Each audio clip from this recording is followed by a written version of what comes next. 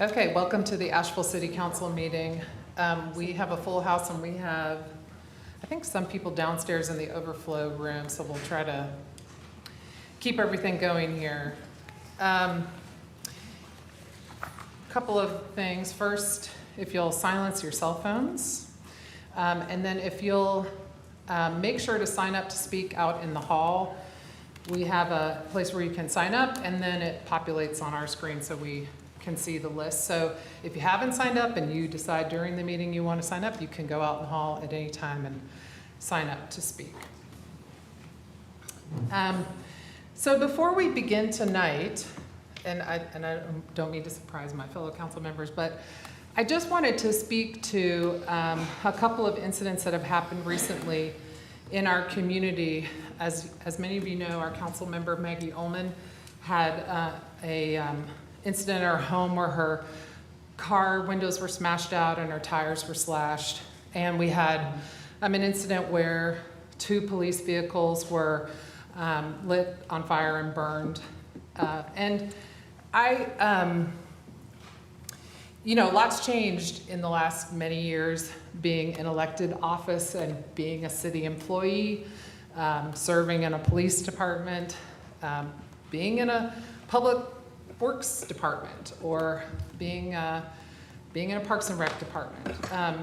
And I have not publicly shared the incidents that have happened to me because I didn't really want to share them, but as I've served in this office, I interact a lot with groups that study service in public life, and they do interviews and polls, and they talk to mayors and council members and other elected officials and ask them if they experience incidents of being attacked, or and it's on the rise, as you may know. So I personally have had people come to my house at Passover during a Passover Seder that I was hosting for my family because they wanted to convey to me messages about policing. I've had people come to my work that we've had to get restraining orders against. I have had sexually violent communications to my email accounts.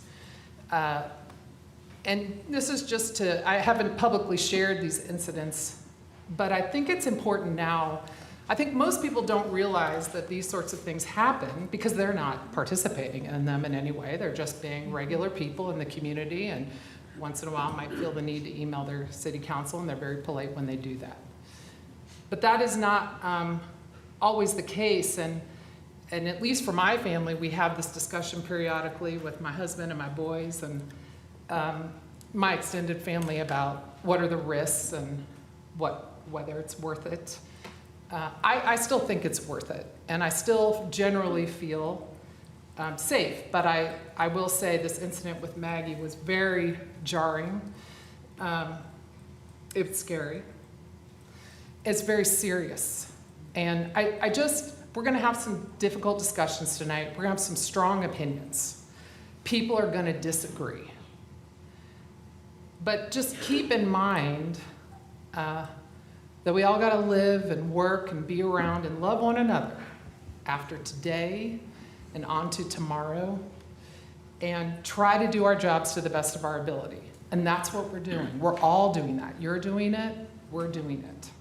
We're doing it because we believe in this community. We believe in each other. And I try to look through a lot of the noise and see the substance and try to make good decisions for this community. And I know these council members do too. So, I didn't mean to bring anyone down or anything like that, but I do think it's important to sort of level set for you as we go through our evening, which is going to be long. So, thank you for indulging me for that moment, a personal privilege. I appreciate it. Thank you, ladies. With that, would you please rise for the Pledge of Allegiance? Pledge allegiance to the flag of the United States of America, and to the republic for which it stands, one nation, under God, indivisible, with liberty and justice for all.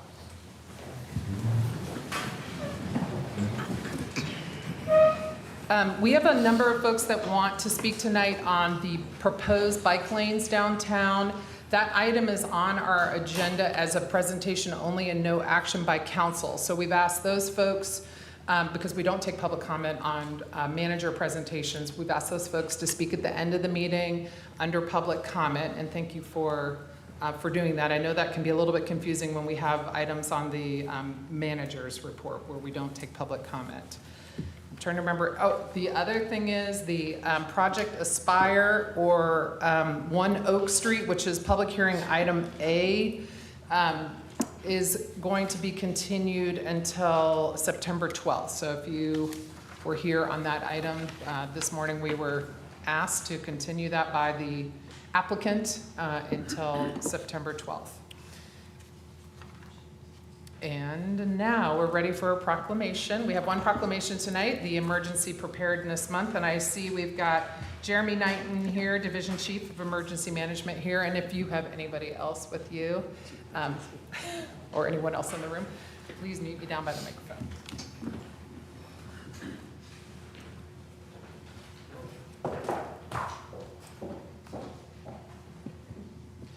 This is timely since we just spent a couple hours talking about emergency preparedness. Whereas Emergency Preparedness Month, occurring annually in September, creates an ideal opportunity for every resident of the city of Asheville to join communities across the United States in preparing their homes, businesses, and communities for any type of emergency, including natural, technological, and human-caused. And whereas the Federal Emergency Management Agency, or FEMA, announced the September Emergency Preparedness Month, and whereas planning now before an emergency is the best way to improve community resiliency from emergencies. And whereas we commit as a community to non-discrimination and equitable citizen participation in planning for and responding to emergencies. And whereas when residents working together with the government take responsibility for preparing their families and their communities, the chance of survival and return to normalcy following an emergency is greatly increased. And whereas the City of Asheville partners with federal, state, local, tribal, territorial, private, nonprofit, and community agencies and organizations to educate communities on local hazards and natural disasters and how to prepare for them. And whereas the City of Asheville is committed to the equitable disaster relief and recovery services and non-discrimination to all communities in the event of an emergency or disaster. And whereas the City of Asheville informs residents on how to take action and receive services through its communications campaign. And whereas all residents of the City of Asheville are urged to plan ahead for emergencies and encourage their family and friends to do so by visiting the ready.gov website at ready.gov for essential preparedness tips and information. Whereas the City of Asheville will provide opportunities for neighbors to learn about resilience building and emergency preparedness at the Festival of Neighborhoods on September 30th, 2023. Now therefore I, Esther Manheimer, Mayor of the City of Asheville, do hereby proclaim September 23 as Emergency Preparedness Month and encourage the community to observe this month by preparing for emergencies before they occur in the City of Asheville.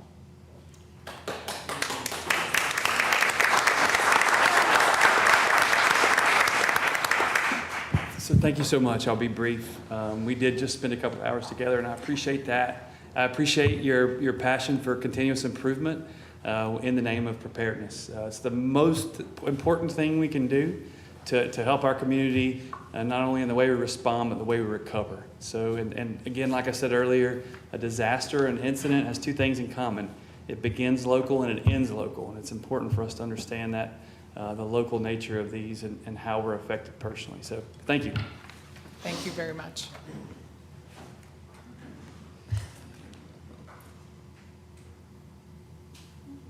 Very good. Okay, thank you very much. We're going to move on to our printed agenda. Council, first we have our consent agenda. We need to consider items I, 1, and 2, and J separately. So do I have a motion to approve the consent agenda without items I, 1, and 2, and J? I'll move. Second. Okay, we have a motion and a second, and let me just, let's see if this wants to open it. Okay, so yours also. or wait, I got it. Okay, I have one person signed up to speak under consent, and just as just for your information, as we move through the agenda this evening, each person will have 3 minutes to speak. Just watch the lights on the lectern. Green means go, orange means you're getting close to the end, and red and the buzzer noise means stop. Okay, and so the first person signed up to speak, or the only person signed up to speak under the consent agenda is Rusty Olson.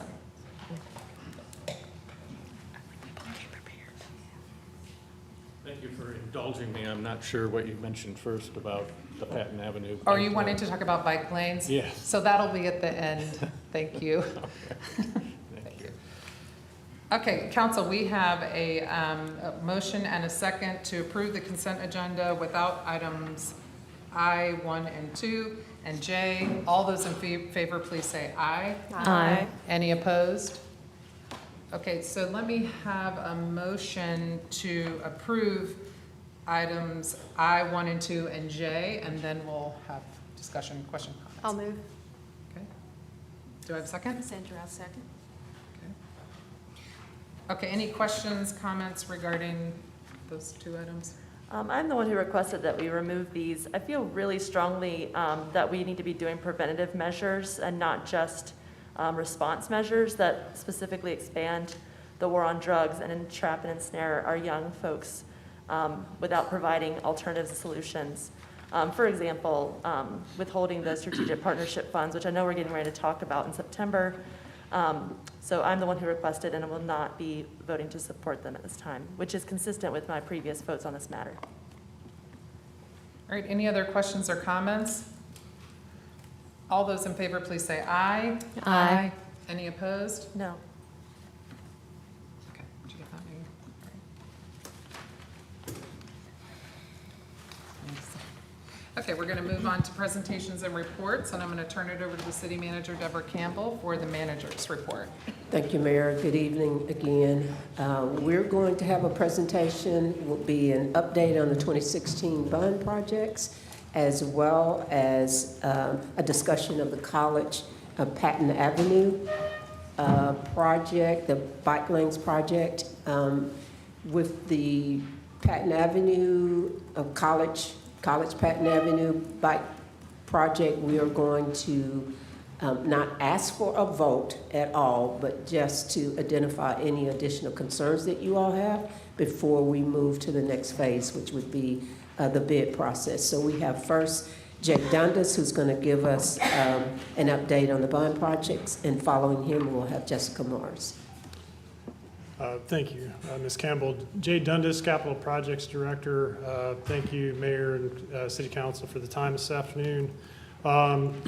This will be heavy on bond projects, but really what I wanted to do is reflect on the time frame of the bond. It's 2016, on the amount of work that's been done in the city of Asheville, just in general on capital projects, to really reflect on how much effort and how much financial support we've put into the infrastructure. Key takeaways today are significant infrastructure investments have been made over the last 7 years, and this includes a combination of projects in the 2016 bond and other sources. The majority of the November 16th bond projects are complete or under construction. There are a couple that I'll talk about later that need that will provide some updates on the path forward on those projects. For some of the reasons why that I'll explain with those that have been been delayed a little bit is the limited contractor availability is causing issues with schedules and budgets. Despite all that, because of the item that you approved in consent item E, issuance of bonds, we're going to remain in compliance with the bond deadlines, even though projects will exceed that November 6, 2023 date. In summary, since 2016, again, this time frame represents the period from which we had the referendum for approval of the bond. It also, to a large extent, represents, although the projects that I'll mention are not entirely capital projects, it also represents time frame for which Capital Projects Department has been in existence. So all projects completed since 2016. We're at about over $150 million, a spending rate of about $21.5 million per year. That represents about 56 projects. Of all of that spending and the total projects, a subset is the bond projects. Represents about 50% of those funds expended and the projects. I will also, as you've heard me before, and you'll hear me again, talk about the dashboard. It is a tool that we put together internally through the work of the capital projects management teams across the city, as well as IT. And this is our report out system for communication to the public about the bonds. It's very functional. There's a lot of different search opportunities in this. Like I said, my theme for this this presentation is complete or getting to complete. And so you can see in this one of the search. You search under phase. There's 4 different topics. You can search design, planning, completed, or in construction. And those represent the various phases of the projects, as you can see. Now, I said that we had 30 bond projects. Some of those projects, for example, are citywide. There were several ball fields done. Bus shelters were across the city. There were lots of roads that were reconstructed. So all those represent one project. There are many smaller projects within those categories. So again, like I said, I'm going to quickly run through this. I know you have a long night, and I want to be respectful of that, but I really did want to just really kind of timeline where we've come in the last since 2016. The first project that was completed in that time frame was the velodrome. It's a $1.2 million project. Also, you'll notice that I've listed the areas of town, the neighborhoods in which these projects are built. And you'll see in this is there's a distribution across the city that I think indicates that we did a pretty good job understanding that we need to spread the projects far and wide. So this is the velodrome. I also noticed that just today, this was a project that was completed. The lawn bowling was completed immediately after the velodrome improvements. So there's 2 projects there. The first bond project, I give credit to Public Works. They, right out of the gates, started tearing up Martin Luther King Jr. Drive. There was a complete reconstruction of that pavement. It built a complete, I think it was a 4-lane section there, four lanes, and they did a complete streets renovation there. Did some sidewalk improvements as well, but it was the first project. It's about 0.8 of a mile. And represents a $2.7 million initial investment from the 2016 bond package. Another project in the Montford neighborhood was the Tempe Avery Montford Center. This playground on the right, top right, represents a brand new playground and a brand new play surface for that community and that rec center. The part top left is a biocell, which provides stormwater treatment and sustainability in an otherwise what I think was an entirely asphalt parking lot. Sustainability improvements. There's also the sport court repair. So a lot of additional outdoor programming possibilities here, and then also improve the entrance to the facility. Elsie's Bridge is one of a few projects that were completed in the Southside United neighborhood, most recently, and it's in the presentation. But again, in order to create this timeline, I had to pick them year by year. So this is Southside. This was Elsie's Bridge. We took a bridge that was otherwise out in disuse. I don't exactly know what function it supported before, but we converted it to a multimodal connector. It connects Ralph and Depot streets. And provides an accessible and safe access in that community between those 2 streets. It's a smaller project, but it represents an important connector for that neighborhood. Haywood Street was an interesting project for us because in the bond it was envisioned as a sidewalk project, but as you can see by the price tag, and also if you spend any time on Haywood Street, you notice that it was much more than a sidewalk project. But what it did represent for us is really a learning opportunity where we were able to understand better how to engage the community, in this case this downtown community, with a mix of residential, commercial space. And then also to really connect with the other utilities. They bring money to the table. I mean, we help, the MSD was part of this project. Varied infrastructure is important to get done when you're in the midst of a project, so you don't have to come back later and do another project. MSD was a partner in this, Water was a partner in this, and we were able to get reconstruction from storefront to storefront throughout this entire, and made improvements to placemaking and all of the streetscape. Some people look a little astonished at the price tag, so if it's not clear, it included underground utilities as well, and I know it was on the backside down as well, so we're just not seeing some of the Yes, pieces ma'am, of it. that is correct. We did some, or actually MSD did utility construction down College Street. Our limits of, on the north end were the library plaza, which actually is in the right-hand picture here. MSD went up further, and they also reconstructed the pavement as a result of that. That $4.4 million price tag does represent their utilities as well. We just bid it under one contract and managed that, so it wasn't separate. So it wasn't all our bond money. Yeah, that's right. Fire Station 4, this one is maybe a little bit under the radar, but it's really important for the firefighters that are in the Skyland Fire Station. Skyland has a fire station down there, and for those that don't know, Asheville Fire has a presence in there. This is a combined facility, and prior to this project, every alarm, the Skyland Fire Department and the City of Asheville Department respond to different alarms. But prior to this project, every alarm woke everybody in the building, and every time. And so what this project did was separate those spaces. It developed a living space so that the Asheville firefighters could have their own space and really be separated from the noise of the calls from the other department. I just checked with, I hadn't done a lot of checking, but I was able to check with Chief Knight and Chief Budzinski, and they said that all of the expectations of this fire station are meeting or exceeding what was expected when we started out. Again, I could have put Grant Center in here, but I needed a place to put this cool artwork, and so this is kind of the area between downtown and Montford. It's kind of right on the line. Technically, it's over on the other side of 240, so it's Montford. But this is the most recent project. Local artist was able to come in. This project built a lot of urban elements. I'm not a skateboarder, don't have anybody in the family, but I understand that those are important for the ability, the idea of steps and other like urban obstacles that you might need to incorporate into your skating. So this was a good project for us and the community, skating community.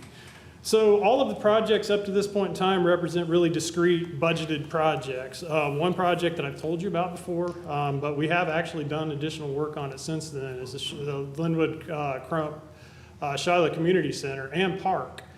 This project in total has received $2 million since 2019. And those improvements have come in investments in this center. The picture on the left shows you the entrance to the building and the roof, and there's a solar array. Most recently, the most recent project that we've just installed and just got started up was an HVAC for the gymnasium. I'm expecting on a day like today, a 90+ degree day, that gymnasium in the past would not be usable. With that HVAC system working, that they could play basketball or whatever other activities they wanted to do in that gym without any kind of challenge whatsoever. Additionally, in the park, we've spent $888,000 on 10 different projects. They dot the landscape out there, and it's a really impressive. I love this picture on the right. It just represents the color and the improvements too, but actually in the background, the more recent picture would show a parking lot where those trucks are parked, and it's brand new as well. So and there's a sidewalk project being built out there right now as part of the bond package. I just want to add just a historical context here. If I understand the history right, the original use of what's now the Shiloh Community Center was an African-American school that during desegregation was, and as is true for a lot of city parks and rec facilities now, were formerly African-American schools that now the city has ownership of. And so I'm glad to see that this bond was able to be used to make investments in the community. And I just think that's kind of a piece of history not everybody might know about with Asheville and that relationship to desegregation of the education system. We've also, and I appreciate you mentioning that, Mayor. We're also investing in the Stevens Lee Center as well. And we have identified, working with our CED, Community and Economic Development, the possibility of using in the future, community development block grant funds for investments in our infrastructure. Stevens Lee is an example of where we've done that. We've got a great group up there right now that's got a great vision for the future, and so being able to pull that in as a funding source for all kinds of improvements throughout the city. So that's another funding source for us. And again, this is not a bond project, it's not discretely funded. This is a collection of projects, and so we know we can make a huge impact in incremental ways as well. And then just to kind of quickly go through some other projects, we built 2 restrooms with the bond funding. This is Jake Rusher Park represents a project that actually had private contributions. The Grant Center we've just recently cut the ribbon on that. It's a great improvement, well used. It was amazing to see people in the gym. Kids, I think maybe wrestling practice the day that we were there. So that was fun. And then the traffic improvement. Fulton Street is a small community sidewalk, another MSD. This was not a partnership, this wasn't a combined contract, but they postponed a reconstruction project for us. Actually, they built the sewer, we came in, built the sidewalk, and then they came in and resurfaced the street. So it wasn't, as a sidewalk project, it wouldn't have done as much improvement, but as a combined, a coordinated effort, it really was impactful for that street. Reed Creek is another example of where we partnered with a developer and we're able to build for $321,000 much more of this trail because this, I think, picture on the right here represents the area behind that apartment complex, which the developer had a financial contribution to. And then facilities. Just kind of give you some forewarning that throughout the fall you will hear a lot more about facilities. We're getting ready to complete the facility study that Walter here has talked to you about in the past. We plan on coming back and telling you all the results of that, and so be prepared. But in the meantime, we have been able to actually put some money into our facilities. We do have facilities that are aging and need a lot of attention. We attended the meeting yesterday for Thomas Wolfe. It is one of a large inventory of buildings that we have, and we need to invest in them. Just point out that this thing is not artistically leaned to one side. It's just the building was off, and I needed to straighten the building. All right, so path forward. So as I'd mentioned, is that we have several projects on the bond list that are not awarded at this point in time, but we do have a plan for getting them the design completed, awarded, and to council for approval. The two sidewalks that have not been bid at this point in time are New Hawk Creek and Johnston Boulevards. Right now, the current challenges, and I say challenges just because they're processes that we are working through, our DOT review. They have to review the design and even the acquisition piece for right-of-way. That is a fairly lengthy process. It's all submitted to Raleigh, and that process is we're getting to the point where we're ready to submit, and they'll do the review. Right-of-way acquisition will come to council in September for action items on several properties that are going to be recommended for condemnation. It's not several properties, it's several portions of properties, those right-of-ways that we need in order to build the project. Potential challenges, which I'll get into as it's affected us in the past and then here more recently, is bidder turnout is still very limited, and we're seeing that those are affecting pricing and scheduling. We anticipate this being bid in January, February. I would like to repeat, though, because you approved the issuance of the GO bonds, item E in the consent agenda, that allows us to issue the bonds in anticipation to have these projects awarded after that November 6th date. What is impacting the lack of bidders? Is it they're busy, there's not enough of them, they were already on other projects? Yes, I think all of the above. I think maybe potentially even worker availability, or They just don't have labor. capacity. Yeah, that's really what we're finding out. And as we see, and I'll show on the next slide, And the challenge, the more challenging the project, the less likely they are to bid on it. So I'll mention that in the next slide.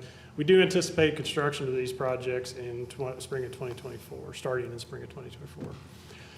Patton Avenue is our challenging project. It's high traffic. It'd be night work. It's on a DOT roadway. This project literally bid twice and had 0 bidders. I've never experienced that before. Most of the time, we at least get one on the second bid. And so the limited bids have been a relatively new phenomenon. It's something that we dealt with in the past.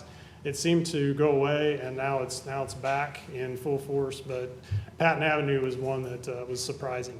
We are recommending what I'm calling postponement of these projects, and that's just to have them potentially rebid after New Hawk Creek and Johnston Boulevard. We really want to see how those prices come in, and so we can be informed when we go back out to bid these projects.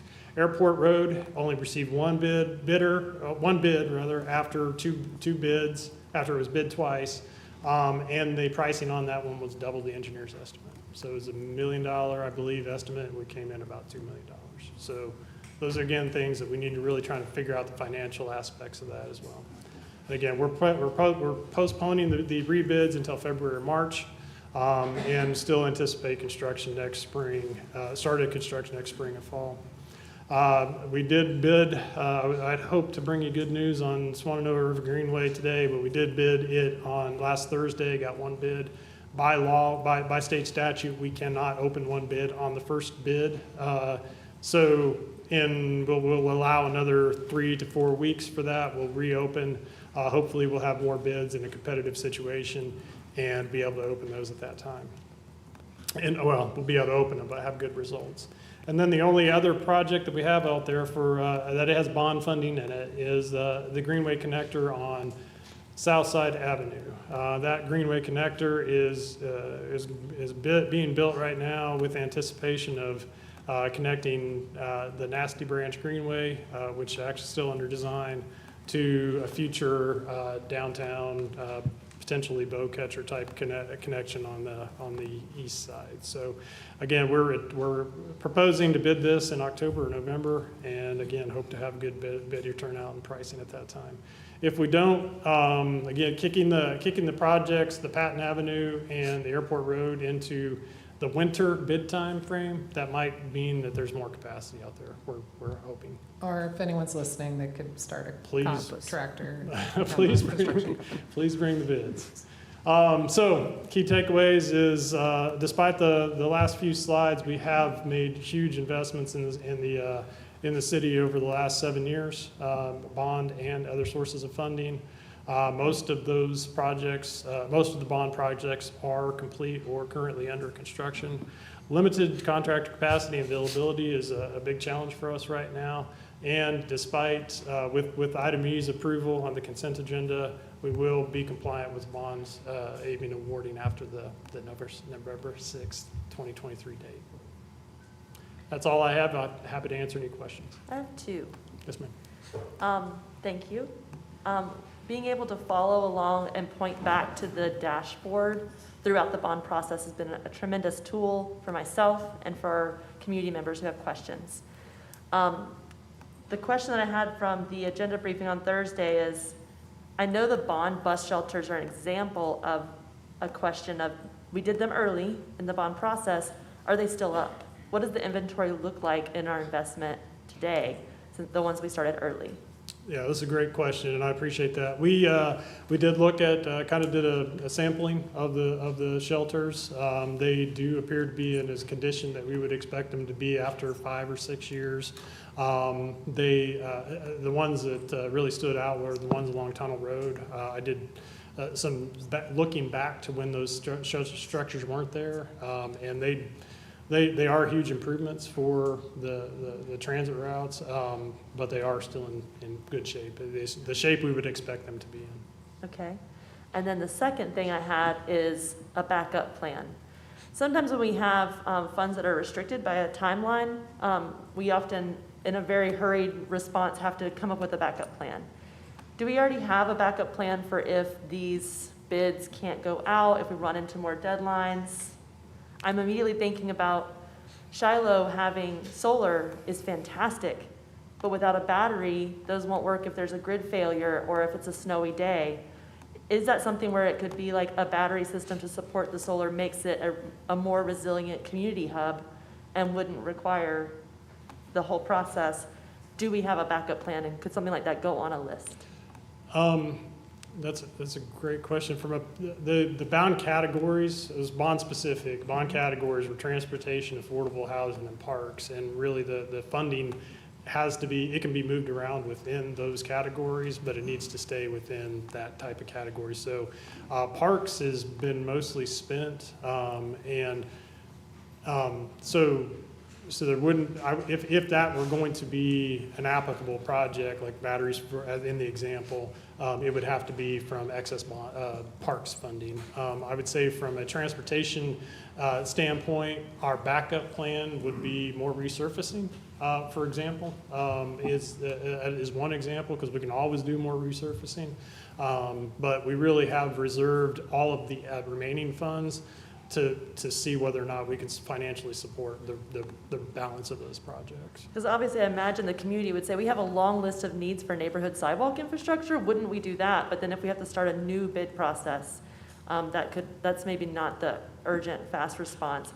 We did look at years ago suggesting at transit stops having a fold-down seat from stop posts. I just wasn't sure if things like that can go on the same list, and I don't want to take up any more time today. I just hope that we have a backup plan. We'll investigate, yeah, absolutely. Thank you. Thank you, Jay. And I should have said these in my opening comments, but we have been doing this on a kind of a quarterly basis related to capital improvement projects, just to keep you all informed, so there be kind of no surprises as we move forward and bring items for you all for consideration. So just wanted to add that. Well, and before Jessica starts, I just wanted to add on so 2016 was the first significant bond package that the voters approved in Asheville since the 1980s. And so we hope this is the beginning of a regular GO bond cycle, like a lot of healthy cities utilize. And one of the things when we were advocating for these bonds before that vote, and I had kind of a dog and pony show all over town that like 3 people would come to in each location, but still everybody voted, so that was good. People would say, well, how do we know these projects are actually going to happen? Where's the accountability? And so I really appreciate that the city built this website so everyone could track all of the projects, and if you click on those, a lot of them have contacts in the department. If you had questions, there's a person you could reach out to. And so overall, very positive response, and that's really important because we're going to do it again in 2024. We're going to put together, we're doing a community survey, and we're going to put together some bond packages, and I think we have some general idea about what they might look like, but hopefully people will say, okay, we did this before, we see the results, and we're ready to do it again and keep it on a regular cycle so that we can keep up with all the needs of maintaining the city. So that's a little advertisement ahead of time. Great, thank you. Jessica Morris, Assistant Director of Transportation. I'm going to give you guys an update on the College and Patton Complete Streets project. This is essentially between Spruce Street and Pritchard Park on both College and Patton. Key takeaways are that we have a lot of city plans and policies that call directly for more bike facilities, both in the central business district and across the city. This project will be connecting to not only existing bike facilities, but future ones as well as greenways. We started community and stakeholder engagement back in February of 2022. And almost a year ago, we provided a brief update to City Council, and staff was asked to do more engagement, enhanced engagement activities, which we did from that point on through now. So throughout the process, we have incorporated design changes iteratively as we've heard input and feedback from stakeholders in the community. The project is currently budgeted in the capital improvement plan, and tonight we're seeking some input from council prior to us continuing on to the next stage of the project, which would be to issue a bid in October. This slide is a timeline and calls out some of the plans and policies that we have that speak to multimodal infrastructure and specifically bike lanes. The 2009 Downtown Master Plan talks about having continuous bicycle and pedestrian routes that are tied to regional bike and ped systems. We also adopted a complete streets policy in 2012. Complete streets are designed and operated to support safe mobility for all users. So that includes all modes, all ages, and all abilities.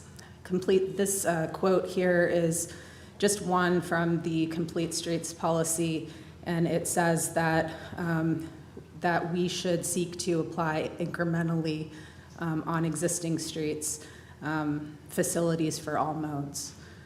And then we followed up in 2016 with the Asheville in Motion Mobility Plan, and that is the overarching transportation plan for the city, and it does recommend that there be the installation of bike lanes on College and Patton Avenue in downtown between Clingman and Biltmore. And also, just a note, this would connect to a future planned bike lane on Biltmore that is intended to go between Patton and Southside. And then lastly, the Living Asheville Comp Plan, which is the most recent one, further seeks to advance bike facilities and allow for an increase in the number of households that would be within a reasonable distance of a bicycle facility. So this map, essentially what we're trying to show is that this project is part of an overall vision. It's part of an existing vision, but it's also part of a future vision. The red in the very center is the proposed project, and the solid green lines and solid blue lines represent existing bike lanes and existing greenways. And then the dashed lines represent planned bike lanes and greenways. So you can see that the intention here is to create essentially a keystone. This project, in my mind, represents a keystone project to the center of a bike network. So just to get a little bit more into the specific details of this project, the proposal is that this would be a bike lane on the left side of the street, which seems a little different, but since these are one-way streets, this is actually the recommended best practice for bike facilities on one-way streets. Because we have constrained right-of-way and we don't, intend to widen the roadway, we have to remove a vehicle travel lane in order to provide a bike lane. But we are able to keep right turn lanes at all of the traffic signals. So this project is being proposed, again, because it's going to connect to existing and future facilities. It is the College and Patton are the main and only east-west streets that connect through downtown and beyond. So there are future plans to have bike facilities on Tunnel Road. The I-26 project is going to be bringing bike facilities and greenways over the Bowen Bridge and into town. And so this project would eventually connect to those. As far as capital projects go, this is a very low cost, high value bicycle facility. It's a relatively quick build. It's mostly just pavement striping, signage, and some delineators. So it's much less expensive than some of the city's major capital projects. I won't read out all of these things, but we tried to summarize all the various public engagement that we began in 2022. There were a variety of ways that we tried to reach out to folks directly and broader to the public.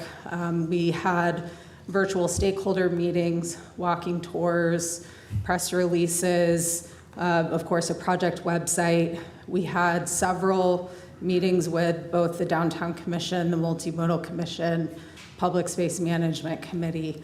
And then more recently, this year, I just wanted to highlight some of the things we've done, trying to dig in a little deeper with stakeholders and those that are directly on both of the corridors.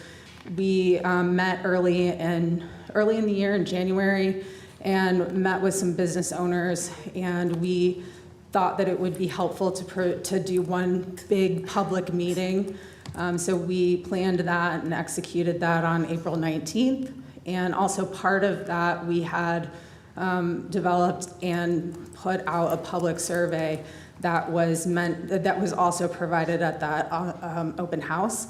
And the online survey, we included a link to the results here. You know, keep in mind, surveys like this are just one form of engagement that we do, and it's not meant to capture, of course, every public sentiment out there in the city. But we also wanted to try to get a little bit more input broadly from the community. So we did radio interviews with WRES, and we had the survey and information about the project at Grindfest, and then of course the survey results were put on the project website.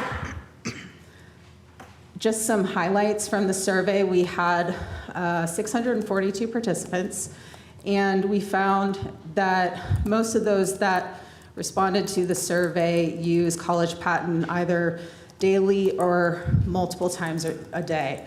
I'm sorry, 30% of those folks use it daily or multiple times per day, and about half of the respondents use it weekly. The primary modes of those participants were car, walk, and bike. Top 3 reasons that these respondents use these corridors: number 1, visit shops and businesses. And then number 2 and number 3 are primarily about getting through and around downtown. The top 3 challenges were reported that there's, number 1, no bike facilities, number 2, too much traffic, and number 3, it is difficult to cross the street as a pedestrian.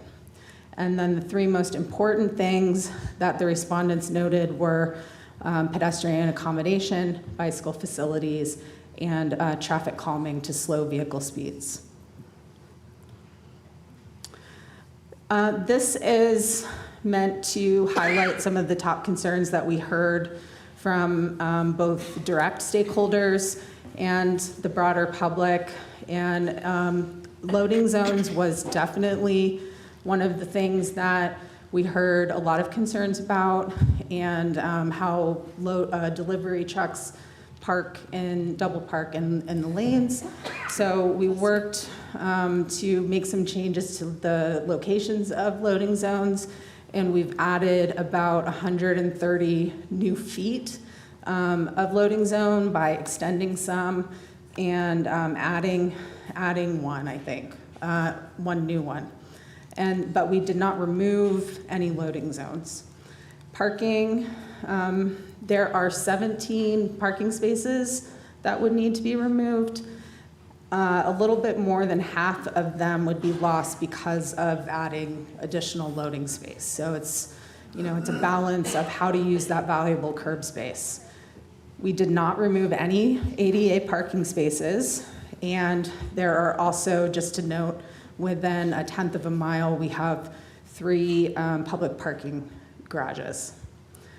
We heard concerns about traffic congestion, and the volumes on both College and Patton are well within the thresholds for single-lane streets, and the comparisons that we wanted to note that are similar in that they are also single-lane roadways that carry greater traffic volumes than College and Patton do. Okay, so timeline, just to reiterate, kind of starting back from 2016, that's when our Asheville in Motion Transportation Plan was adopted.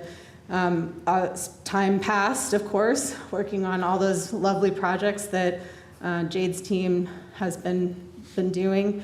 We got together to start talking about the concept and moving into concept design in the summer and fall of 2021, and we started our engagement in February of 2022.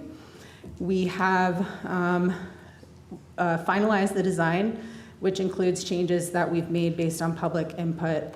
And tonight is where we would like to get some council feedback before we move towards preparing and issuing bid documents. Assuming that we move forward, then we would issue the bid and come back to council for consideration of a contract to install the project. So key takeaways, again, that we have existing plans and policies that call for more bike facilities. This will connect existing and future facilities. We've been doing stakeholder and community engagement since early 2022, and we have made several design changes throughout the process to try to incorporate and address concerns. And this project is already budgeted, and we are looking to release a bid document in October. And I'm happy to answer any questions. First, thank you, Jessica. I have a question.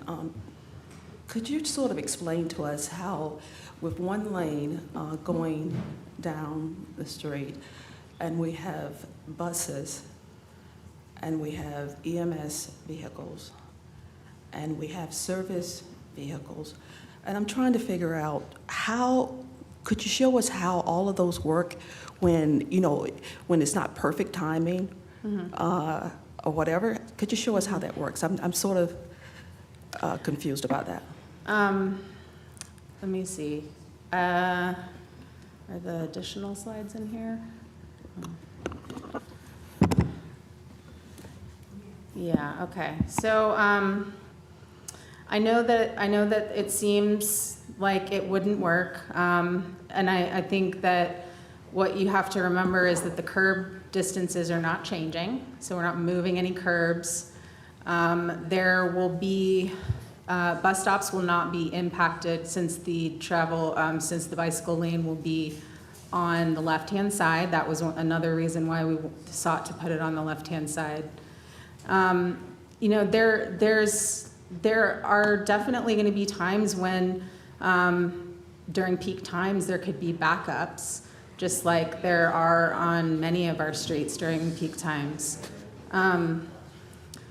And one of the things that we worked with the fire department on is making sure that the bicycle lane itself, including the buffer space between the vehicle lane and the bicycle lane, was going to be wide enough to accommodate emergency vehicles if it was necessary. So if there was a fire, then those vehicles could respond in using the bicycle facility itself or park in it if necessary. And it actually will give them more uninhibited space, I think, than if they were dealing with cars that needed to pull over. So I don't know if that answers all your questions. I'm sorry, do you mean they'll drive over the bollards? They are designed to be driven over if Okay. necessary. Yeah, Okay. so they're very they're very resilient. They have a spring mechanism, and they can be driven over by emergency vehicles if needed. So this is the same type of response that emergency vehicles would use if they were on just a regular one-lane road that had two-way traffic. If Right. you have a backup in your line of traffic, they might go into the other side because they have their sirens on. In this case, instead of going into ongoing traffic, they would go into the bicycle lane, and any cyclist would see the sirens and get out of the way, just like any other So participant in this. if you think of Haywood I'm just going Street- to ask the audience to please, the snarky and whatever, any kind of noise. It's very distracting, and we're just trying to hear the presentation and ask questions. So please, we appreciate the quiet. I was just going to note that Lexington, Haywood Street, Biltmore Avenue between I-240 and College, are all one-lane roads, one lane in each direction. And Biltmore, for example, has twice the amount of traffic. And there's nowhere, this will actually provide more space for emergency vehicles to maneuver if needed than even those streets do. And So- has this proposed plan been discussed with our fire department and our police department? And from our professional staff, they see no safety concerns? Yes, correct. We, of course, all projects, we work with all departments on, including fire and police. Asheville Fire Department has indicated that they do not have any concerns. And both the fire department and the police department have been supportive of road diets. The Charlotte Street has shown that emergency access has been improved and response times have been improved, and initial results from the Merriman project suggest the same as well. So, you know, it sometimes feels counterintuitive, but it actually can have a positive impact. Do we have demographic breakdowns of the survey results? And inside that demographic breakdown, I'd be interested to find out what was most important amongst each group. Mm-hmm. And then secondly, do we have a breakdown based on zip codes? Yes, we can, I think in your, In the follow-up information, we have a response that includes the first phase by race. We weren't able, because you know, your question came in yesterday, we didn't have time to do all of the other analysis, but it's coming. We'll have it in a day or So two. give me the first part, the part that's in there that I didn't see. So what's the number? The racial breakdown, Oh, it's in I'm the, positive it was in there. yeah, no, we have a chart. Yeah, You have to- Well, it looks like this presentation has got some hidden slides that I can't see. Right. I don't so think it's in this. It's not in It's this in slide. that, It's it's in not the in this memo. presentation. It's in the memo. it's in the memo. Do you know it offhand so I don't have to go in the memo right now? It's got Oh, all these. whoa. It's a lot, Okay. it's a lot of information, and I think we have maybe 6 or 7 questions where we were able to break it down by race.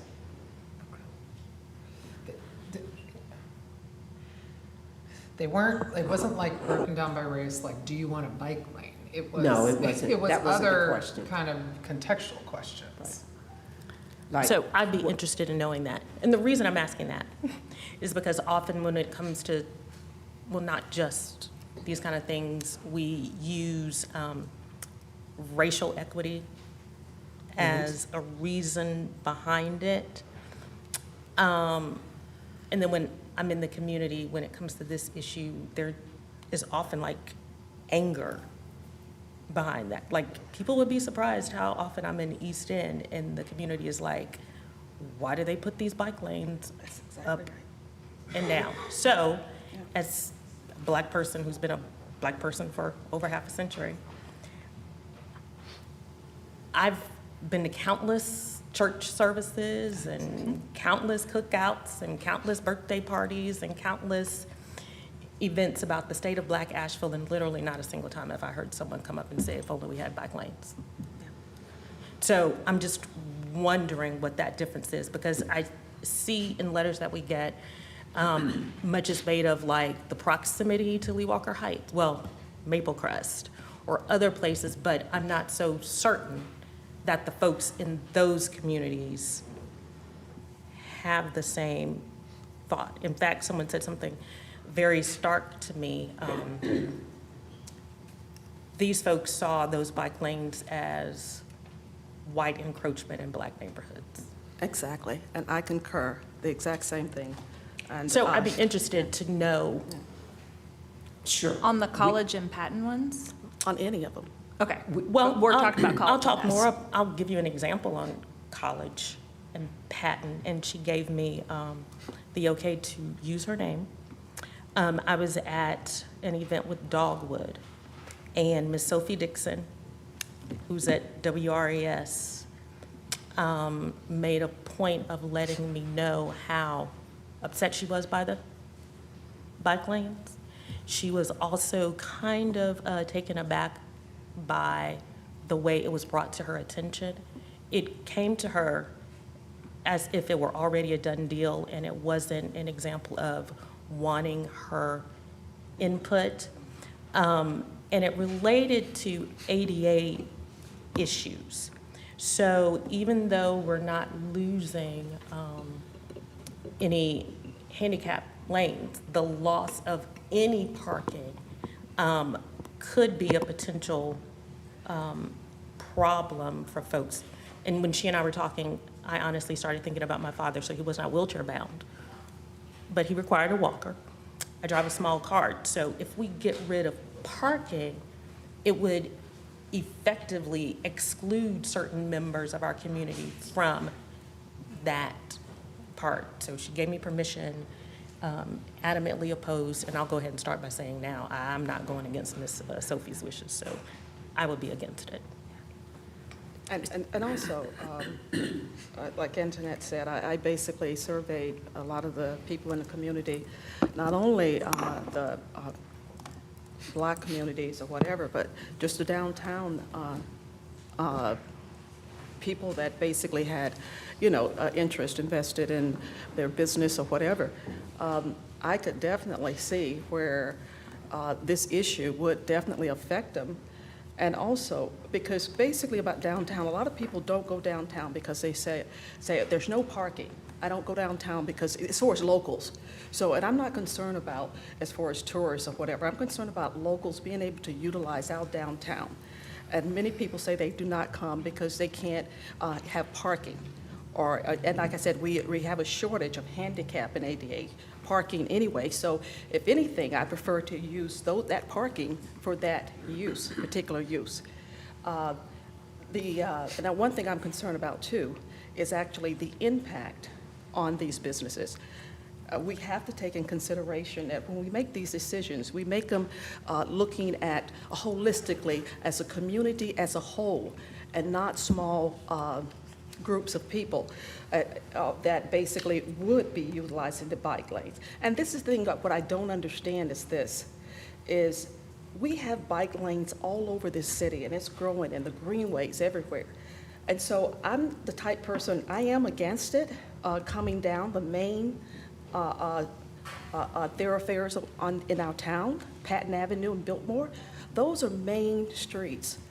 How come we cannot get a plan where these bicycle paths actually connect on the outer, some of the smaller outer cities, outer streets? Because that way, to me, you say you want to make the downtown accessible to bicycle riders or whatever. What is the difference in me parking in the parking garage and having to walk a couple of blocks to get anywhere I gotta go, and them and bikers being able to come to downtown, access it from some of the side streets, park there, and walk in just like we do?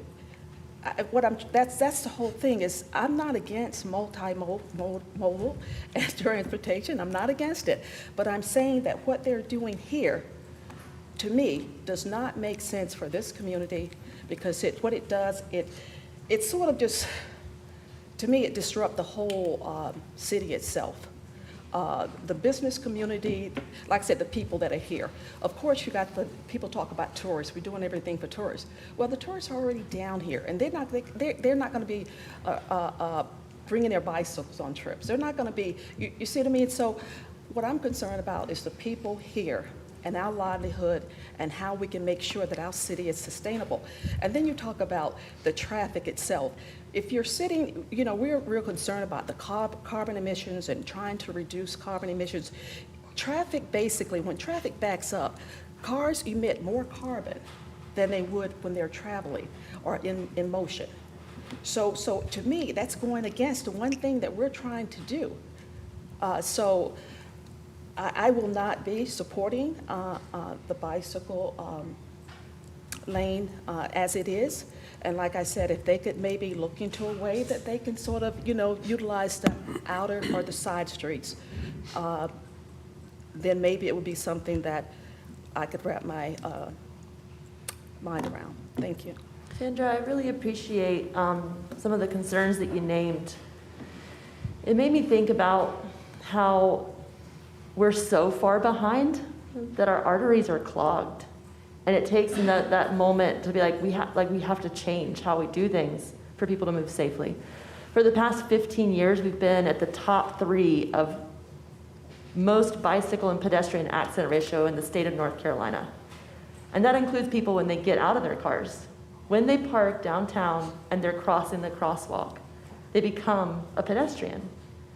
So I am deeply concerned about how far behind we are, how we have made bicycle lanes in the neighborhoods and across the city, but they're not connected. But I also think about that impact of the I-26 connector, and I'm remembering Burton Street's ask for the Smith Mill Creek Greenway. And I'm realizing that it will be another neighborhood infrastructure by request that will go to places where people convene for resources, which is downtown, but they won't be safe once we get there. And so for me, this is about making sure we unclog our arteries, that our streets are designed for everyone to use them safely. And I do hear the concerns about bike lanes being gentrification, because we haven't shored up our neighborhoods like we could have in advance of the infrastructure that we need. I think this is an opportunity to do both, and that's why I'm appreciative that the comprehensive plan is named in addition to Asheville in Motion. I hear people say, we have a plan to make our streets work safer, why don't we do that work? But I'm also realizing I got a chance to go to greet folks at the Riding in Color. It's a bicycle riding group by and for Black, Brown, and Indigenous people in our city. And there were families with their kids, and they're gonna start where it's safe, but they're gonna stop where it isn't. And so it made me realize that they're gonna have to stop at downtown and not access it. Well, what I will say to that, and I'm glad you brought that up, I was out with a friend of mine. He's a Black man. Another Black man came through, and the gentleman who came through is an avid cyclist. So he was asking my friend, hey man, you need to get a bike. And so I engaged and I said, oh, this is great. Do you know about Asheville on bikes? And he just kind of gave me a weird look, like move on from that discussion. And I asked him where he rode and would he ride downtown with bike lanes, and his answer was no. Yeah. Felt that downtown has so long not been for us. So, and then I asked if the group utilized Cox Avenue, and he said he had, but never actually using the lanes. So even the group of Black men who ride bikes weren't interested in this particular. Thank you, I appreciate Well, that. even if you look at Merriman Avenue right now, I'm just saying, basically, only reason I want to bring that up is because We all bristled a little. yeah. It's because the business community has been impacted, and most of the people say they see very few bikes, but yet and still the traffic is backed up at certain times of day, you know, and that is very frustrating. And what it's also causing people to take the side streets. So all we're doing, rather than trying to sort of deal with the issue on these main streets, because no one wants to ride on these main streets on their bike because of the fumes from the cars and from the dangers. And I think that the more we sort of try to, increase bike lanes in high traffic area, I think you're looking at accidents waiting to happen. And then I just really do, I think we're setting up a perfect storm when we invite bicycles into high traffic areas. Like I said, I'm not concerned about the areas that are not as a high traffic or whatever, but in high traffic area, that is my concern. Sandra, could you remind us about what high traffic looks like? Because I think maybe I'm thinking I was of what surprised that by those definition counts. means differently. Yeah. This is not a technically high traffic area by any means compared to most of our streets. And data tells us that there is reduction in crashes and collisions when streets are slower And that is a safety design in this. But downtown, the traffic, what is the speed limit downtown? It's already slow. So It's it's already, 20 what, there. 20? I think 20. it's I 20 mean, how much slower can you go in a car? Well, but we It's do not have a high some, traffic we do area. have some data that it is safer. Like, sometimes I try and think about, oh, they can't hear you. Sometimes I try and think, how did this become cars versus bikes? When really it's a safety thing, and if the lane was for picnic tables, would we feel different like we did in COVID? Is it the bikes themselves that are the problem? And I really can't tell. It's become quite, I'm surprised at the breadth of this conversation in the community.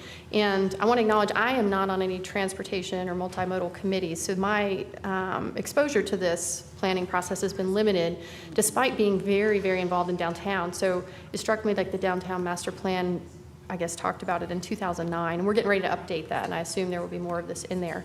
But I have some just basic questions, and I'm sorry if you all already know these answers, but I would love, can you put up the map with the proposed in the future and that colorful one with the dotted lines? That one.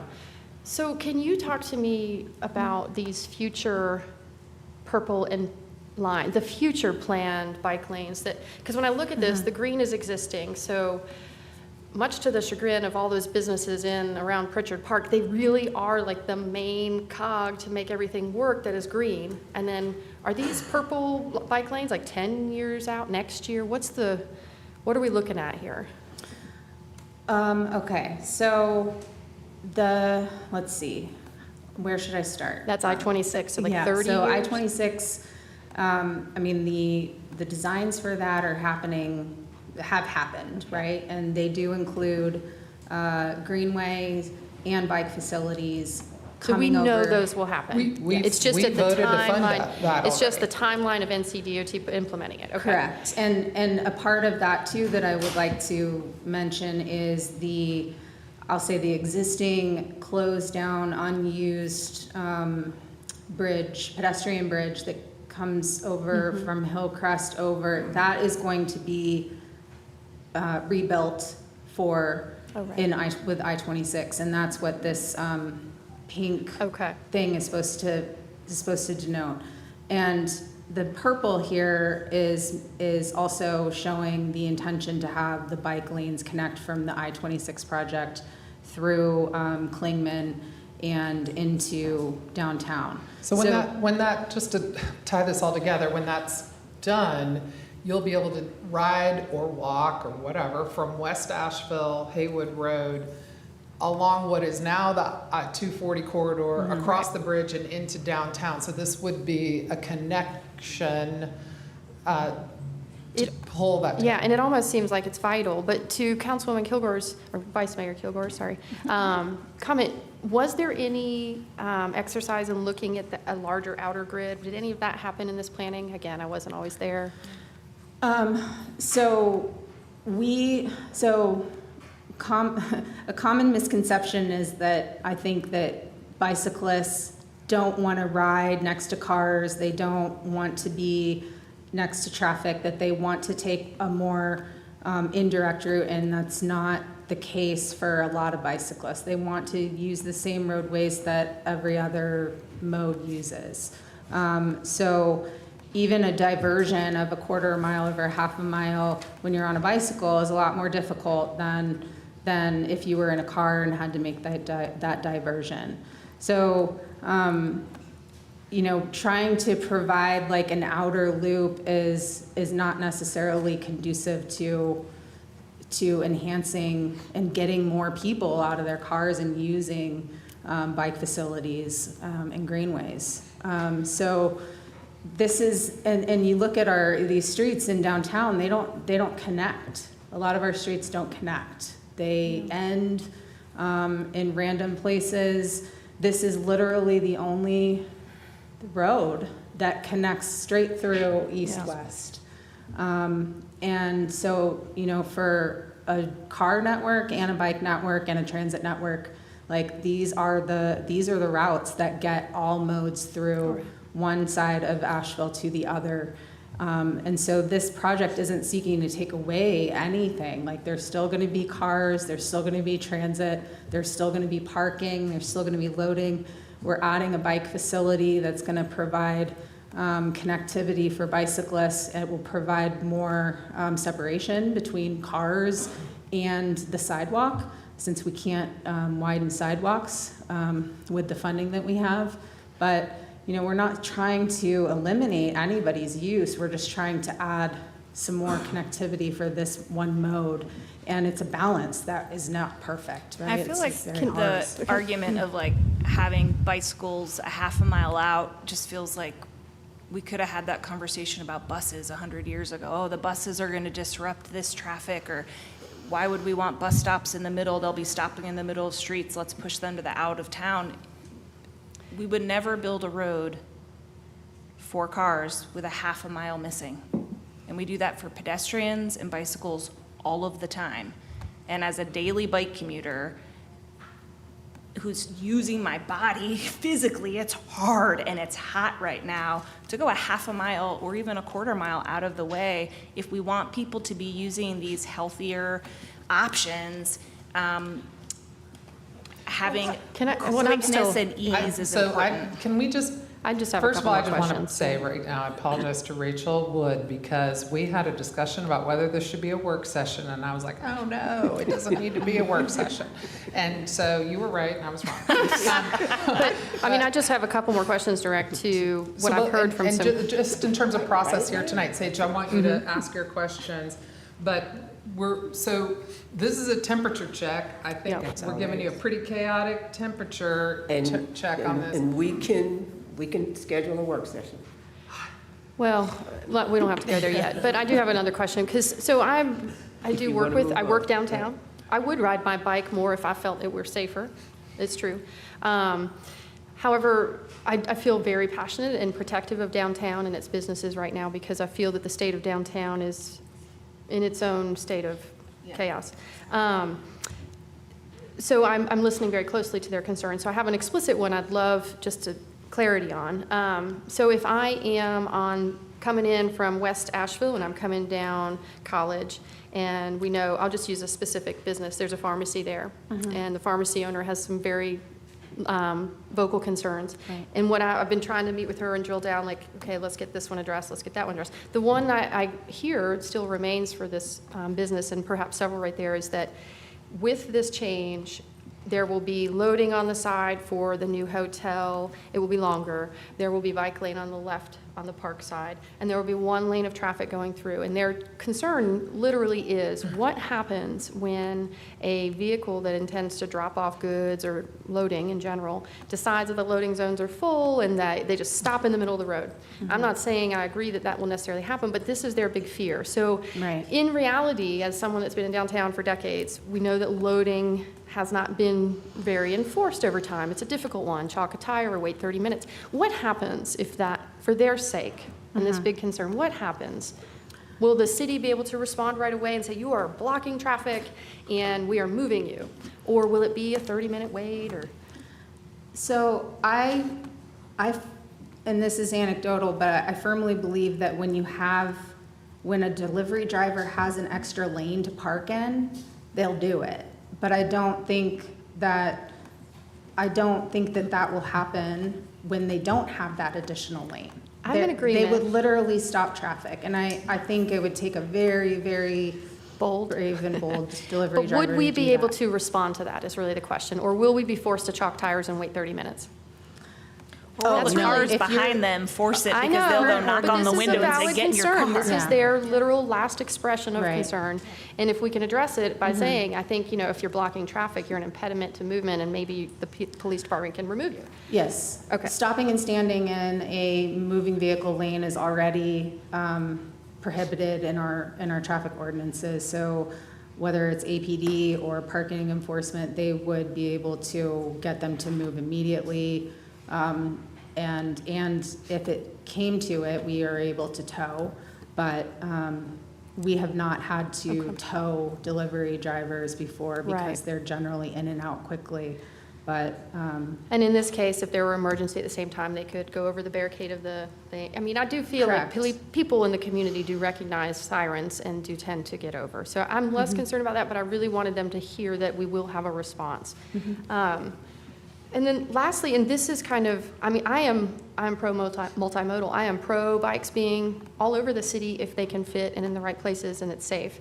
Here is my concern that is actually going to feel very outside of anything we said tonight. I'm very concerned about downtown.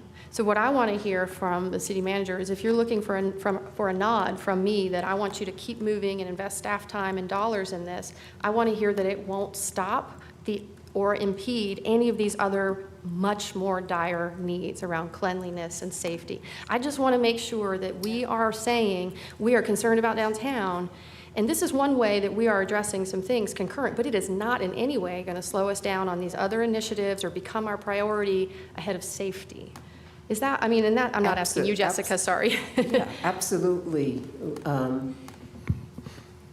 We're looking at downtown holistically the same way we're looking at the entire community holistically. This is one aspect related to mobility. You all know my background. I'm a planner, right? Yeah. Been doing this for 30 years. And what I sense is potentially a little bit of consternation about policies that you all have adopted related to complete streets. We don't single out a street because of the racial demographics and say, we're not going to do a complete street in that neighborhood. You have a citywide policy that talks about complete streets. So every time we make improvements and enhancements to a street, we look at it as we should be doing So a let's complete talk about street that. treatment if you know, the dimensions of the street and all of those things could be added. And so I think where we are, I mean, you're right, Mayor, we've used a whole lot of time, and usually the manager's report doesn't take up this much time, but I know Ms. Mosley has one other question, and we can either continue this conversation or we can kind of get a sense of do we progress or not, and either way is fine with me. So what I was going to say, in just a broader sense, perhaps there should be a discussion about how planning and zoning and sometimes the best intentions actually lead to, I don't want to be in a place 20 years from now where folks are looking back and going, this council contributed to further declination of an already struggling community. So my thought really actually isn't so much based on race. My point was, I get a little tired of white people doing what they want to do and then laying it on the feet of, we're just helping this poor struggling group. My whole point was to say this group that you say you're helping isn't feeling it. That's that bucket, because I feel we do that with whatever the cause is. We just happen to be talking about bike lanes right now. My concern is for the people running businesses in that area. So when you talk about the pharmacy, that's a minority-owned business that has been there for 40-plus years, that very frequently deals with other struggling members of our community. So for me, if they are unable to get to that place, or if people are unable to get to the single black radio station in town that we so proudly posted as part of our communication struggle, I just want to bring a voice to those people. So I've had this conversation before. Sometimes what's best for Asheville, theoretically, is harmful to the most vulnerable amongst us. I do want to layer in too, because I think this is an important time to mention, the pharmacy, for all these points, is obviously of need, but there is another layer that no one realizes. When we are trying to do all of these affordable housing projects, and they are tax credit projects, if you've heard us talk about this, there's a long list. I think it's 15 pages of requirements you have to have a good application, and one of them is a pharmacy within I think it's a mile. So when we lost CVS, I think it was, and we got Urban Outfitters, I think, this became our pharmacy downtown. So we have some in the wings and the periphery of certain angles, but we can't lose this pharmacy for many reasons. So, and that's, one of the reasons I wanted to bring up their business and their particular situation and help assuage their concerns, because it would be a detriment to all of downtown to lose an entity like that. In consideration for all of our businesses in that corridor, Councilwoman Mosley brought up a point that I believe was kind of brushed over. In the community engagement process, stakeholders said that they were not actually in the process to give input, but it's more of an information session like this is happening. We're just letting you know the who, what, when, where, and how. So I'm wondering, in surveying them, what their concerns are, and if they did observe or vocalize an impact, what that impact was, and have we considered that impact? Because a lot of those businesses have been around for a very long time. Right. They're serving an aging population, and this plan right now seems very ableist. And with all the problems going on, I can't help but understand when they say, I don't understand why this is what you're working on. So I don't want to discourage you, because I do think, when I look at that map and I realize how integral this loop and connectivity is to all of it, I want it to happen. But I want some of this at the table too. So stakeholder voice about the most impacted is what we always run.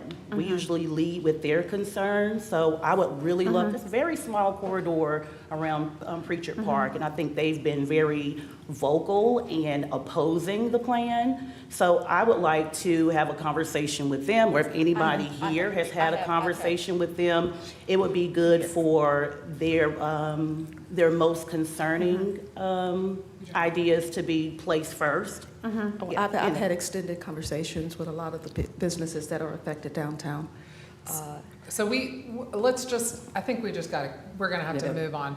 And Jessica and her team has met with folks in downtown numerous times now. There's been walking tours, Right. I've met with, there's been, and you had a slide up there that showed a lot of those meetings. So why don't we, based on this conversation, regroup and figure out next steps, and you might have just talked yourselves into a work session right there. And that's fine, but let's do it in this If we are time going to have a work sequence. session, can we look at the demographics for the accidents too?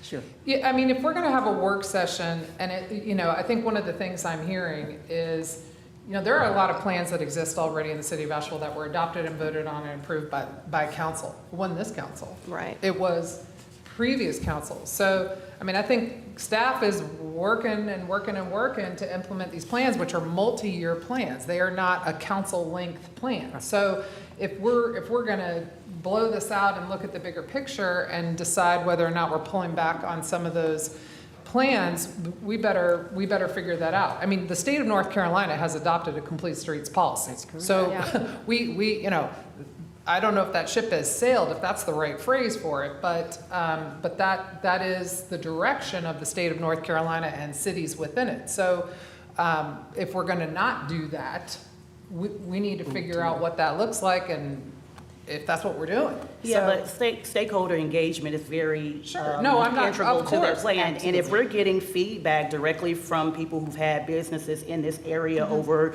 3-4 decades, saying that the plan was never a two-way conversation, that they were just getting information about when the plan was going to be put in place, and if they had any input based on the scenarios to the design, that doesn't feel very good for me, and it won't feel good for us years out if those businesses are adversely impacted and it leads to the close down of their business.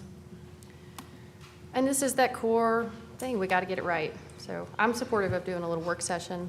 I know it's disappointing. Yeah, and what I mean more is, of course, community engagement's key with all of these projects. So as we move them forward, I mean more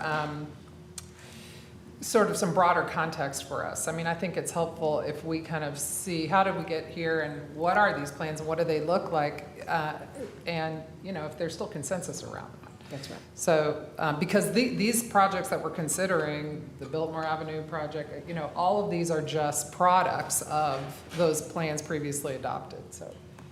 Thanks, Jessica. Thank you. I know you're Appreciate probably dream about Thank you this for hanging project. in there and doing lots of No problem. Thank you. input gathering. And thank you, community and council, for your indulgence. Like I said, usually the manager's report isn't this lengthy. but We're not appreciate afraid you. of hard conversations. Yeah. That's our job. A lot of hard conversations. All right, on to the third thing. We got through two. An hour and a half. Okay, we're to the public hearings portion. Oh, okay, Maggie, like a year ago, you told me to say this.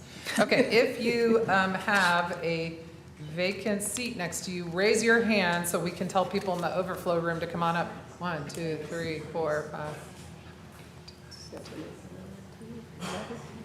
And we can use a couple chairs in the front. I'd say maybe, okay. 10. They were these 10. I was saying 12, but I mean, okay, 15, we got 15 seats, people in the overflow room. Everybody, if you are hot, raise your hand. Are you hot? Are you hot? Okay, so a little bit hot. Is anybody cold? Halfway. No? Okay, nobody's cold. Some people are hot, so I've already texted Maggie, she's just ignoring me. Okay, I'm a little hot, but, all right, so overflow room people, make your way up here. We are gonna begin with our public hearings agenda items. Item A, I need a motion to continue that item. This is again the Spire or One Oak Street project I'll move to continue. to September 12th. September 12th. Okay, and we have a motion and a second. All those in favor, please say aye. Aye. Any opposed? All right. Item B is a public hearing to consider conditional zoning amendment for property at 339, 343, and 357 Haywood Street to make changes to the site plan, number of dwelling units, and the extent of the conditional zoning. Will Palmquist is back again to present this item.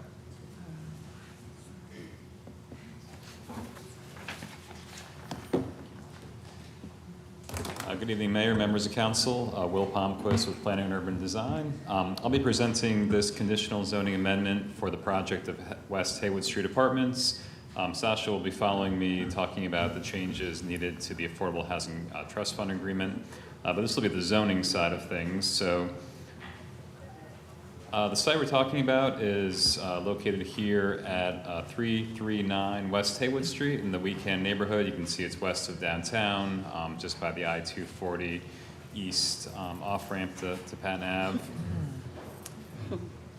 So the existing zoning of the site is a combination of CB2 conditional zone, which is part of a prior conditional zoning that was approved last February, and another site, not part of that conditional zoning, that is zoned CB1. The proposal would basically add that extra property to the conditional zoning being proposed this evening. The future land use of the site is downtown. No change in that is required. So essentially what's being proposed is a very similar project to the one that was adopted a year and a half ago. It's a slightly shorter structure with a fewer residential units, different kind of configuration. It's proposed to be a 3- and 4-story building with 3 stories fronting on West Haywood Street and then 4 stories at the rear, totaling 41 residential units, all of which would be affordable at 80% AMI in perpetuity. Half of those would be reserved for housing choice voucher holders. There are 33 parking spaces proposed in the 2 surface lots. You can see access to the east and the west of the property, new 5-foot wide sidewalks and 5-foot wide planting strips proposed, and a crosswalk on Haywood Street near the intersection of Hilliard Ave. There'll also be some shared community space to support the tenants, permanent offices for the property management staff. A social worker and a director of housing will also be maintained on site. And just the landscape plan to demonstrate that the project will be compliant with all the required street trees, parking lot screening, open space, and tree canopy preservation. Here are the building elevations. The rear elevation is at the top, so that's facing away from the street, and then the front elevation along Haywood Street is at the bottom. As mentioned, all 41 units will be designated affordable at 80% AMI. In perpetuity, half of those would be reserved for housing choice voucher holders. There are a couple technical modifications as part of this rezoning that are being requested. One of which is that the maximum building square footage would be increased to a maximum of 50,000 square feet, where 45,000 square feet is the maximum under the CB2 zoning. and also to waive the requirement for the 2 loading spots that would be required for this type of project. Project was approved with conditions at the July 17th Technical Review Committee meeting, and also approved with conditions at the August 2nd Planning and Zoning Commission meeting. In regards to the project's consistency with the future land use map as designated in the Living Asheville Comprehensive Plan, staff finds it is consistent in that downtown is envisioned to be a residential area that benefits from having year-round residents, and that opportunities for growing this sector of the downtown population through new development is important for the future, including market rate and affordable residential housing. The project also supports a number of general goals in the plan, including providing infill development in targeted growth areas, increasing the supply of housing, including affordable housing in proximity to schools, transit, and parks, and leveraging city resources for the development and maintenance of subsidized housing, including senior housing. Therefore, staff concurs with the Planning and Zoning Commission and recommends approval of the proposed conditional zoning. I'm glad to answer any questions you all may have. Just for the sake of time, I'll share that HCD reviewed this yesterday? Yeah. And we're going to have another item related to the trust fund application next, but we didn't have any comments or questions really. It kind of just sailed through after review, and I'm sharing that for the sake of everyone's time. I know we're running a little over. To maintain my streak, I'll just say that I do remember asking about renewable energy on this lot in its previous iteration. Nothing new. I didn't see any additions, of that. But I do appreciate that, so when we reviewed this, there was some concern about the big retaining wall, and this land swap changes that. So it will be a more attractive building, and easier to build, therefore less expensive. If we don't have any concerns, we have a very long motion that'll probably take me about 60 seconds to read, but I'm happy to make it.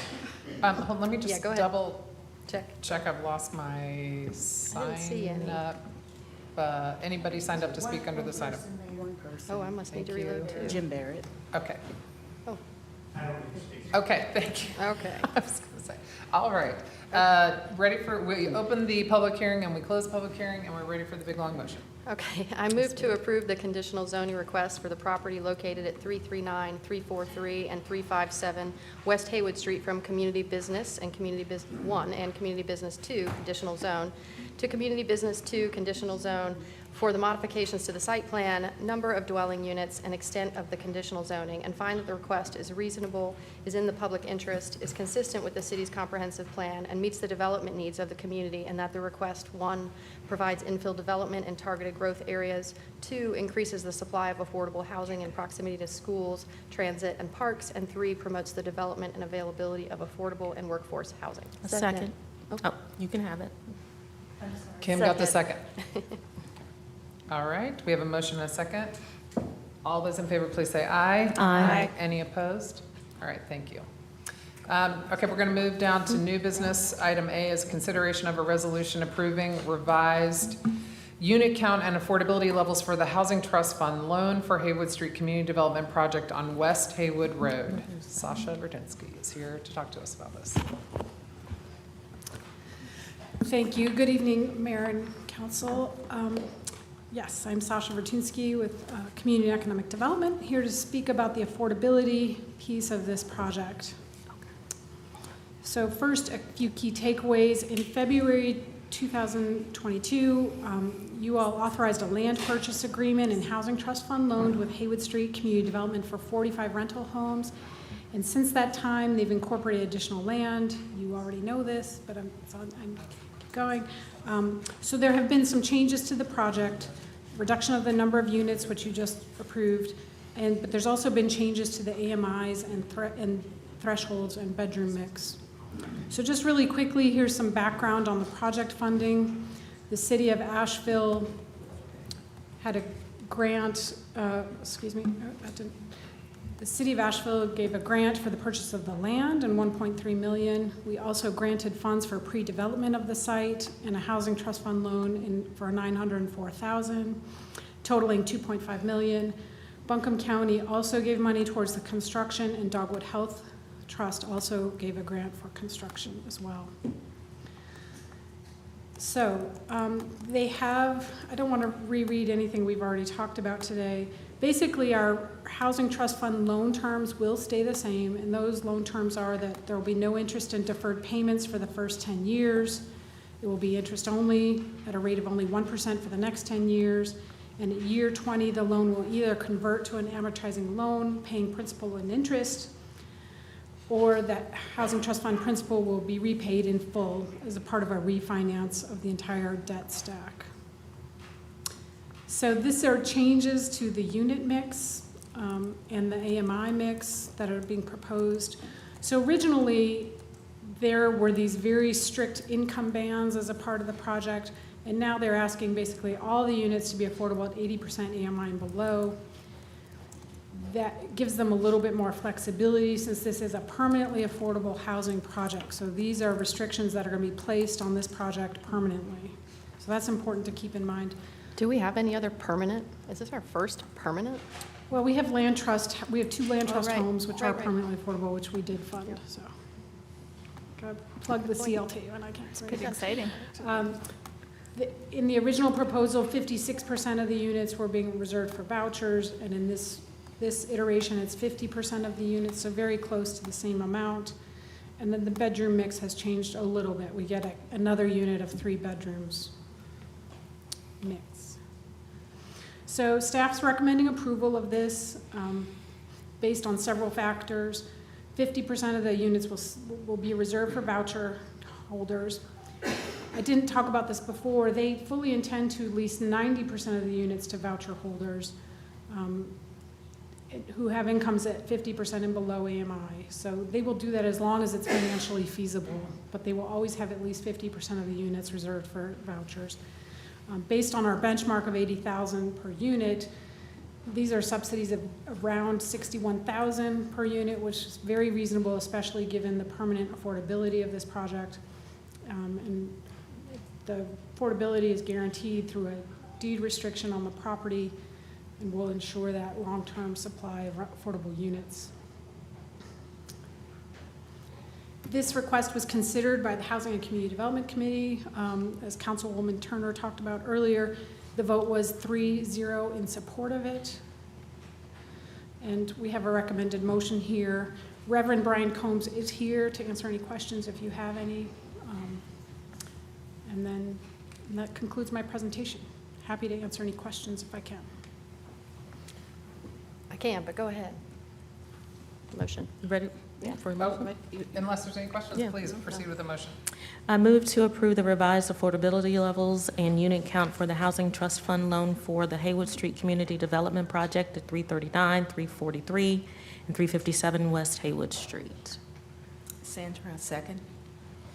Okay, we have a motion and a second, and I don't see anyone signed up to speak under this item. Council, any other questions or comments? All right, all those in favor, please say aye. Aye. All those opposed? Thank you, and I don't see Pastor Combs, but wherever you are, thank you. Back row. Okay. Okay, the raising the hands thing again? Okay, if you have an empty seat next to you, raise your hand. I got 4, 4, 5, 5. Okay, 5 people. How many do we have in overflow? And 2 more. Oh, whoa, there's a mass there goes exodus. 4 I more. think we can take all 9 people in the overflow room now. I don't know if it's mass exodus, but. Well, it was a bunch of people. Yeah. Okay, so if you're in the overflow room, we can now accommodate you.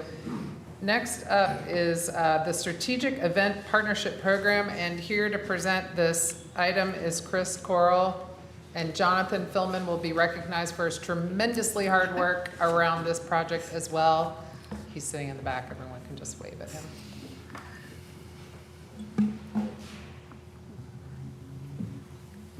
Good afternoon, Chris Corwell with the Community and Regional Entertainment Facilities Department. So we're here to talk about the Strategic Event Partnership Program. Our key takeaways here for this presentation are that the purpose of this was to address some legal concerns, continuing with a preferential program involving public space, And staff's recommending phasing out our current strategic event partnership program and replacing it with a 3-year agreement with the Asheville Area Arts Council to administer a grant fund to reimburse arts-related nonprofit events conducted on our property. It would continue the existing 75% nonprofit discount for events that every nonprofit enjoys. We would also continue support for Asheville City Market on Market Street via an agricultural development partnership agreement. And it would continue support for contracting the production of our 5 holiday events that we put on every year. So public space and the content neutrality is the real thing that started all this. So government support of independent events held in public space must not be based on content. So that was really what started this process, to really look into what we could and could not support and why. So to give you an idea of past to present, so pre-pandemic partnerships, 06 to 19, we provided all the things related with events that we could, which was medical support, police, trash, traffic signage, transportation closures, barricades, public space use, permitting fees. We covered all of these things for a good number of events. So then moving forward in the interim, 2020 through present, we have these interim partnerships, which were extensions of the most recent partnerships through 2019. We went through a process. We were about to make some changes. COVID happened. We paused everything and continued forward with the partners that we had.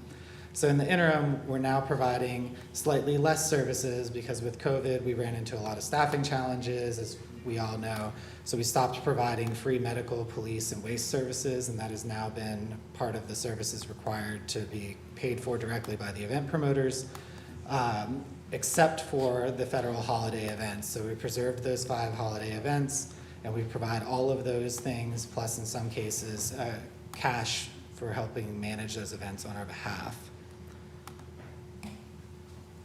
So then moving forward, this proposal that we're speaking about continues the federal holiday preservation. So that's cash, all of our in-kind services, everything that we're able to provide to help put those events on. And then through an event support grant with the Asheville Arts Council, we would be providing permitting fees, public use space, barricades, transportation fee waivers, all the things that we provide on the event or on the fees and charges manual. So you lose the little traffic signs that you see up there because transportation does not actually provide traffic signs as a fee and charges service. So we took that out because it's not something that anybody could order and request from the city. And then we would continue with agricultural partnership agreements with ASAP. The only reason you missed the little island on there is because they're not actually using a park public space, it's on a roadway. So our 2024 moving forward event support classifications, we kind of have everything from red to green. So red are those holiday events, full in. City events are the next phase down, which are typically produced by staff. We'll go a little more in detail with what those are shortly. City-assisted events, which really only applies to 2 different groups, and then the Community Event Grant Program, which would be through the Asheville Area Arts Council. So the city events, like we mentioned before, it's our 5 holidays that we currently support: Memorial Day, Juneteenth, Independence Day, the Holiday Parade, and Veterans Day ceremony. They each come with a different level of cash and in-kind services based on the individual event's needs and the scope and scale of those events. Our next step down, produced by staff events. So this is a lot of parks and recreation events, community and public engagement events like neighborhood festivals, National Night Out. The fire department has a couple events. WNC Nature Center and Aston Park do different events, and then the employee picnic that we hold over at MLK Park. City-assisted events, like I mentioned, this only applies to 2 events, being the Asheville City Market, and there's a long-term agreement with Festival and Gospel in the Park through Parks and Recreation that ties to the same level.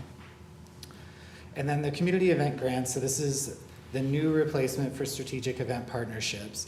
So in this case, we took the events that we had historically helped fund, not via cash, but via all these in-kind services, figured out what that expense was to the city to make sure that we were covering all of these events. This includes events like Goombay, Leaf, Shindig on the Green, Downtown After 5, the Drum Circle, the programs at Pritchard Park that fall like Wednesday, Thursday programming. Made sure that we had enough money in the bucket to provide these services. And then we're looking at having the Arts Council administer this grant fund so that these groups would have to apply, just like they have in the past, to be eligible for these funds. They would pay us, the city, using their nonprofit discounts at 25% of the rack rate, and then they would be reimbursed by the Arts Commission, or Arts Council for those services. It does exclude law enforcement, public works, medical, and transportation signs, just because of our staffing situation, just like why we got out of it in the first place in 2020.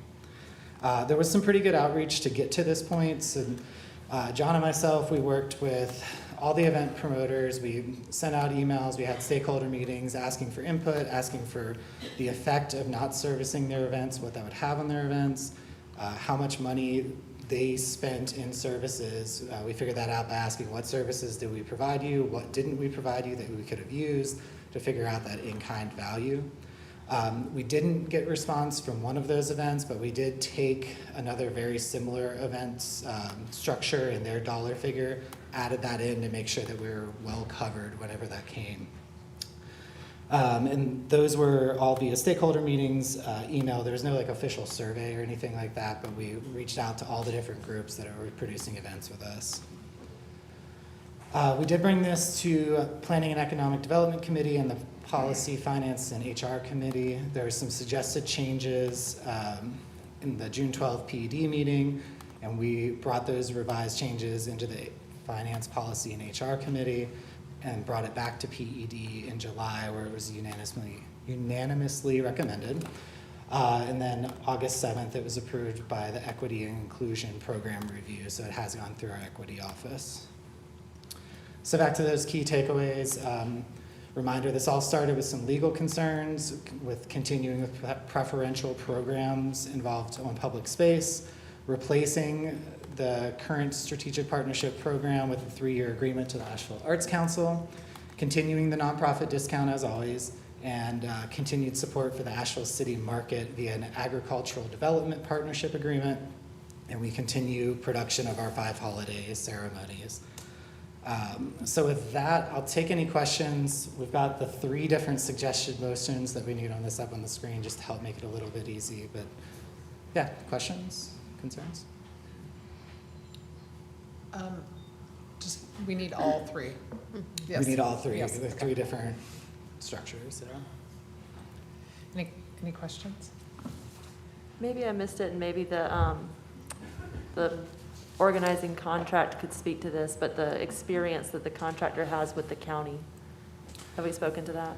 Yeah, I haven't spoken to that. So the Arts Council has been administering a very similar program for the county for years. The official arts granting organization, I believe is how it was phrased, of Buncombe County. So over the last 5 years, they've given out a little over $1 million with over 325 grants. And last year, 43% of their grants were actually given to BIPOC or underserved event organizers. So their events have to be tied to arts and culture in some way, shape, or form, and they're doing a really good split on how they're divvying out those event dollars. I'll just share that HCD used to tackle this program, and we were struggling in recent years. So I'm supportive of this transition. I mean, we were struggling with timelines, we were struggling with forms, we were struggling with administrative levels, I think, and it was getting a little messy for us. So I'm appreciative that we found a still applicable, contextually, meaningful way to administer this. Do you want me to start some motions? Please. Okay, I'll go for one. I move to adopt a resolution authorizing the city manager to phase out the city's strategic event partnership program, eliminating in-kind support and fee waivers beyond the 75% nonprofit discount afforded to all applicable events as per the city's current fees and charges manual. Second. All right, we have a motion and a second. We have no one signed up to speak under this item. All those in favor, please say aye. Aye. Any opposed?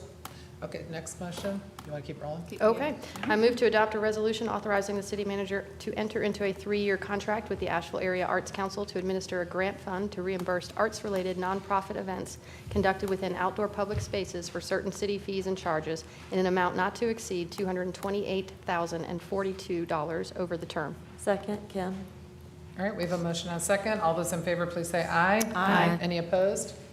I move to adopt a resolution authorizing the city manager to enter into a 3-year agricultural development agreement with ASAP, Appalachian Sustainable Agricultural Project, for the production of the Asheville City Market. Sandra, second. Okay, we have a motion and a second. All those in favor, please say aye. Aye. Any opposed? Well, I just want to say, when nobody signs up to speak under an item that has actually been really controversial for several years, the credit goes to the staff for Yes. working so many hours in the community with all the people that participate and host these events.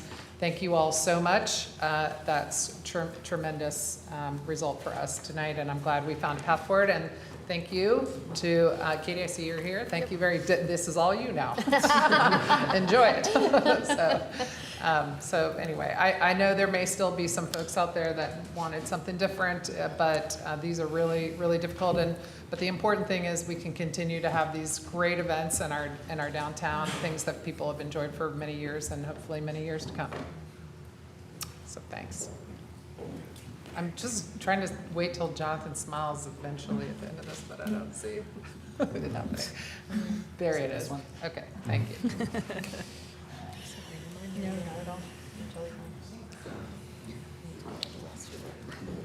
Okay. I'm going to just introduce this one. Introduction of an ordinance amending sections 11-5 and 11-14 of the Code of Ordinances related to solicitation in order to remain compliant with existing federal and state law, to remove ambiguities and include more detailed descriptions of prohibitions, and our city attorney, Brad Branham, will present this item. Thank you, Mayor, and good evening, City Council members. My name is Brad Branham, and I'm proud to be your city attorney. I'll also say that I'm humbled to see that so many people felt my skill in delivering a speech was worth staying for. Although That's it. I may be flattering myself, I suspect they may want to talk about the substance rather than my skill of delivering it. With that being said, I do want to, before I dive into these slides, give a couple of very quick prerequisite statements about this that I think are important for everyone to understand. The city currently has a couple of different ordinances on its books, 11-5 and 11-14. I'm going to collectively refer to those this evening as the city's non-solicitation ordinances or solicitation ordinances. I say that because they both cover different things, but they also are the umbrella over this particular regulation. So I'm going to refer to them collectively throughout the evening, and we'll talk more specifically as I go through that. We originally brought up some proposed amendments to the Environment and Safety Committee last month, and at that time there was some initial discussion about adding some perhaps new substantive regulations to the proposal. As we began looking more closely at that, it became very clear that we needed to do a deeper dive into the data around that so that we can come back to you with a proposal that would not only meet your expectations, but also be backed up with data one way or another so that you can have the full picture to analyze those things.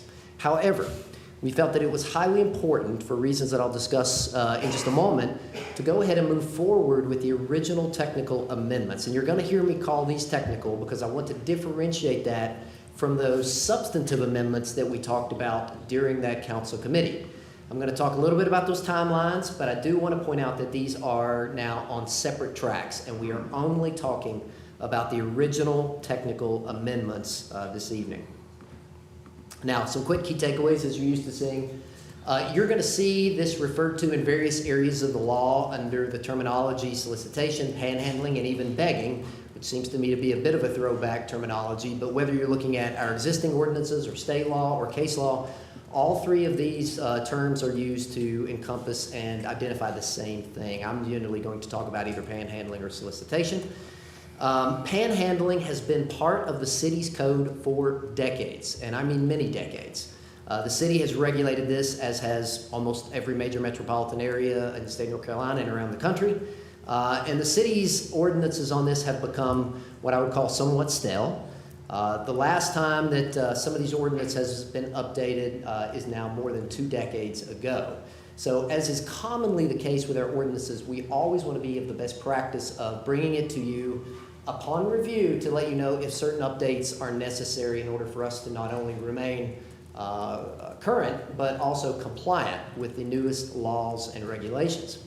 In this particular case, we've had a couple of Supreme Court decisions come out of Washington, D.C. recently that are extraordinarily impactful to the way that cities and local governments regulate First Amendment activity. And I say First Amendment activity because solicitation is in fact an activity that is clearly protected by the First Amendment. Doesn't mean you can't regulate it, it means it is protected under the First Amendment. Those two cases are City of Austin v. Reagan, prior to that, Reed versus Town of Gilbert. Once these cases came out, we began looking at several of the city's ordinances that may be applicable to this, and we realized that the two solicitation ordinances come into play with regard to some of the most recent case law cited in these two cases, and we believe it's necessary for the city to take some steps to dust off the current ordinances from a technical perspective in order to remain compliant with those new Supreme Court decisions. Now, as I said, the majority of the city ordinances on this subject have not been updated for a while, most recently in 2021, I believe, but prior to that, you have 2 decades worth of inactivity on the majority of our ordinances. Now, these technical amendments that I'm going to go over are intended specifically to remove certain ambiguities that we feel are only heightened by these recent case law decisions, but they do not at this point add any new regulations or new or heightened penalties to the existing ordinances that this council has previously adopted. Let me give you a quick timeline because I think this highlights what I was mentioning earlier about the two separate paths. The technical amendments that I'm going to be talking to you tonight were originally proposed to the Environment Safety Committee on July 25th. Now, we are here tonight for what I'm calling the first reading in front of City Council. The nature of this ordinance requires that it come before you twice before it could be passed into law. So this is, if you decide to move it forward, only the first of what will be 2 readings for these technical amendments. In the interim, per the direction of the Environment and Safety Committee, city staff, including my office, as well as other interdepartmental sources, are going to continue working on reviewing data, legal aspects, and proposing what we believe is data-supported and legally defensible proposals on the substantive amendments.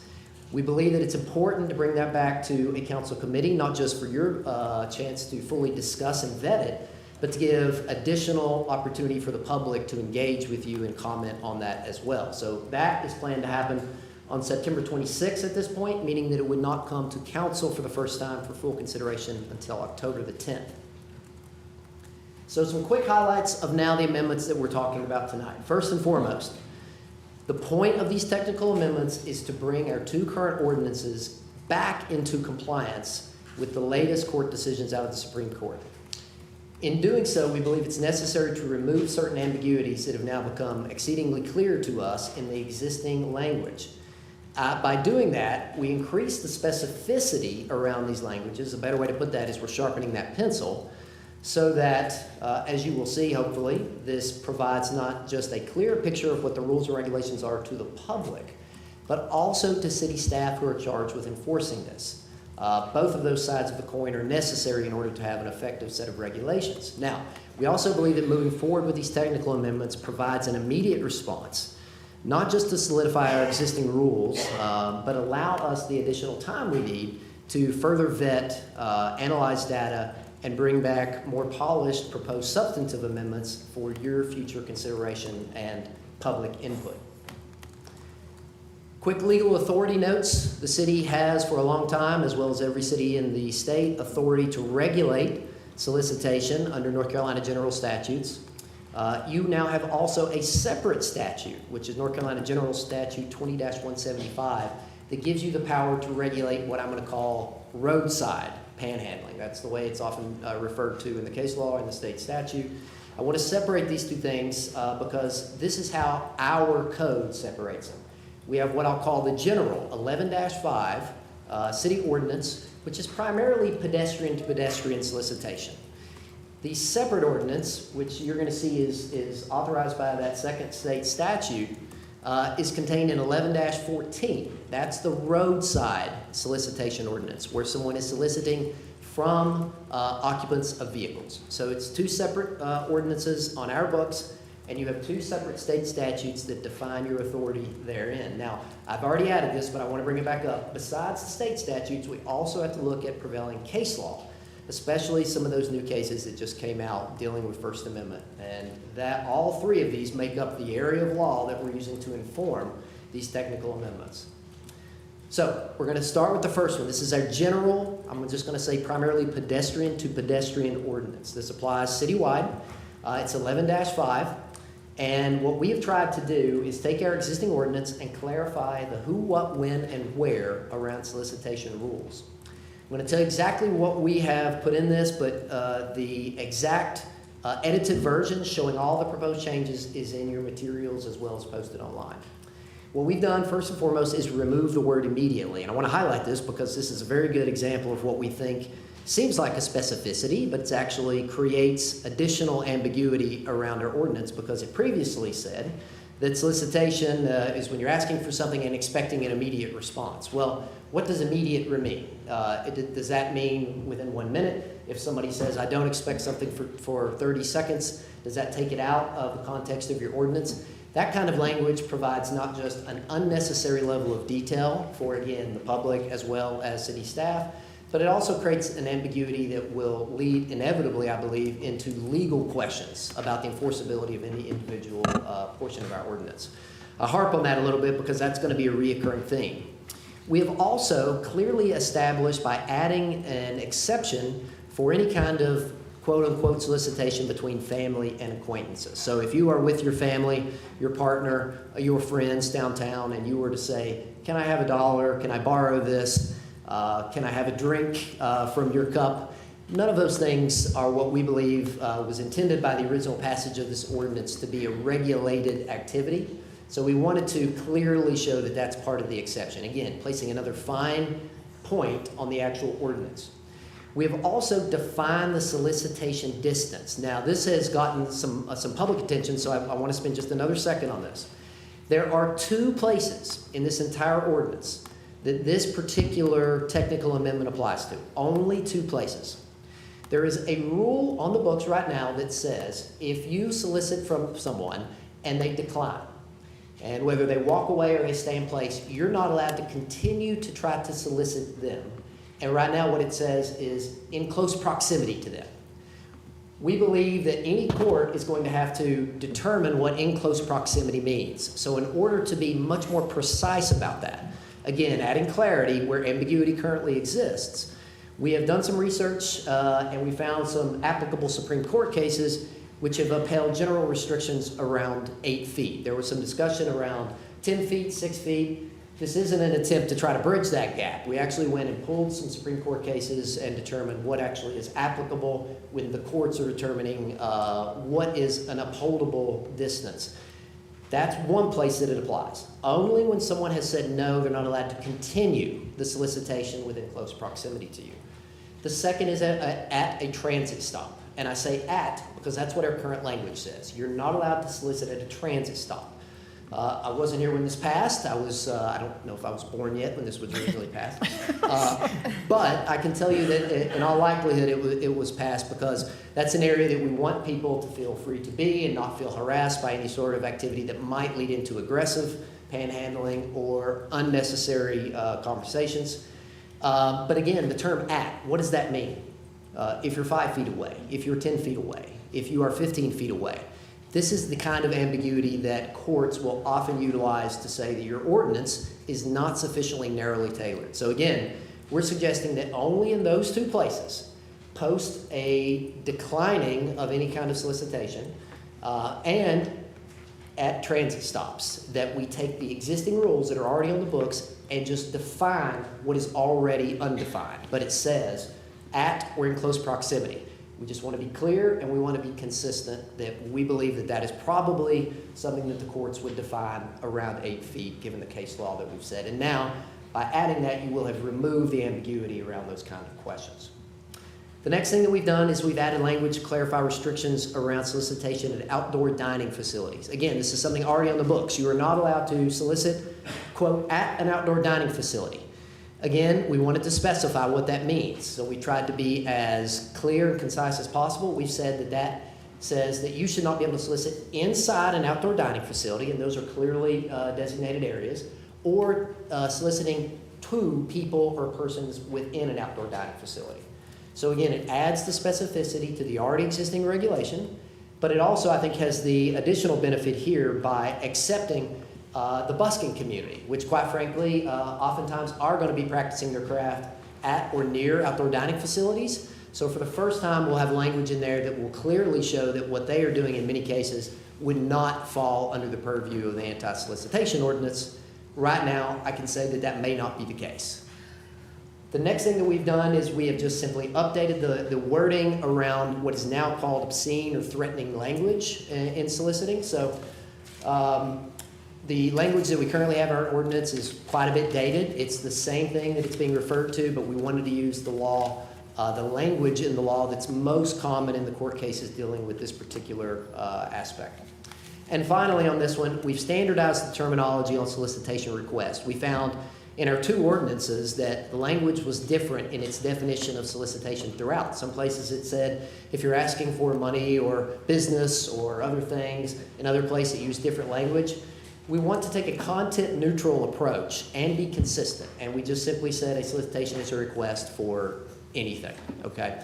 So again, we've built in exceptions where they need to be built in, but we have standardized the language so that we do not have anyone having to determine the content of someone's speech to that level of specificity in order to determine if a violation has occurred. So it now has the same definition throughout. Now I want to move to the second code ordinance, and this is the street side solicitation or roadside solicitation ordinance. It's 11-14. It comes from the authority from North Carolina General Statute 20-175, which gives cities the authority to regulate this. And this one's pretty straightforward. What we've done here is take almost the exact language verbatim out of the state statute and rewritten it into our city code. This is what the state law says. This is exactly what it says you can do around regulating this. And this is actually what was already on the books. We just believe that the language was very confusing. It was all sort of lumped together. And what we've done is take each individual part, separate them, and delineate point by point what you can and cannot do to make this much more clear, including the exceptions. So now you can see in green and red, you are able to solicit from the street, the shoulder, or the median if you have a permit. And there is a process. The city would issue permits based upon meeting certain safety criteria. You are not allowed under the current city ordinance to solicit from the street, the shoulder, or the median without a permit. You can solicit from the sidewalks as long as you're not violating any other laws. To clarify that last one, that is without a permit. That is without a permit. Thank you. So the permitted solicitation is this very narrow, I assume that was actually like because people sold newspapers or something. There's actually a separate allowance for that. This is what you may see, and you don't see it as much anymore, but perhaps you'll see the local fire department or sheriff's department or police department raising money, and they were maybe out in the middle of a smaller area, less traffic street, asking for donations. Other charitable organizations will use this from time to time.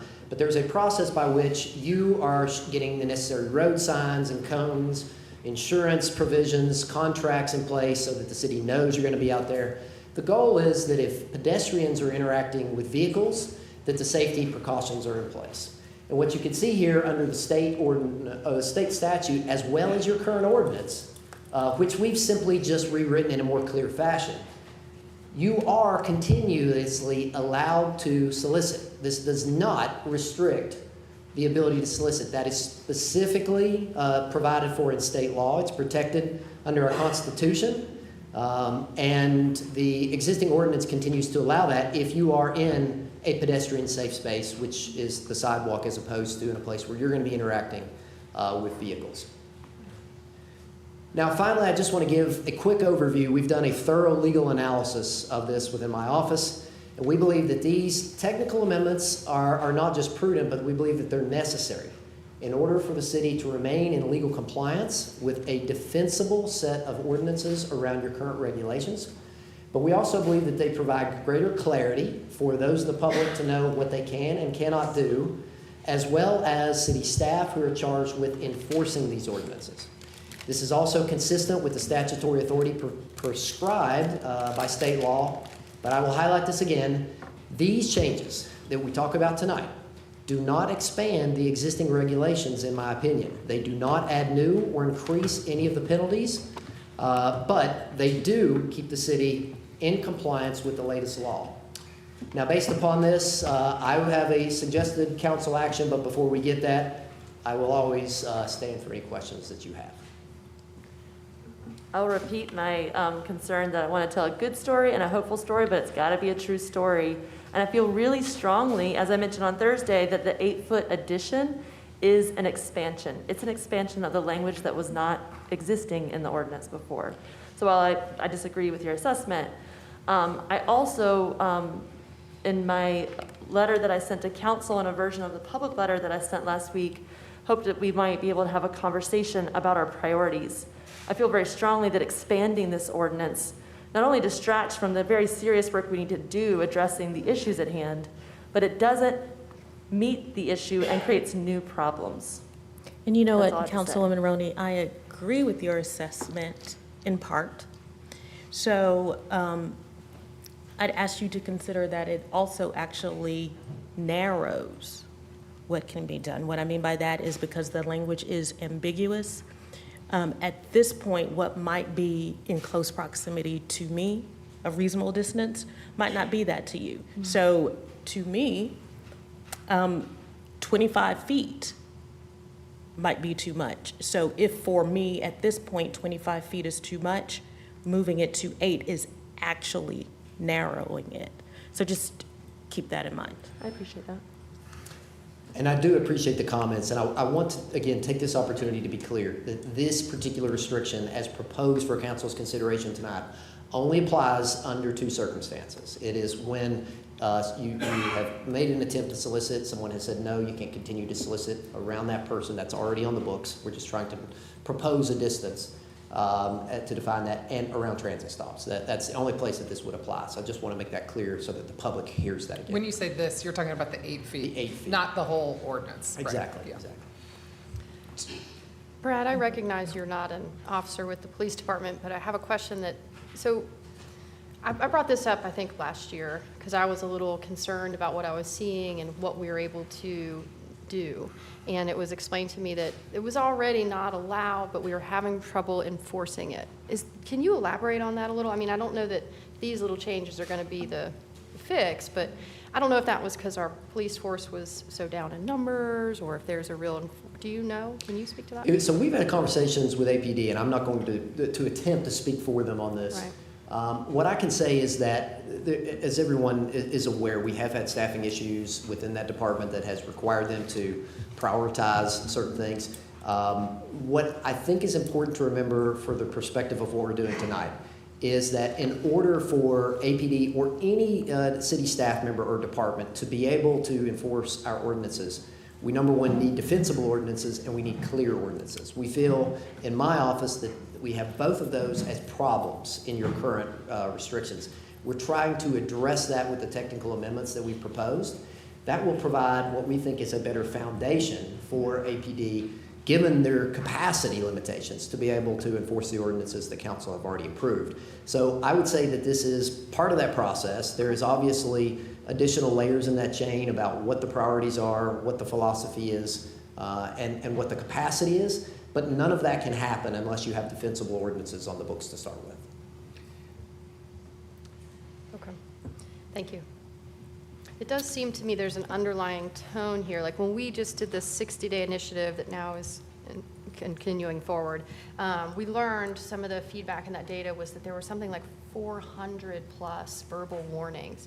And I'm kind of getting the undertone here that it's not that the police department or us on city council want to go out and physically arrest people for this. It's more that we want to be able to move people along. It's almost like the absence of any structure around it has allowed it to proliferate in a way that's making it unsafe. Do you sense that too? I mean, is it? Sage, can you move your mic? I'm sorry, can you not hear me very well? Is that much better? I can. I'm sorry. Do I need to repeat that? I was just saying that I think there's an underlying tone that I'm sensing here, that it's not that we necessarily want to police everyone or the council wants everyone arrested, but it's more that there's been an absence of structure around this in general. So there seems to be like a proliferation of it, and it's getting concerning and unsafe in a lot of areas, but just simply moving people along. I was using the 60-day initiative example when we saw over 400 verbal warnings. And is that what we're sensing here? We're definitely not trying to move people along. The whole point of the initiative was to meet people where they were and get them the resources that they need, direct them to get those needs met, not move along. We should never use that language because that was never the intention. I can appreciate that. I guess that's what I interpreted from the 60-day report. So in your eyes, again, so I guess what I hear from Councilwoman Smith is, and maybe this is just tying them to more resources and not so much punitive, but we don't even have anything on the books to defend ourselves against it. You're talking about in the context of an interaction, if you're Yeah. saying, look, you can't. Well, she referred to the 60-day initiative in that we were moving people. Well, just so No. many verbal warnings. Yeah, We not exactly punitive, but more of a We discussion. weren't moving people along. That was not the intention. The intention was to let people know of the laws that we had on our books, the ordinance that we had on our books, and then to redirect them to resources. And we had partners there at that time to redirect them to the resources that they needed. If I Meaning the can, community responders? yeah, Is that what you mean? Yeah, okay. In the conversations I've had internal to staff as well as with APD, the goal with these ordinances is compliance.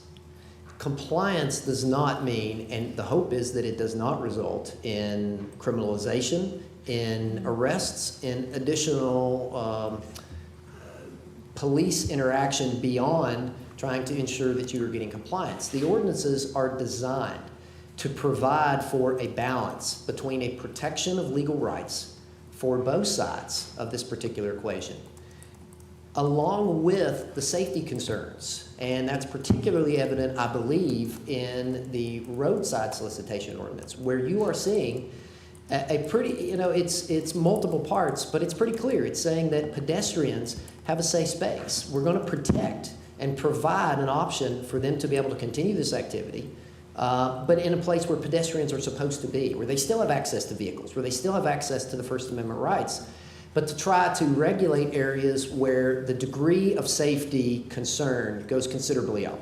And that's within the roadway in areas that are not designed for pedestrians. So I would just say compliance is always the goal. So now we have a new problem. On the point in time count, the city manager and I were assigned Pritchard Park. It was empty. My great-grandmother was born and raised in Kenilworth. I have family roots here. I moved here in 2006. No picture of my family's archive and no visual of my eyes have I ever seen Pritchard Park empty. And I wondered where all the people who are normally in Pritchard Park are at. And then I realized I'm hearing a lot about how there's more vulnerable people in our neighborhoods, far away from resources, and that the point in time count showed we're 26% down in homelessness. But that doesn't line up with what I'm seeing, or my neighbors are sharing their concerns. So Yeah, I'm but the really point of- worried that we create a new problem when we move people along, even if it's not our intention, is we move them into the neighborhoods around downtown. I don't know that we want to necessarily make the assumption that anyone who is soliciting or panhandling is experiencing homelessness. I think it's fair to say there are a great number that are, but that is not necessarily the case for everyone. And Asheville is a dynamic city, has a lot of things going on in it. People are having all kinds of experiences here, and some choose this method to, try to obtain funds or whatever from the community. But I don't know that it's always a person who is experiencing homelessness. I will, Brad, I want to thank you for your work and your group's work on updating our antiquated ordinance. I know there have been a number of court decisions around panhandling that I think surprise anyone who's not a lawyer, but because it is protected First Amendment speech. And I appreciate just the discussion that was had in Environment and Public Safety around other ways to tackle this issue that we're seeing in other cities where there's an approach to actually restrict the giver, the person who is giving. And that may be a step too far for Asheville.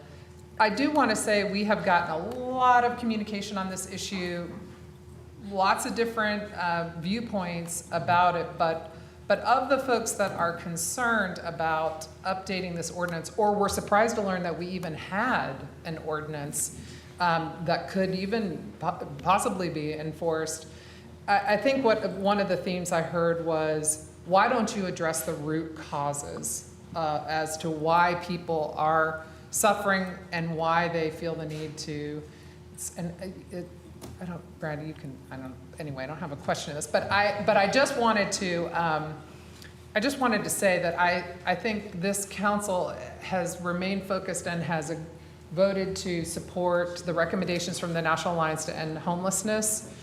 We are trying to tackle this on all fronts. We talk about the challenges in our community being multifaceted and require a lot of collaboration and partnership. This happens to be one area that we actually have some authority over, as opposed to all sorts of other challenges, mental health issues, housing, substance use, addiction. We're not necessarily the direct service providers for a lot of those services, but we have been working very hard with our partners to try to figure out how to address root causes in our community. So to me, I just want to emphasize that this is one part of a large conversation that has a lot of pieces to it. This council is going to be asked to, at our, hopefully our next meeting, to consider the recommendations of the subcommittee of HIAC, which is going to recommend some emergency shelter needs to expand our emergency shelter opportunities and regular shelter opportunities on a year-round basis. And the price tag for that is significant. We're going to need to talk about that and our partners in approaching that need. That's just one example. I was talking today with the director of Homeward Bound, who's getting ready to open some permanent supportive housing units on Tunnel Road. The city has robustly partnered in that program and that project and given significantly, and we've also supported another similar project along those lines as well. So I just want to make sure it's clear. You know, we hear a lot from people. What are you doing? What are you doing to address these issues in our community? And so I want to make sure that it's understood that we are doing. I think within our limitations, we are trying to do the most that we can. It's not going to be enough. We are experiencing a crisis. This is an overwhelming challenge for people in our community and for our community as a whole. So I just want to give some context for what we're considering tonight. And to emphasize the point that our city attorney made, that these differing opinions, but for the most part, these are technical amendments in nature. If we do want to consider further changes to this ordinance, we'll be doing that in October. So not tonight.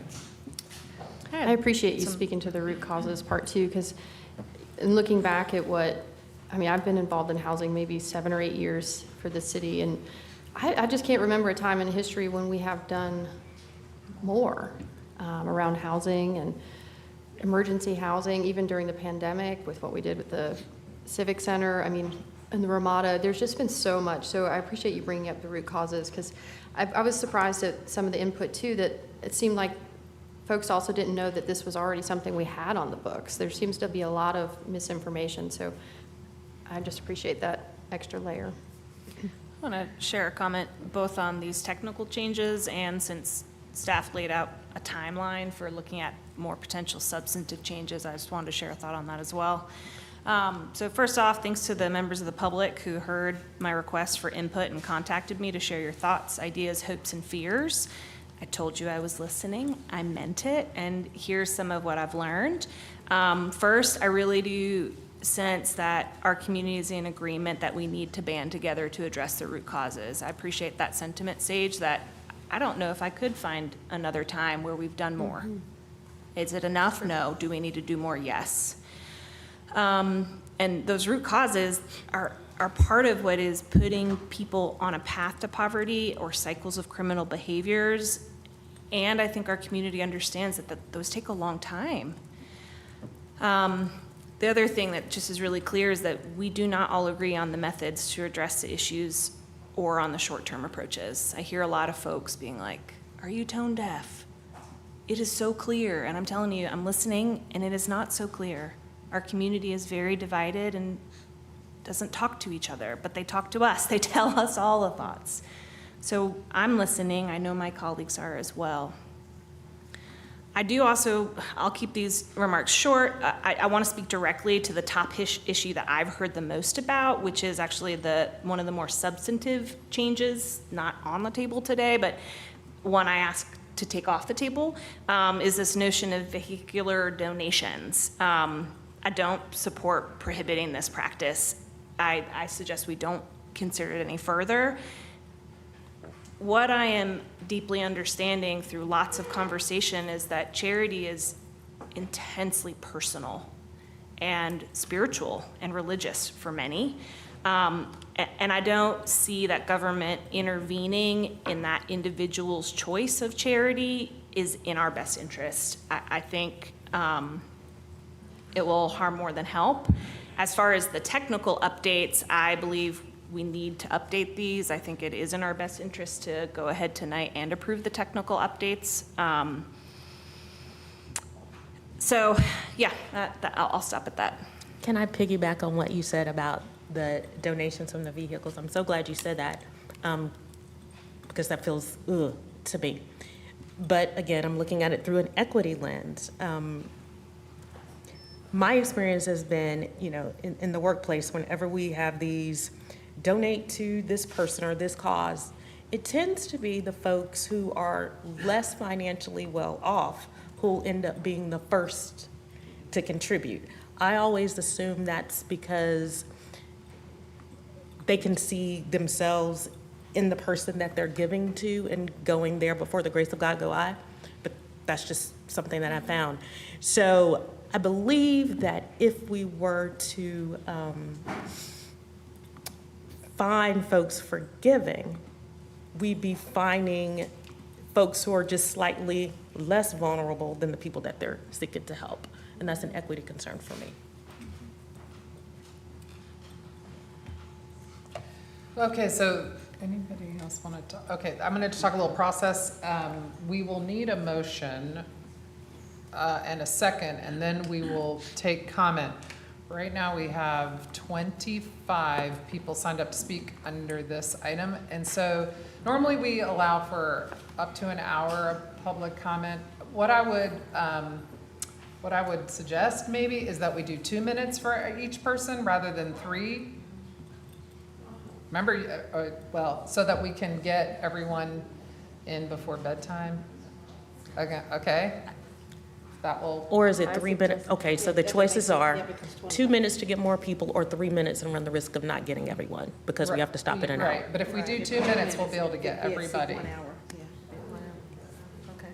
We've done this before. All right. Yes, we have. I don't remember the last time there was I mean, if it's a precedent, I'll just say, I've been hearing from a lot of folks, and I feel like they really want to be part of the So we conversation. do have to vote on this again.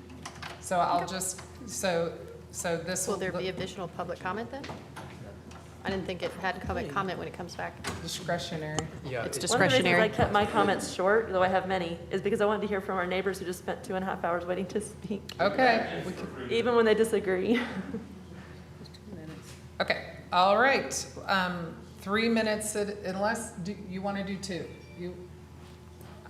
I say we'd be at the 60, the hour. Okay, well, that's another way to do it. Okay, so we'll just keep our own clock. I see Okay. people on here that might be waiting to see if others are going to cede time. So one person might have 10 minutes in this case. So, Okay. yeah, It hasn't been noted on here, but, all right, the first I'd be person. okay with 2 minutes. Wait, Yeah. first I need a motion, sorry. A motion for 2 minutes or push? No, a motion to approve the, it's not technical on the amendment. screen.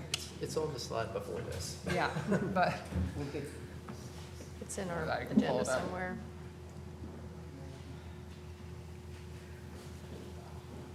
I make a motion to adopt the proposed amendments to the city's public solicitation ordinances, specifically sections 11-5 and 11-14, in accordance with the changes represented in the accompanying staff report. Okay, we've got a motion, Sandra, I'll second. and we have a second. All right, the first, so remember, it was a long time ago, but 3 minutes per speaker. Watch the lights on the lectern. The first person signed up to speak is Sheila Surratt. And I think, Sheila, you have some slides, don't you? Maggie, will you help her with that?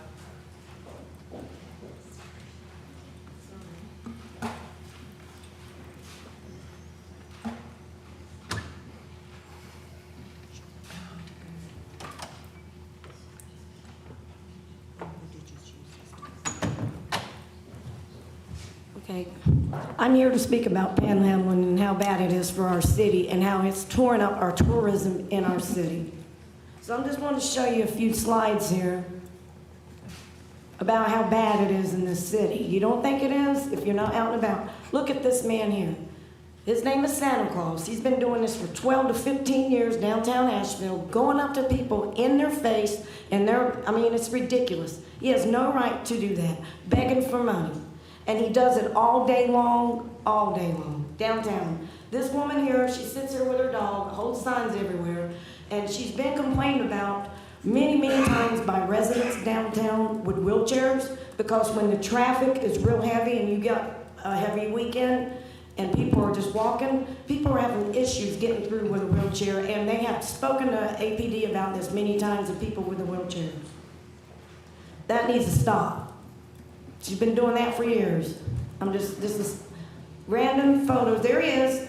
Okay, this is Santa Claus on Sunday. Once he gets his money and he gets aggressive and does obscene language, he goes to the wine store, and he's right there, if you can't see it, he's got a beer in a little black, it's a, what do you call it? Pax Blue Ribbon. It's a tall beer. And once he does that, he sits outside the businesses and he will curse you if you do not give him money. He sits there all day long and curses you. This needs to stop. And you're talking about bad language, he uses it. So anyway, here's just more photos to let you know about what's going on. Oh, there's Nick. He'll ask you 100 times a day for money, and you won't even remember it. He lives downtown as well. He's not homeless. And this guy here, this is in front of City Bakery. I guess he got his money that day and decided to take a nap. Right here, turning into Harris Teeter. Well, this guy here, that can't even get him better.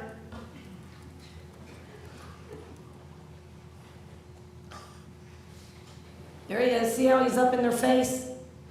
That's why you need probably a 25-foot rule for him. And this guy here he needs to be off the street. This man is very dangerous, and if you've never had an encounter with him, I hope one day you do, because you will remember it. So what I'm saying is, we got to do something. This has been going on in our city for way too long, and it's getting out of control, especially when you got these dangerous people chasing you down the street, cursing at you because you're not going to give them any money. So anyway, I just thought I'd say, you all got elected to do a job to protect the citizens of Asheville. We need to pay our police officers more money so we can get them on the street and take care of people like this so they won't harass the citizens walking by. It's ridiculous. But anyway, thank you for your time.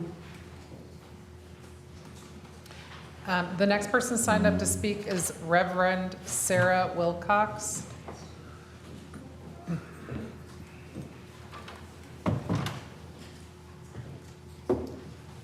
Good evening. Council members, thank you for your service in this community and your commitment to creating a better Asheville for everyone here. Once asked what was the greatest challenge to our goals in this city, I said, human beings, because it is humans who make choices to harm and denigrate others. The goal for public safety in this city will never be reached if solutions are punitive and carceral. I was deeply saddened to see members of this council entertain the notion that we could make giving illegal from my car or anywhere, but shifts around the periphery, like giving people 8 feet of room instead of 6, or creating zones or places like the median where solicitation is off limits, simply creates deeper challenges for needs to be met. The intention may be to do just that, but cutting off resources won't cut down the needs of our most vulnerable. It's likely to create greater need. If public safety is done with the hopes of sustainable change, then it can't be done by making more people vulnerable and seeking to expand criminalization of behaviors. The attorney named, it is not the hope, but it is what is indeed proposed. These are short-term and short-sighted solutions that create and further entrench the problem while satisfying our basest human desires. We can't police away the social ills of our days, and it isn't fair to expect our police officers to do so either.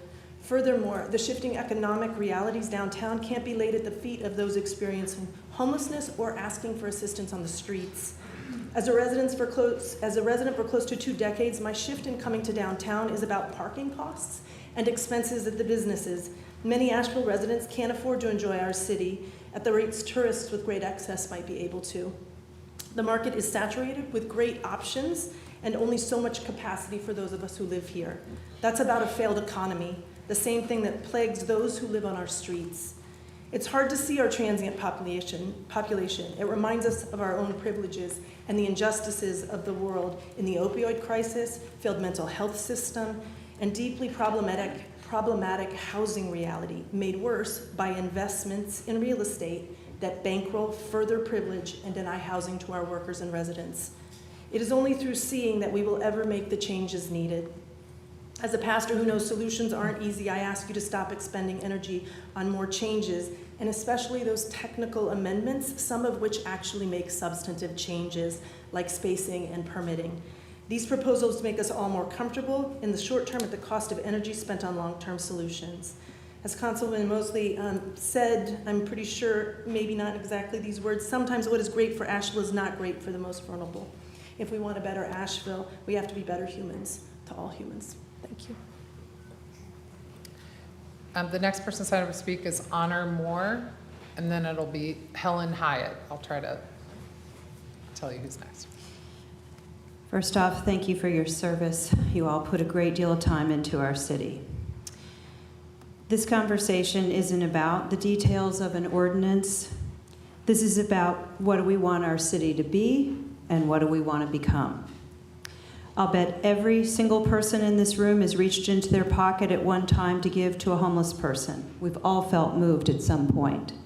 I'll bet every single person in this room has the compassion to hope that the chronically unhoused find the services they need to become healthy, supported, and functional.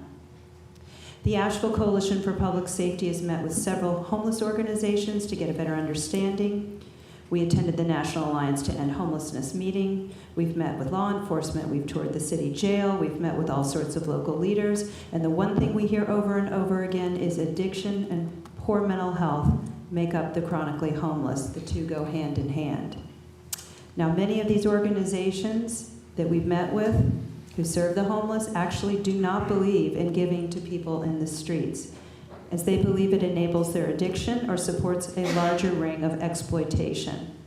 In other words, it enables them to continue in their addiction rather than access the many services our city provides. We've been told that anyone can access a free meal and a bed anytime, but they have to mind the rules. So in all reality, we don't have enough police officers to manage Asheville, let alone focus on minor misdemeanor crimes. The real focus needs to be on raising the entry-level salaries to a living wage to recruit and retain. Right now, the starting salary is under $46,000 a year at $3,800 a month. We have other municipalities advertising on billboards to recruit our officers out of Asheville. We train them really well, and then we lose them to places that pay more and have affordable housing.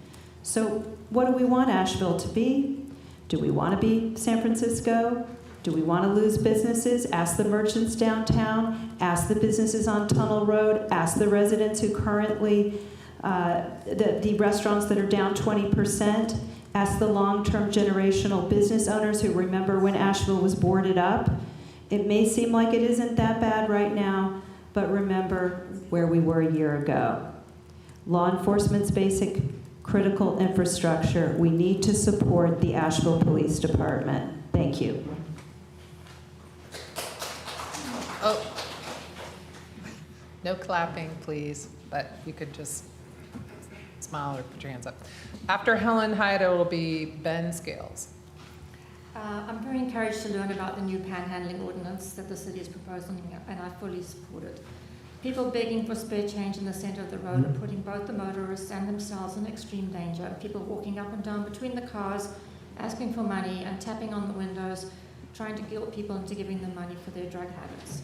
Their animals are forced to accompany them and lie in the hot sun for hours on end while a person begs for spare change for their next drug or alcohol addiction. The money is not for food or shelter, it's for addiction. I've seen whole families with young children as part of the props to tug at the heartstrings of the general public. These children should be in school. There are many nonprofits assisting people with food and shelter, and these people should utilize these resources. Nonprofits should assist people, as they do assist people in getting meals, housing, medical treatment, and people should utilize them.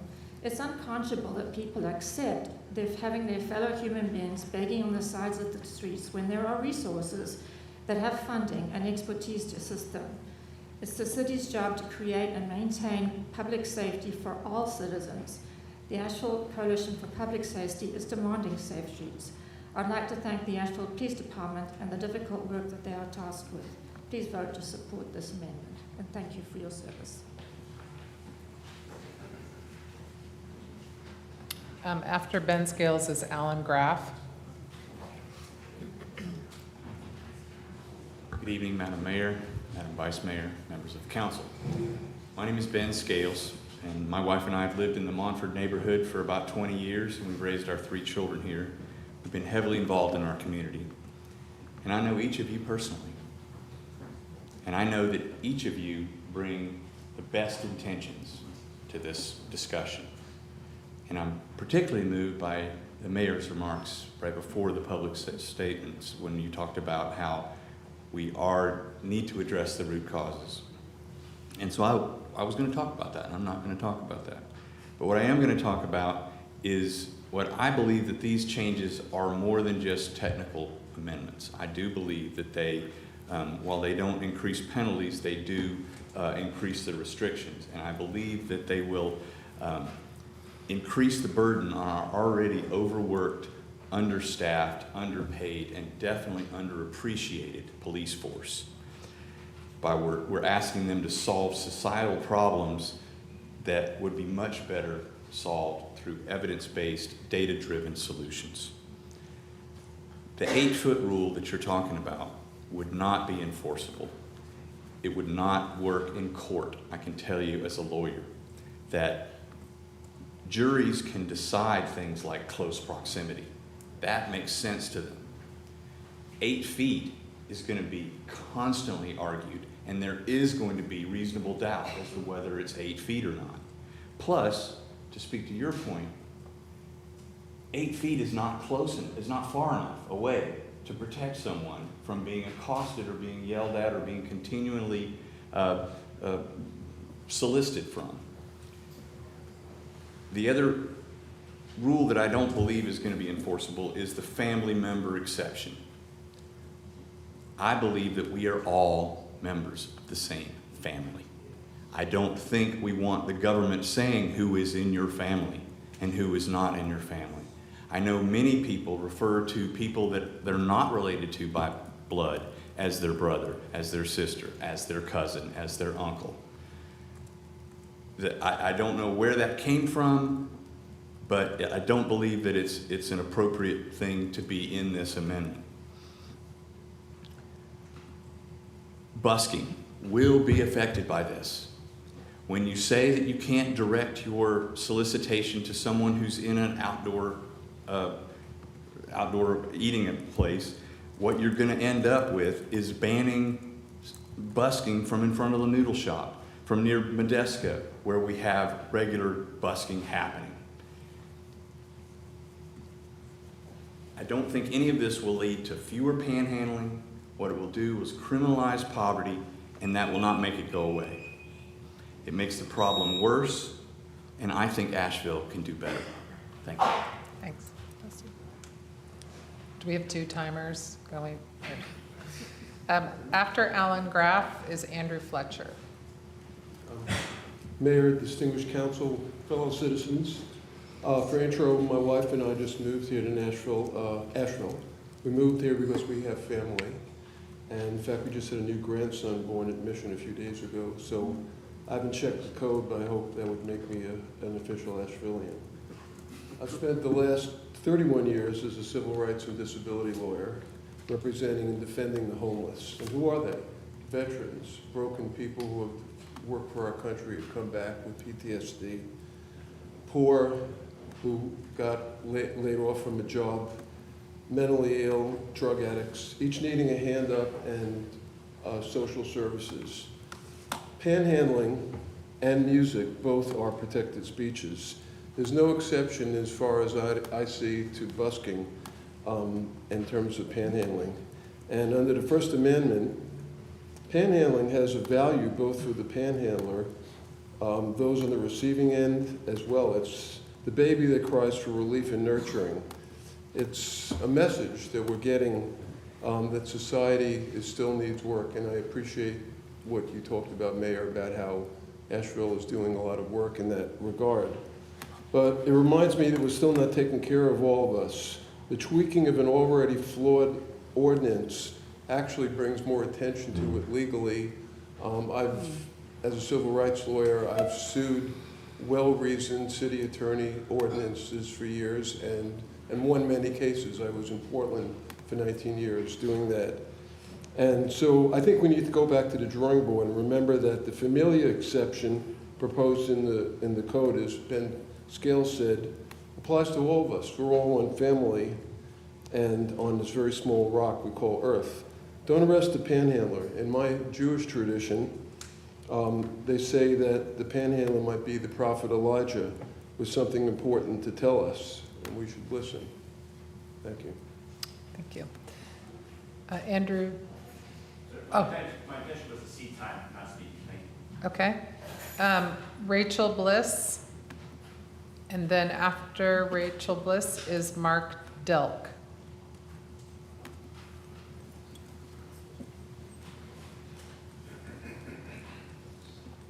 Good evening, City Council members.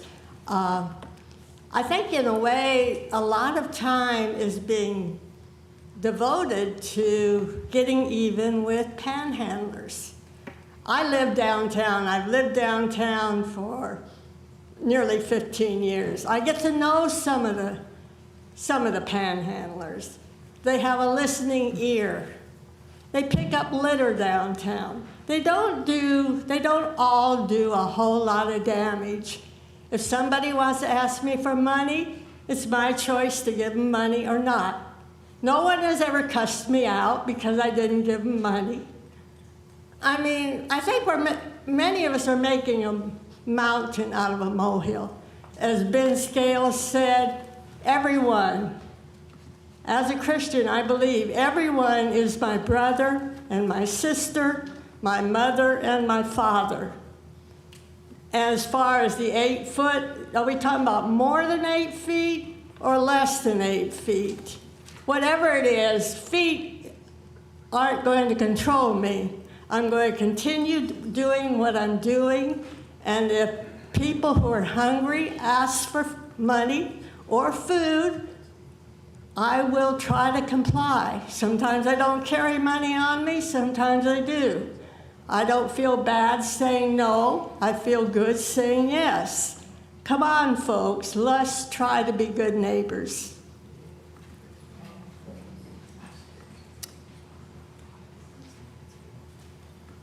Thank you, Madam Mayor, council members. I want to thank Fred for his excellent assessment of Reed and Reagan and Chapter 20 and Chapter 160. But I also want to address a comment that the mayor made. We really do need to look at the root causes. And several people have hit all around it: addiction and substance abuse. Folks, the problems come up when someone is not reasonable, when they're not in their right mind. And you, as community leaders, have the ability to talk to some of the people who are empowering, enabling that kind of addiction. I'm disturbed when I hear people talk about harm reduction as an effective strategy to solve the problem. because I don't think there is harm reduction in the strategies that are being addressed. I think there's harm reassignment. Sure, the addict may not get hepatitis C, but what about the child that picks up the used needles that the addict has just thrown down? We need to focus, and we have the resource here. I've heard people talk about criminalization. Well, our court systems have a three-pronged method. The first is to discourage undesirable conduct. The second is to rehabilitate people that can be rehabilitated, that can't be discouraged.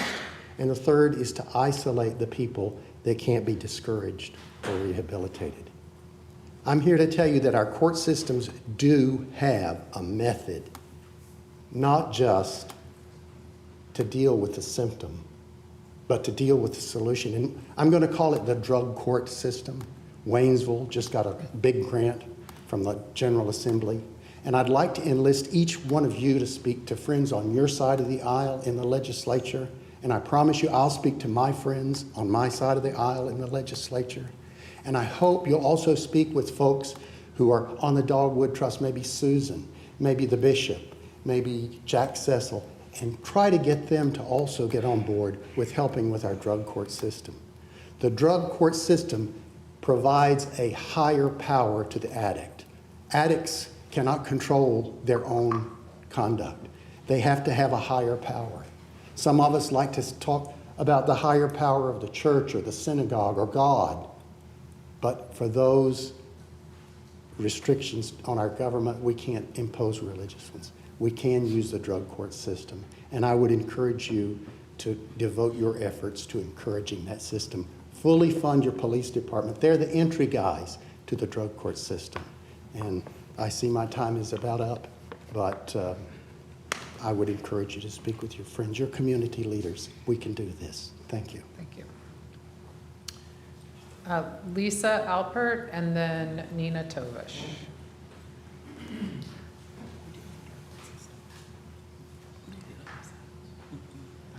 Good evening, neighbors and council members.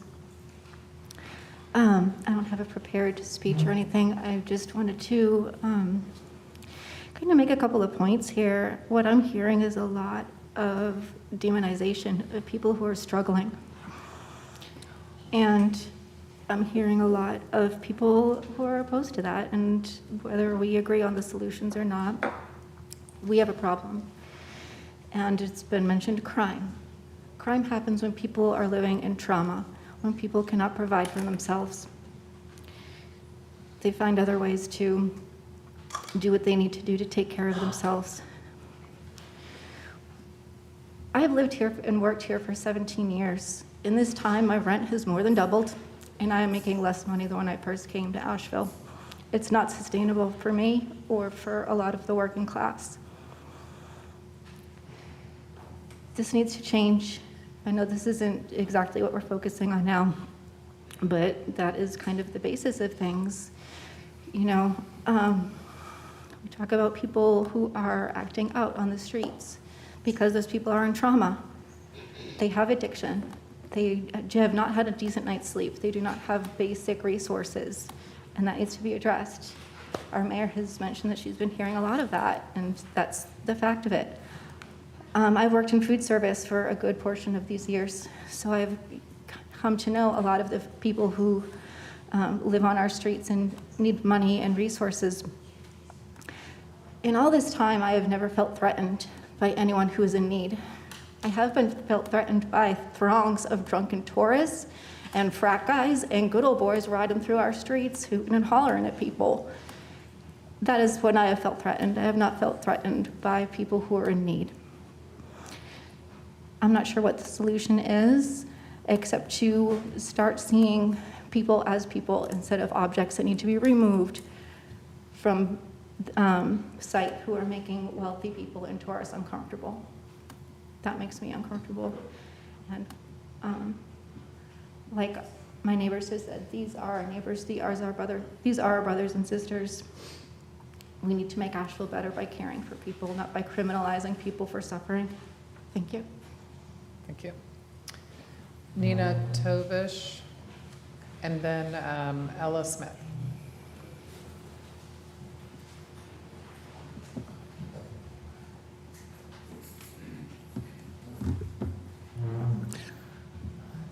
Good evening, council members. We already have laws against harassment and threatening behavior that can and should come into play around panhandling. We also have laws about trespass. But should we be criminalizing people existing in public with a sign asking for help unless they have a permit? No. Or citing people who ask for spare change while intoxicated? No. I'd add, it's also hard to have anything like a normal conversation without raising your voice at a distance of 8 feet. Is it uncomfortable to see people in need? Is it awkward to know that you are much better off than someone you encounter who is clearly down and out? Yes, it is. And the fear we experience when we encounter someone struggling is born of a scarcity mindset.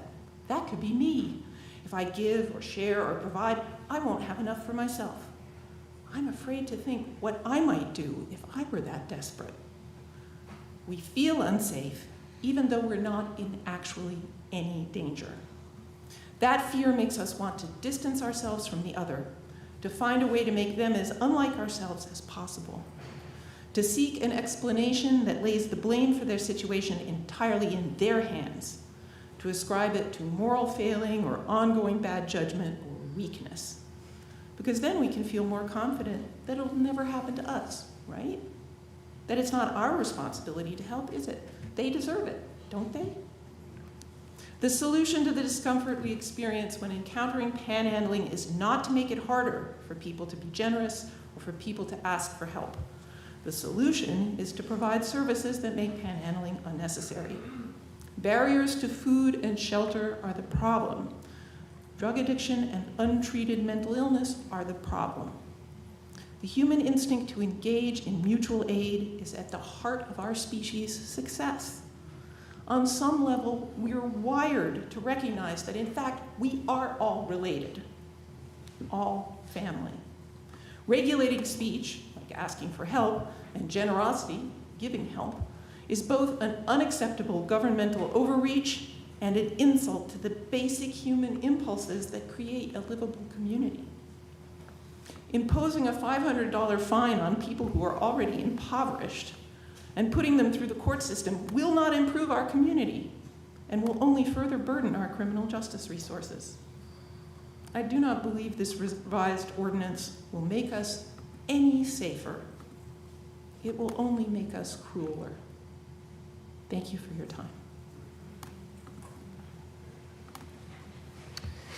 Ella Smith and then Jabin Lapp.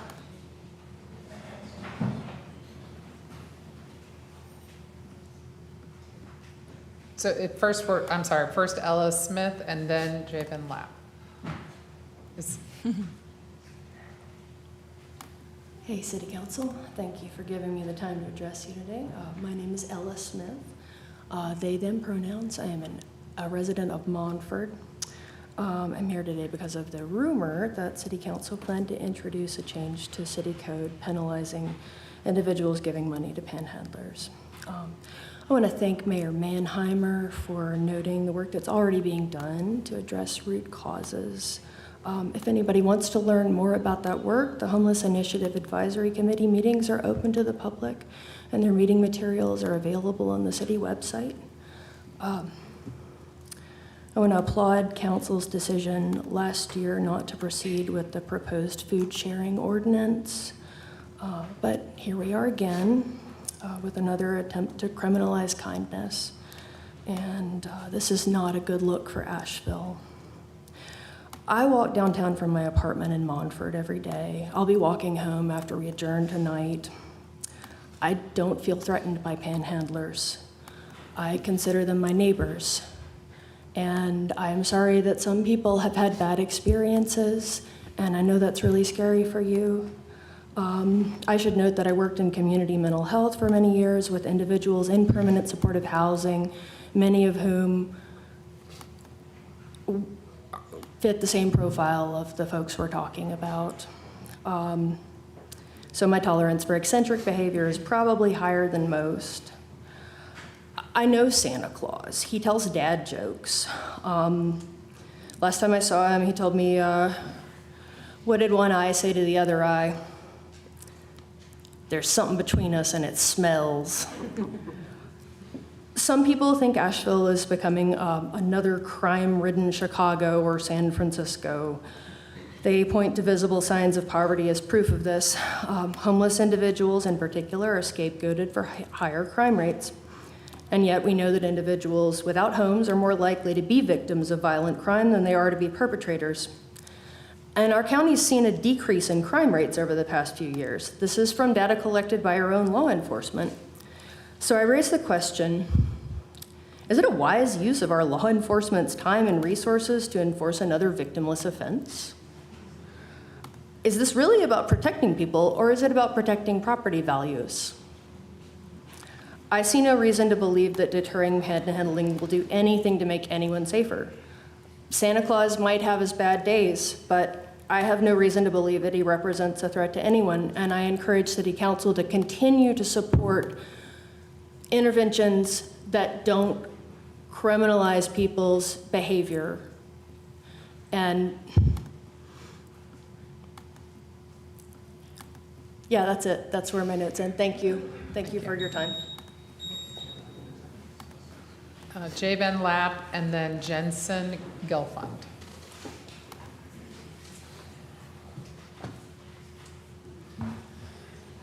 Good evening, Council. My name is Javen Lapp. First, a few things about me. I grew up in Hendersonville and Asheville. I love these mountains and its people. I worked at Pisgah Legal Services as a public benefits attorney for 3 years, working with thousands of low-income and homeless clients across Western North Carolina. I understand what it means to be poor in this town, trying to meet basic needs. I also understand public safety concerns. In 2014, I had my face broken in 3 places by a stranger who mistakenly thought I hit his car on Merriman Avenue. My father, a victim of the AIDS epidemic, was murdered in Dallas, Texas in 2015. In 2016, my sister was lost to the opioid epidemic. I understand the concerns for public safety. I too want to feel safe. Arresting panhandlers doesn't make anyone safer. Nobody is lifted out of poverty by arrest. There is no form of policing or criminal code that can end homelessness or poverty. These people are our neighbors who are struggling to meet basic needs. They deserve our empathy and our compassion. I encourage those who are confused on this issue to go give a couple dollars away, ask their name, learn about their situation. They are trying, they are people. These are big issues. They are housing issues. We are in a housing crisis. We need more housing. People need a place to go other than jail. All the research tells us this. I trust Council is aware of this. You said as much in your open letter. I'm here to ask that you please do not waste resources arresting the most vulnerable members of our community. I understand that y'all are under pressure from tourism-focused businesses downtown. Expecting y'all to solve this overnight is unreasonable. Criminalizing poverty will not solve poverty. It will definitely make it worse and waste police, jail, and court resources. It will also increase criminal records, which will only hurt those arrested in their job search. They will still be homeless and still need help meeting basic needs. Assault is already a crime. Communicating threats is already a crime. Stalking is already a crime. I ask you to stay focused on housing and add more limits. Am I over? No. Add more limits to Airbnbs, get rid of parking requirements for low-income housing. We care more about housing cars than people. The Fuddruckers parking lot, so key to the character of Charlotte Street, is still vacant. There are many things you can do besides fill the jails with poor people. This is an issue that will have me knocking doors in the next primary election. If you pass any attempts to criminalize poverty, I promise to knock every door I can and explain this to all my neighbors what exactly your vote was. I also request that you repeal all restrictions on panhandling. These ordinances have no place in our town. Thank you. Jensen Gelfand, and then Rena Katsovitz.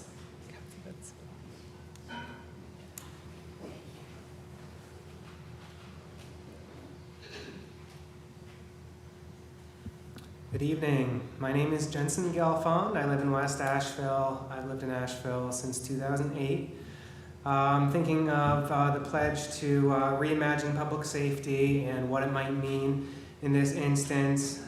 Thinking about standing up for people who are often silenced, the under-resourced people who need more help and not criminalization. And so my ask is to stop criminalizing solicitation, and in part, we really need to stop the over-policing of these folks. We do have a police department that has other priorities, which I think are a lot more important.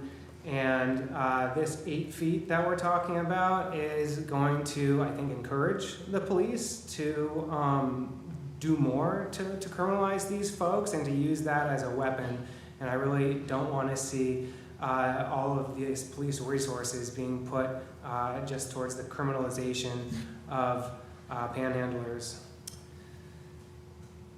So I think this is an opportunity not to mirror what's going on in the rest of America. I think we do need innovative solutions here in Asheville.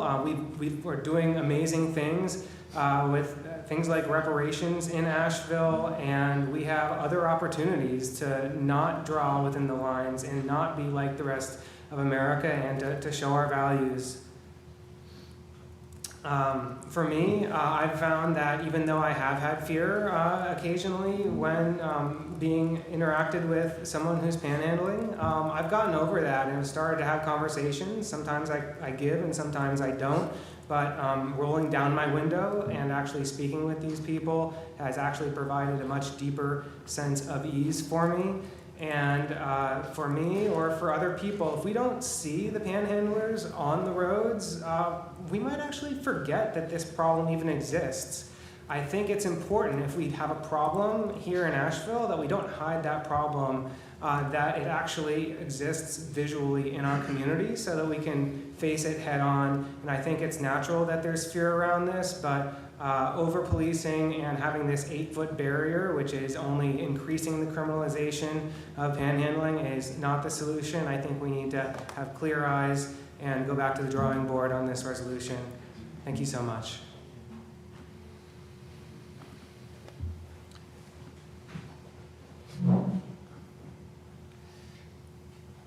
And after Rena Katzovitz, it's Elizabeth Rawlings. You're asking if we do need a break. I know we need a break. I need a break. But let's do the next two, and then we'll take a break. I know it's late. I appreciate you all staying to hear all of our comments. It's really important. Mayor, Vice Mayor, Council members, these proposed changes are in direct opposition to Asheville's values of caring for our community. I take specific problem with the necessitating a permit to panhandle. How can someone without access to a phone apply for such a permit? How could presumably this weeks-long process feed someone who's hungry tonight? How could it ensure someone who needs a bus ticket can get one from me to give them so that they can get home and sleep in their own bed? How likely is the city, even if someone does apply through all the proper channels, to allow them to give them this permit to panhandle? With these understandings, I ask that you strike the need for a permit to panhandle in this ordinance. Those of us who live here use our free time, obviously, to deepen our care that we provide to this community. We obviously care quite a lot about this. While there is one group here in support of this ordinance, there are so many more of us from so many walks of life in opposition to the ordinance changes. I ask that you stand with Asheville in centering care and kindness for those around us, and to please not further criminalize or invisibilize those living in poverty in our communities. Thank you so much. Thank you.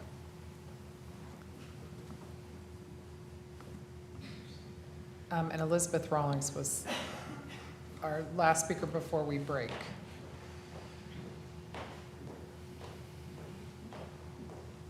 Good evening. My name is Reverend Elizabeth Rawlings. I am a pastor for the Community of Spiritual Practice here in Asheville, and I'm a resident of North Asheville. I'm here in my capacity as a called and ordained minister and also as a citizen. As a Christian pastor, I care for a community that values liberation, community, and radical compassion. And I live with Jesus' words, "That which you did not do to the least of these, you did not do to me," and is called to care for the poor and marginalized in my heart and mind. And it is a part of my ordination vows to stand up for the marginalized. But I know and I am thankful that while we can all use our faith as support for public policy, we cannot and should not legislate via religion. As a citizen, I concern myself with the common good. And I wonder, when it comes to the question of people asking for money on our sidewalks and streets, how do we get to the common good? Is the common good we are talking about with regards to panhandling safety for some or safety for all? Are people interested in getting rid of poverty or just ensuring that we don't see the poor? Earlier, Councilwoman Smith said it's important to hear the voice of those most impacted by policy. And Councilwoman Mosley said sometimes what's best for Asheville is harmful to the most vulnerable among us. In response to these points and to the question of safety for all, I wonder, have we asked the most vulnerable and those most impacted about this, the panhandlers themselves? If we are concerned about safety for all, what about the disproportionate impact these changes and the proposed ordinances that have been sent back to committee could have on Black, Indigenous, and other people of color who are already over-policed and often seen as a threat for just existing? If we are working for safety for everyone, we have a plan to eliminate homelessness that will be cheaper, more effective, and more just.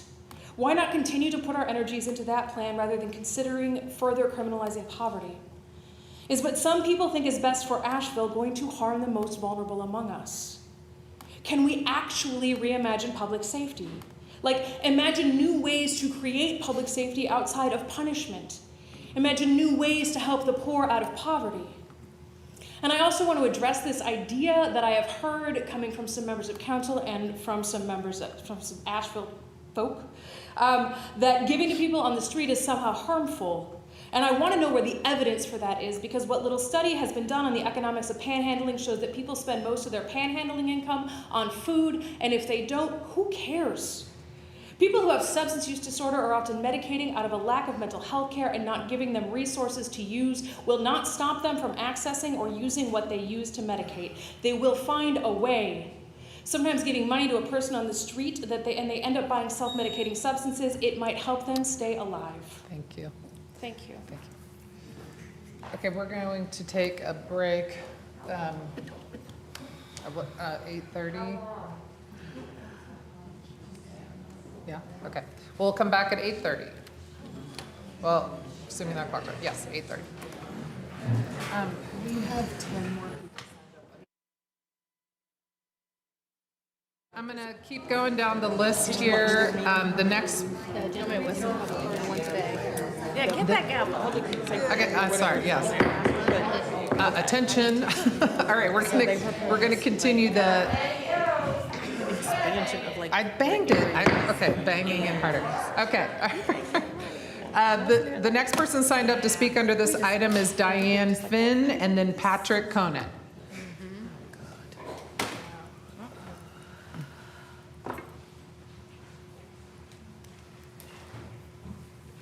Hi, thank you to Council for offering this opportunity to share our opinions.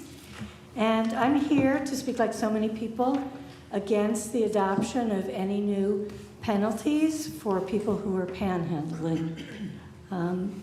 I drive around Asheville all the time. I constantly see people panhandling.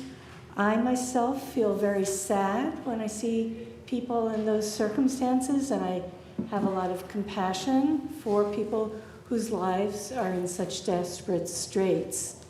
I also know that sometimes it can feel very uncomfortable to see people whose lives are in such tatters and who seem so different from the comfortable life that I myself lead.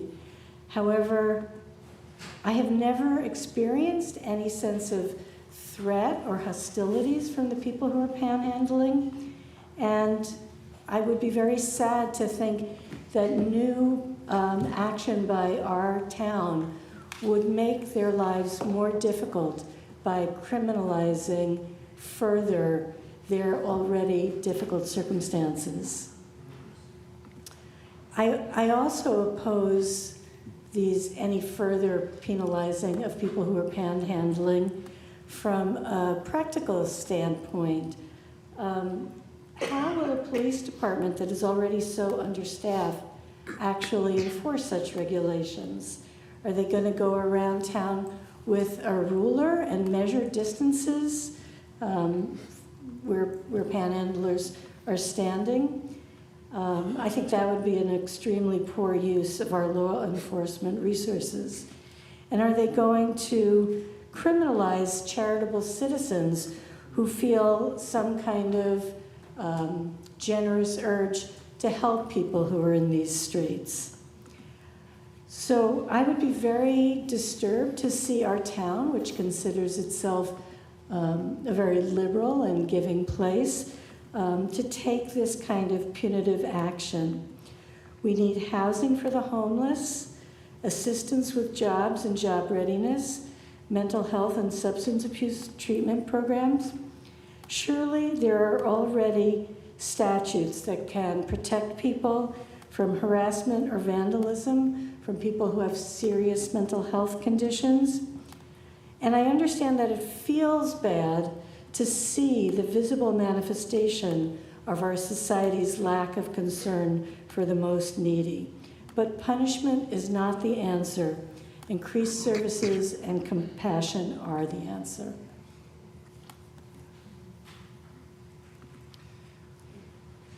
Patrick Conan, and then Greenleaf Clark. Today, you are formally voting on some technical changes. However, you are also informally directing staff to continue efforts to expand the city's solicitation ordinance, and I feel that's the more significant decision. Our existing ordinance already imposes restrictions on panhandling activities throughout the city. We have regulations on solicitation for medians or in public roads. Most of the concerns I hear are already covered by existing ordinance. It seems to me the council is attempting to legislate their way out of an issue of limited resources and lax enforcement. The Environment and Safety Committee has proposed new ways we can double down on criminalizing not just poverty, but common acts of kindness in our city. If the city wishes to support an education campaign about the ways you feel folks should donate their resources, go for it. However, I do not support council's direction to move immediately to criminalize donations of food or items from a vehicle. This proposal will introduce a new reason for folks to get pulled over and cited, taking officers away from more significant public safety concerns. These criminal charges will require residents to miss work or other obligations to show up for court, all for passing a granola bar out their window. Don't burden APD and the entire criminal justice system simply because you disagree with how some residents choose to lend a hand. One of the big challenges in this discussion is the council has not made their intended goal clear. If the goal is to improve pedestrian safety, is this the right tool for the job? Did the Close the Gap plan identify an expansion of our solicitation ordinance as a priority?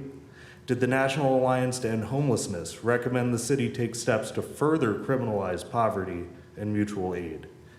Of course not, and that's why this effort represents a tremendous waste of time and resources of this council, of city staff, and of residents. It's a cold-hearted distraction that overshadows the hard, necessary work of staff, community partners, and resident volunteers on our boards and committees. Panhandling represents one of the more visible symptoms of poverty.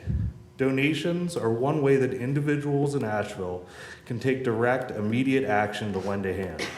It's no surprise this topic has brought forward strong emotions.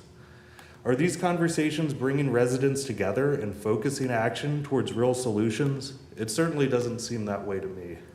It's time to draw this broken process to a close. I encourage council to adopt the minimum required technical changes to this ordinance and then table additional restrictions on donations or solicitation. That way staff, council, and residents can focus their attention back on the work that matters. Thank you. Greenleaf Clark, and then Alyssa Nordmore.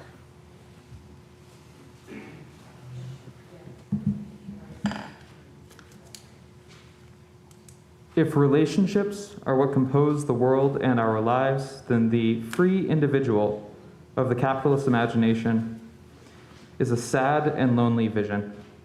a strange fiction invented by a violent and fearful society, walled in by morality and self-interest. This is an uprooted being who sees their rootlessness, their very incapacity to make and sustain transformative connections as some feat of excellence. I suggest that empire's grip on relationships is being broken by new and resurgent forms of intimacy through which people come to depend on each other, defend each other, and become dangerous together. Friendship as freedom in this story names interdependent relationships as a source of collective power, a closeness that empire seeks to eradicate through relentless violence, division, competition, management, and incitements to see ourselves as isolated individuals. I'm here to speak against any ordinance that criminalizes the poor. I'm here to speak against the city's war on poor people. I'm here to argue for our basic humanity. And what is more human than the right to help others in need? To be able to offer help to other people. These institutions that claim to provide services are some abstraction of that. Sure, I want systems change. I would love nothing more than to see the resources of the state and its institutions in the hands of the people, but that's not what is on the table. That's not what these institutions do. They do not help people. Humans do that. Humans help people. When I have been in the direst need of my life, I pick up a cardboard sign, I pick up a Sharpie, and I ask for help. And that is what makes us human. Don't illegalize humanity. And whenever members of the city council seek to render our humanity illegal, we will make our outrage known, and we will be outrageously human, and we will take care of one another because we are all that we have. Thank you. Alyssa Nordmore and then Chad Nesbitt.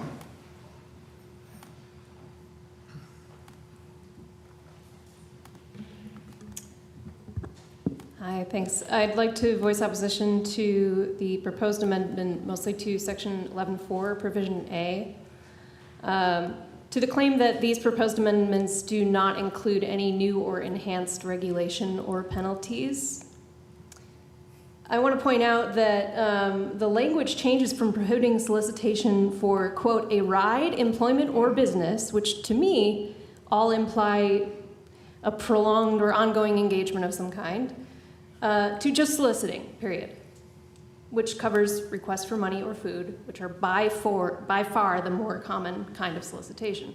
So I would certainly consider that an enhanced regulation. To the notion of prohibiting all roadside solicitation without a permit, which, let's be real, is all roadside solicitation, I fail to see how this benefits anyone or anything other than the mild discomfort of tourists.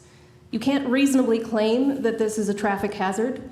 If the phenomenon of drivers stopping in the middle of traffic to give to solicitors has become an issue, I seem to have somehow missed seeing a single instance of it in a lifetime of living in cities where this practice is commonplace. Is this an attempt to reduce crime? I fail to see how literally inventing new crimes is a means to that end, not to mention removing one of the very few options available to an already desperate population seems like it could have the opposite effect, if anything. To the prospect I heard considered in previous meetings of criminalizing even giving to solicitors, I have to say I am baffled. It seems cartoonishly evil, like something you would do after tying someone to the railroad tracks in a handlebar mustache. Is this really the best solution we can think of? To fine and charge your constituents with a misdemeanor for trying to help or engage in even the smallest possible way? I don't know that an appeal to morality is effective here or if you consider it relevant to your work. But if you do, please reconsider and reflect on your obligations to your community and what it means to be your brother's keeper.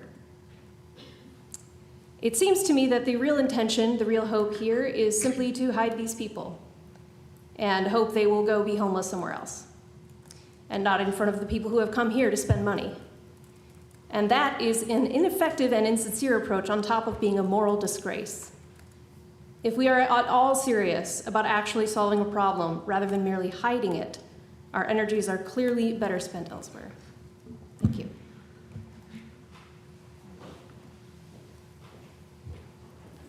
After Mr. Nesbitt is Cheryl Oringo.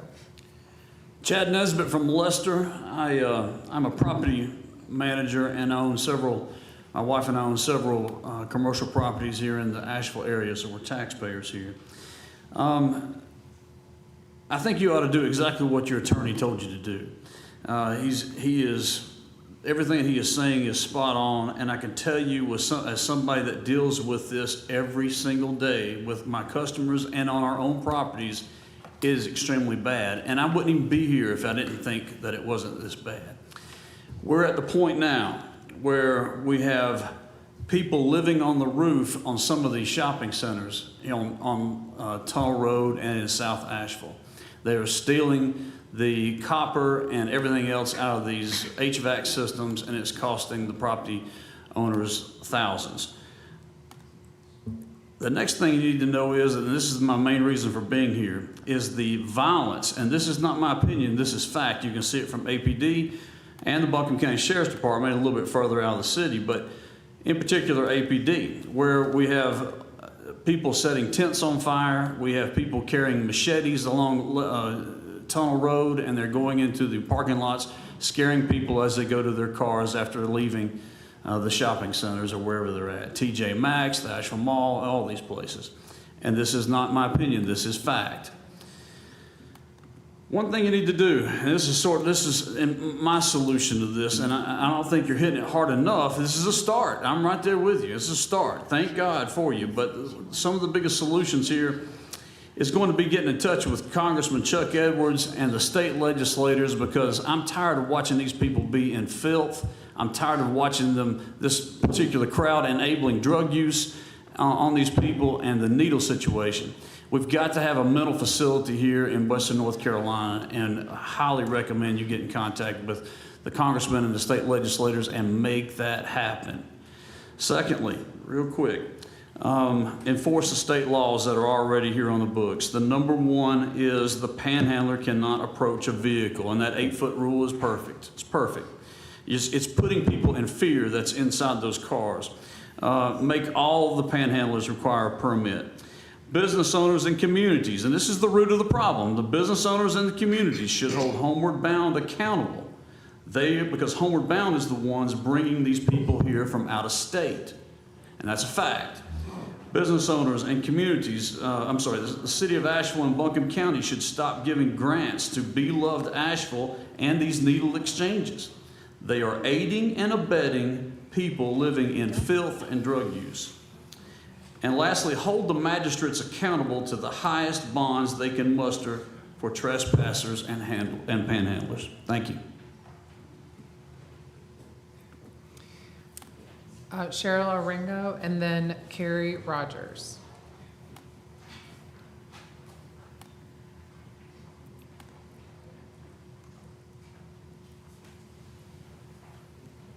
Hi. I'm a wife, I'm a mother, a grandmother, and a retired public health educator.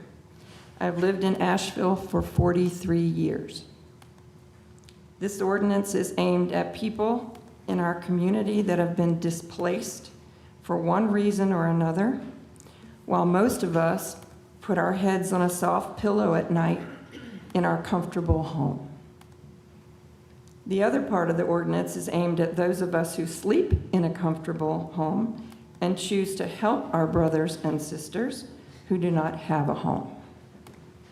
So we want the city of Asheville to reduce homelessness by applying the 112 strategies that were identified in the National Alliance to End Homelessness report to reduce homelessness by 50% in Asheville. This ordinance, as updated, is not one of those 112 ordinances. I want the city of Asheville to focus on the report of increased violence in Asheville, which happens to be aggravated assaults.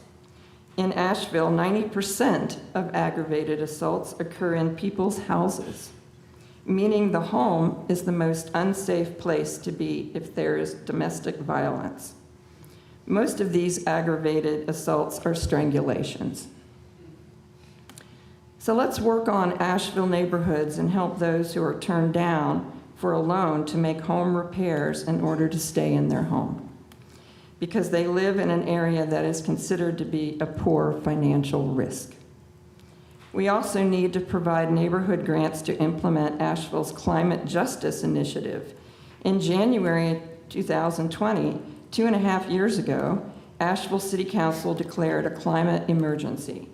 The adopted resolution acknowledges the urgent need to combat climate change and the disproportionate impact of the climate crisis on low-income communities and communities of color. Finally, a safe, affordable place to live is both the primary solution to ending homelessness and the key to preventing it, according to 2 of the country's leading experts, says Asheville Watchdog. Sam Senburis, a psychologist, was a street outreach worker in New York City when he determined that the traditional response to lifting people from homelessness, taking them to detox or mental health clinics or the hospital, does little but return them to the same streets and the same predicaments.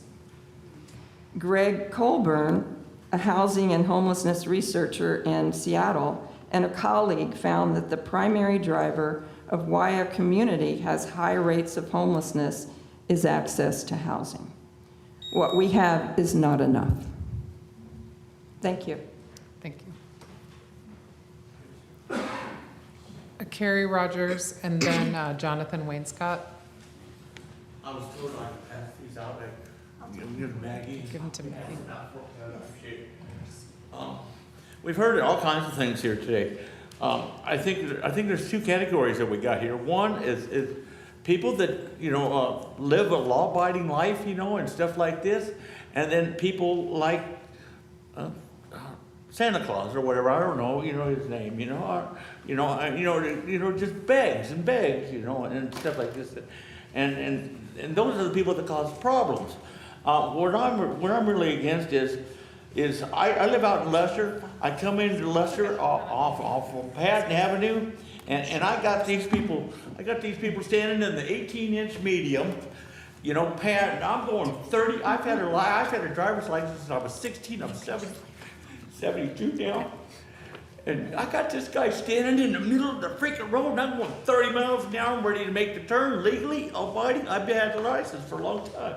And I got this guy standing in the middle of the road, in the little, how wide the lane is? It's this wide. And he's standing in the middle of it. And I'm going 35 miles an hour. And then the guy next to me is going 35 miles an hour. This guy's 18 inches, And then over there on Patton Avenue, going into Regis Park back there by Sam's Club, I see this guy all the time. The hunchback guy. I guess he's a nice guy, wherever else, but he's standing on this little medium here. And then the light turns red, he walks back, he's standing there on the medium, and then he walks back along the lines, 2 cars going this way, and he's walking, no paneling, and then the light turns green. He turns his back and he just walks on back between the cars, and they're going 35 miles an hour along there. It's just ridiculous. Here he is again, just walking along with his umbrella to keep him out of the heat. You know what I mean? Here he is again, same guy as other people. And then tell me, they go to the bathroom right behind that Regis sign park. I've seen them. Go to the bathroom there. And I get off work at 9 o'clock, and they go right over there now where Denny's used to be, and there's a drug deal going on there. I know a drug deal. I used to do drug deals a long time ago, but I'm sorry, I did drugs, I don't now. But I know what a drug deal is, and that's what they're doing right there with the money they made off of that, And here this guy's walking right there at that Clover place at Patton Avenue in Leicester. That's 48, he's right in the middle of the thing. I'm going 45 miles, not going 35 miles an hour. The guy next to me going 35 miles an hour. Here he is again, And this last one is the busking that goes on downtown, There's a guy that plays, see what else I got over here? I'm sorry, I'm getting nervous. Does Asheville want to be the tourist town that we want to be, bringing in nice money and stuff like this? Or do we want to have those, here's your homeless, you want a home, come to Asheville, we'll give you a home. I call called the Housing Authority. Thank you. It takes 2 years to get a house. That's all it takes, and everything's paid for the rest of your life. Jonathan Wainscott, and then Sagan Thatcher, I hope. Thatcher. I just know it. Yeah. Good evening, council. I was listening and to this point about the exemption for family members, unless this is outdated since this morning. It says, this definition shall not include transaction between family members. And the very next 3 words are, or mutual acquaintances. So I think Ben Scales was a little off on his reading with this. You know, this is not we're not talking about victimless crimes at all. You know, we're talking about the transactions that are happening that are unwanted. You know, people who are getting hassled and being told, you know, no over and over. That's what we're talking about here. This idea that we can't have a panhandling ordinance because it doesn't solve all of our social ills is ridiculous, because we're not trying to solve all of our social ills with a panhandling ordinance. We're trying to solve the panhandling problem. That's all that's happening. I have no fear at all that the Asheville Police Department are going to be rounding up people who are, you know, helping people, giving things to somebody. I do it all the time. I give people money, and I'm not rich at all. Like you said, the people who are helping are typically, you know, a brotherhood of sorts, family members. But I don't see, you know, all of this hand-wringing over, you know, like the police are going to be rounding up givers and, you know, transactions that are consensual.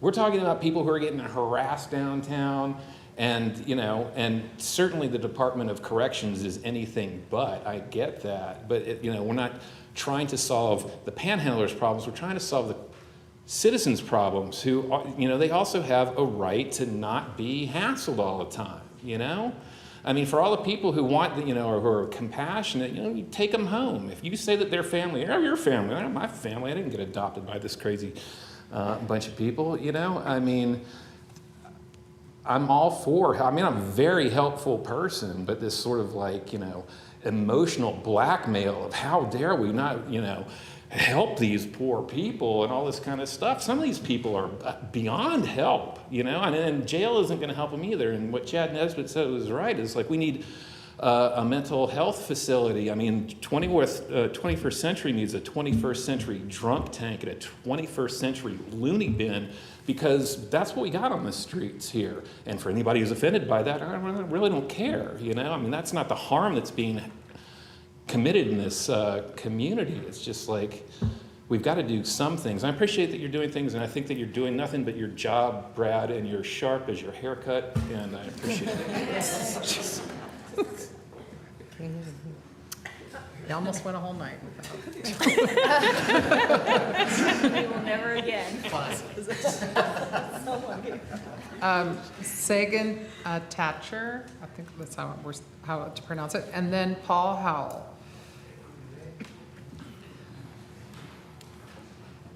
My name is Sagan Thacker. So I don't really have anything prepared, but my point here is twofold. One, to try to I guess, call folks to action, and two, to make y'all a little bit uncomfortable. So I'd like to point out that it was only, well, I guess about a year and a half ago when the city of Asheville was proposing an equally ridiculous ordinance restricting food sharing in parks in an attempt to crack down on local mutual aid programs and people hanging out and building community in their city, which y'all clearly didn't want from your actions. So around then, ever since then, local mutual aid has faced unprecedented state repression, but we haven't stopped. Folks are still out doing stuff, helping folks out in the streets, wherever they need help. And therefore, I'd like to say pretty much what I said back then. It's not going to work. We're still going to keep doing stuff. No matter what y'all try, how y'all try to beat people down, how you try to keep people from helping each other and keep people from being helped, people are still going to help each other and still going to do mutual aid and community solidarity and community work. It's still going to happen. Nothing you do is going to stop that. No matter how hard you try, no matter how many laws you pass, it's still going to happen. And I want y'all to keep that in mind as you pass this very inhumane law that will be coming up in September. People are still going to do exactly what you do not want them to do because you can't control the people.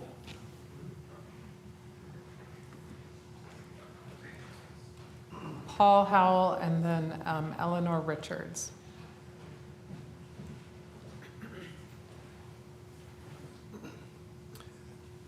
Good evening, Mayor, Vice Mayor, council members, city manager, city attorney, and always Maggie, the glue that holds everything together.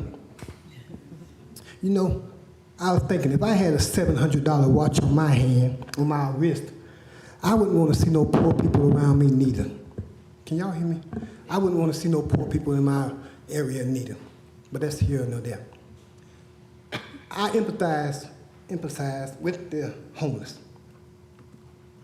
I don't think it would be right to lock people up, to find them, because you're not going to get nothing out of them. They don't have nothing to give you.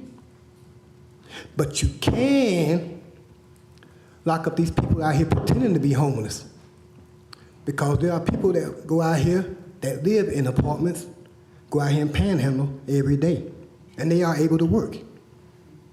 I watched somebody pull up at the Ingalls out there on Maryland, this woman and her husband. He got out with the dog and went to the back of the car and got a walker out. Him and the dog running around, they come up to the sidewalk over there beside me at the bus stop. He set up the walker, she gets out of the car with a sign and a bottle of water and walks over there to that walker and stands there with the sign open saying they need money, they are homeless. I stood right there, I can't say what I said, but I told her, y'all not homeless. Y'all not homeless. I watched y'all. I said, I watched y'all the whole time y'all pulled up. So what we need is a way to figure out who is homeless and don't punish them, and punish those who are not homeless, that have places to stay and just going out there wanting people's money. My nephew, I keep saying this every time I come here, my nephew is out here in these streets working. But for some reason, he cannot get no funding, no help, nothing to do this work with. He sells his clothes through his clothing line to put his own money into helping these people. If he could have just a little bit of help from the city, a little bit of help, just a little bit, he might be able to get out here and do something with some of these homeless people, get them away from people where they don't want them at, because he had no problem helping them. I sit up here and I look at y'all. I watch all of y'all every time. I watch you when I'm not even here in meetings, you know? And I think, y'all doing a good job. And then sometimes I think, y'all doing a hell of a poor job. And I know it's hard. It's hard because you gotta be here, you gotta be there, you gotta do this, you gotta be that for everybody and everything you can't. But I'm telling you this ordinance you're talking about locking people up, don't do that. Don't do that. Not unless you're gonna get the right ones to lock up. That's like me saying, well, lock me up because what? I'm too lazy to work. No, lock me up because I can't cook. Lock me up because I can't cook. I ain't got nowhere to stay, but lock me up though anyway, you know. I'll be happy. I get a meal, something like that. The people need help. And what many people don't realize is that some of these people, some of these people that you say get violent, are on drugs. The drugs cause them to get violent. Eleanor Richards. Good evening, each and every one of you. My name is Eleanor Richards. Just a teeny bit of background. Over 50 years ago, I lived in India for a while, and I've lived in South America, and I've seen poverty way worse than this. But in the ensuing years, I've been watching the United States turn into what I saw in India over 50 years ago. One of the things I've learned in all these exposures is poverty breeds desperation. And this proposal in front of you all addresses the symptom and not the cause. There are many other options that are way more humane than what you're proposing here. And I want to make an announcement that right here to all of you right now, that every poor person in this town and elsewhere is part of my family. So if this passes and I were to be arrested for giving food or money to a homeless person, that you'd be violating your own ordinance. And lastly, I'd like to remind each and every one of you sitting up there that there, but for the grace of God, go each of you. Thank you. Thank you. Believe it or not, that was our last speaker on this item. So we have a motion and we have. Oh, you may be signed up under general public comment. We haven't gotten to that yet. We have more to come this evening. Don't you worry. We're doing the late show tonight. So we have a motion and a second on this item. Are there any other questions or comments before we vote? Yeah, I need to explain my no. At the end of the day, life isn't binary. We have to say yes or no because those are the choices and the responsibility that I hold as an elected official. I heard from one of my students about this, a student I had worked with since kindergarten who's a voter now. And they said, if you care about public safety for the youth, you would address the opportunity gap in our schools, and you would build affordable housing, and you would engage the community health workers that I know. And I felt ashamed because I hadn't. It took one of them to remind me that we made commitments to address the opportunity gap in our schools, and they're concerned about paying teachers. And so while I feel and I hear concerns from people who maybe agree or disagree with me, I hear the bucket of concerns around a deep sadness about not having access to health care and housing as human rights. I feel that we're all really tired of seeing the suffering that our systems fail all of us. And everyone wants us to do something, right? And so I do want to do something. I have the great privilege of having served on the first and now second all-female council. And we're having hard conversations because our community is having really hard conversations. And so my ask tonight is that I have to say no to this ordinance as drafted, but we're going to keep having a conversation in September, and we're not having this conversation in isolation because our last meeting, we made it against the law to store your bike in the same place for 7 days. So I'm really worried about the distractions, and I'm really wanting us to get all hands on deck and doing the agreed upon strategies to get to the heart of the issues that we're facing in our community. That said, I do think this is the wrong tool. I think it creates more problems. And I will be voting no on this. Any other questions or comments? Okay.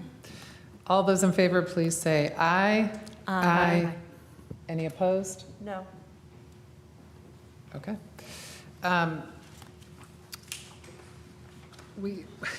We have another item on our agenda, that being the ordinance amending sections of the city code regulating noise in order to remove possible ambiguities. And Mark Matheny is here to talk to us about this. Good evening, Mayor, Vice Mayor, and Councilwoman. Yep, you're good. Mark Matheny, Director of Development Services Department. I promise to be brief. First of all, I hope you're all doing well. What I'm before you tonight is to do a technical revision to the noise ordinance and look forward to an adoption of the ordinance amending the sections of the city code regulating the noise to remove possible ambiguities. Just very briefly, I'm going to touch on one item. The District Court of WNC has found that several aspects of the city's noise ordinance are ambiguous and could be more narrowly tailored. And our goal tonight is to have a couple of those items more narrowly tailored. And that's all I have to say. And if you have any questions, I'll be glad to answer. Do we have a suggested motion there that There is someone a is ready to read? Please. You got it? No, I was just I going to have say it. congratulations on the new position. Thanks so much. I move to adopt an ordinance amending sections 10-82 and 10-85 of the city code. Second. All right, we have a motion and a second, and no one has signed up to speak under this item. So all those in favor, please say aye. Aye. Any opposed? All right, thank you. Thank you. Thank you. We probably should have moved him up. But he's new in this Sorry. role. We're breaking him in. just endurance test for this position. Thought of that. Okay. All right, boards and commissions, I'm going to turn it over to the vice mayor, who's going to help us with our planning and zoning commission appointments. Okay, this morning, the Board and Commissions Committee virtually interviewed 6 candidates applying to serve on the Planning and Zoning Commission. I hope that all the council members had the opportunity to watch the interviews this morning. And so now we will be voting on the new appointments. There are 4 openings in planning and zoning. 1 seat, Kimberly Levi, is eligible and interested in reappointment, and the remaining 3 are not eligible for reappointment, so those seats are vacant. It was a suggestion of the Boards and Commissions Committee that 1 or more seats remain open and the vacancies to be re-advertised in order to get a more diverse pool of applicants. And at this time, I'd like to ask, do we have any council members who want to make a motion for an appointment? I have an initial one, if you don't mind. Can we do the reappointment first? I move that we reappoint Ms. Kimberly Levi to P&Z. Second. All in favor? We have a motion and a second, so all in favor? Aye. Aye. Okay. Before we move forward with the next step, I just wanted to bring attention, the current planning and zoning chair did email us today at 2:24 p.m. Regarding concerns about lived and professional experience that are needed on this commission. It is a 5-person committee. We also had a conversation at the boards and commissions level about some of the benefits of keeping positions open to make sure that we find those folks with lived and professional experience. So we did talk about the potential of leaving an opening. Yes. And in that case, I understand that both the chair and Mr. Hoke are willing to stay on while we leave those openings. So is my hope, but I'm not wedded to this, that we leave open 2 positions and appoint 2, so we've already done 1, but I'm willing to hear discussion from others about the number of open seats. I'm a little concerned because of the size of the commission that I was looking at their upcoming agendas. I totally support leaving 1 open. I'm a little concerned about leaving 2. So referring to the email that Councilwoman Roney mentioned, the current chair has indicated he and 1 other person who is leaving would happily stay until we filled the necessary seats. So just throwing that out there. And because when I think of the 2 that we're losing, in the interest of diversity, I would prefer to leave it open. But again, I'm not wedded to it, so I'm just. The chair does mention the professional and lived experience, including the lived experience of renters. And so one of the people leaving was they were both African American. Yes. Yep. One was a renter, one was And a the homeowner. chair is a renter and is leaving, so. I would prefer to leave 2 open, given that they're not going to be open because they're filled by the existing. Is two council members. ready to, what did I hear? We might need 2 months to revisit? I'm just a little It'll be concerned about the October. upcoming meetings, because Well, this is October, a what we're heavy looking at is- lift commission. Yeah, we're And looking I at would, I was looking at their agendas, and there's like a couple hotels, the Pack Square Planning. Well, they would Plaza. still be a full board. Yeah. So we're looking at an October appointment. Can we speed it up? Or is there? There's We're no not meeting in meeting next September. month, We're so not we having have a to meeting have in the time September. for the advertising, and then we would interview. Because we might not And they get give any us a more chance to- applications than we would pick from today. But we- Okay, so at this time, we have 1 position open, so does anyone want to make it a motion? Well, so for- one way to do this, that we've done it when we have a pool like this, is just to kind of go down the line and everybody name their person and see if we get 4 votes for Is that the way somebody. you So wanna do I'll it? start, my first is Byron Greiner. Susan Bean. Byron Griner. Susan Bean. Susan Bean. Andrew Fletcher. Susan Bean. So are we saying we're agreeing to keep 2 So is open? that 4 So for that's- Susan? that's- Yeah, four for that's Susan. 4. Yeah, So Susan Bean would be appointed. yes. We reappointed Levi. We're about to get into that. Okay, so I think one problem we have is that we have to figure out who if we leave 2 openings. You could put her to the vacant seat. Okay, and then leave the other 2. The 2 current members on there, if that's what council wishes. Until they're. We're able to do that. We can just say, stay for a couple more months. Well, I mean, you serve until your appointment. Replaced, okay. You know, so by default, you just carry on. So just as a point of personal privilege, my next, had we done 2, was going to be Susan. So Susan and then leave open for 2? 2 more? Is that all right?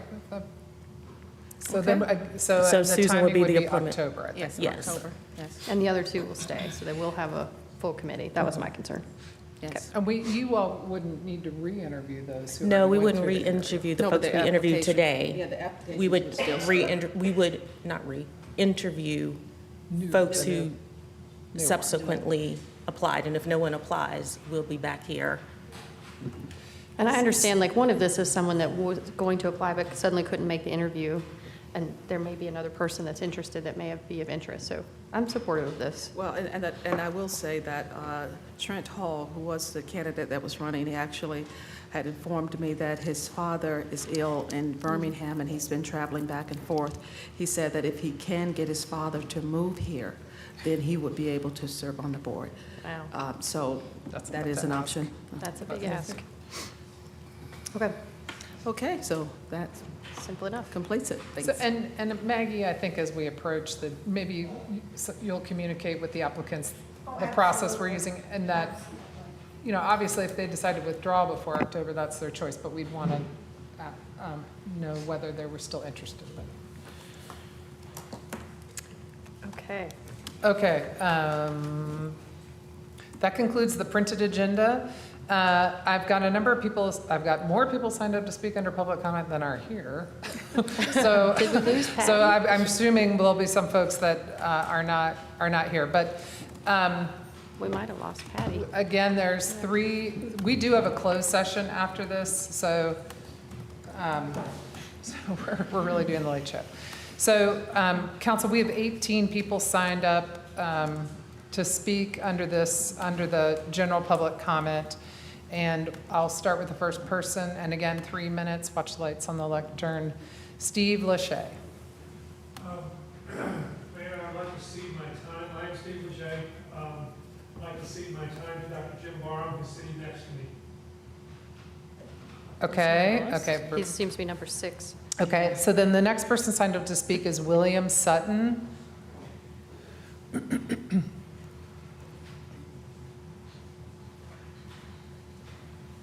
Good evening. My name is William Sutton. I'm a Vietnam veteran and a lifelong resident of Asheville, North Carolina.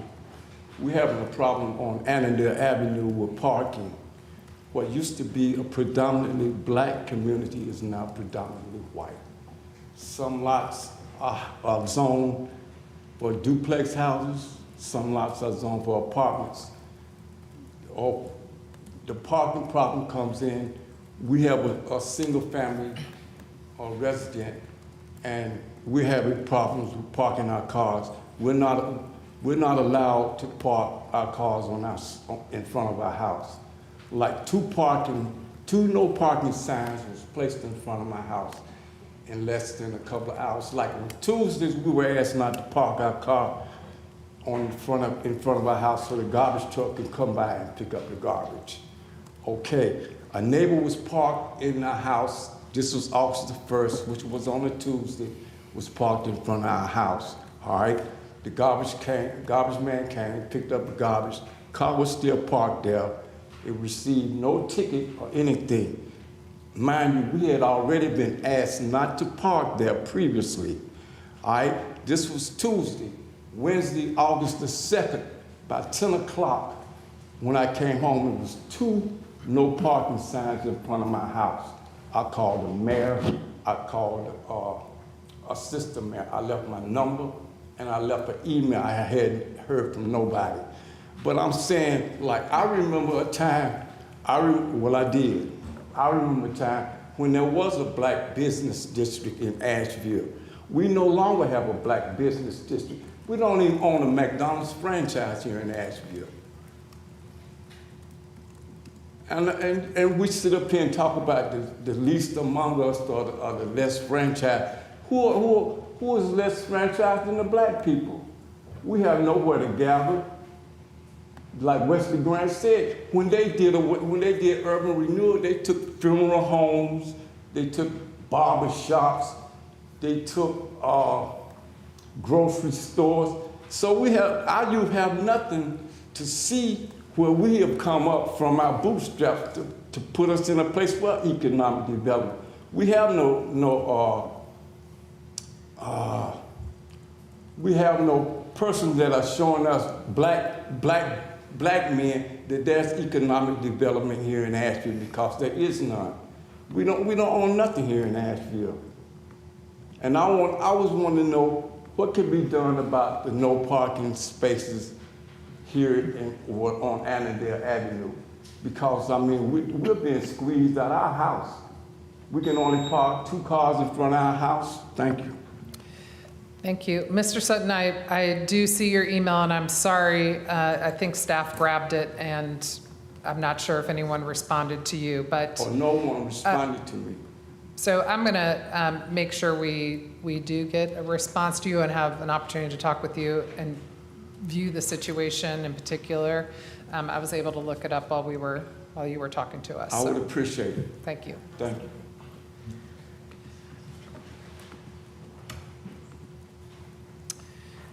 Diana Gordon.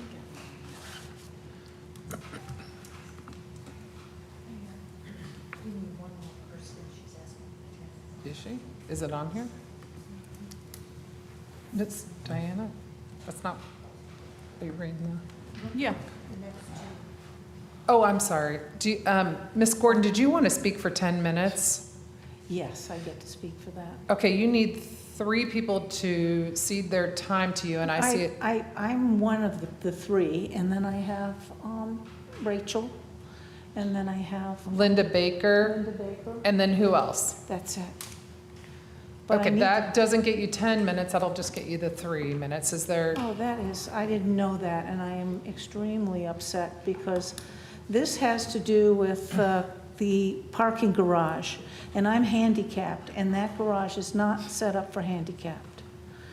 It is, I'll do it as quickly as I can, but I really need to be able to say this, and nobody told me that it was different. Well, we have it on our website. If you would have called. I don't have a computer. I'm computer illiterate. I did call. Ms. Gordon, let's just see what we can do here. Okay. I will tell you, ultimately, the concern that you're probably bringing tonight is going to need some staff attention. And if there's a way for you to provide the information so that staff can review it, that we don't have all our parking folks here. I really want to say it. I've waited all night long to say this. I thank you, Councilwomen, for allowing me the opportunity. My name is Diana Gordon. I've collected a petition of over 500 signatures. Business and shoppers were eager to sign. It has been a long and exhausting enterprise, but with the help of a couple of businesses, I am able to present it to you. It has been my experience that the parking garage at 68 Rankin Avenue, the Civic Center garage, is not accessible to the handicap. I have not included other city-owned garages, but I'm pretty sure that they have problems as well. You see, I am handicapped. 1, there is no signage for handicapped to inform them how to come and go, only for, quote, pedestrians, unquote. 2, there are only 3 entrances that are handicap accessible, and 1 is not open all the time. That is the library. 3, spaces for the handicapped are not up to the ADA code. They are too small. A person cannot open up their car doors without hitting the door next to them. There are no center aisles between cars as mandated. 4, if one wants to remove a wheelchair, etc., for lack of room, it is impossible. So one has to back up into the traffic to do so, and that's dangerous. 5, the 4th floor ramp used to enter the garage is unfit to use as handicapped as well as others. A new one is sorely needed. 6, the ADA standards, the handicap must have parking at the entrances and exits at the garage. No spaces are allotted to them. 7, there needs to be a second elevator when the existing one is out of commission, which has happened on a regular basis.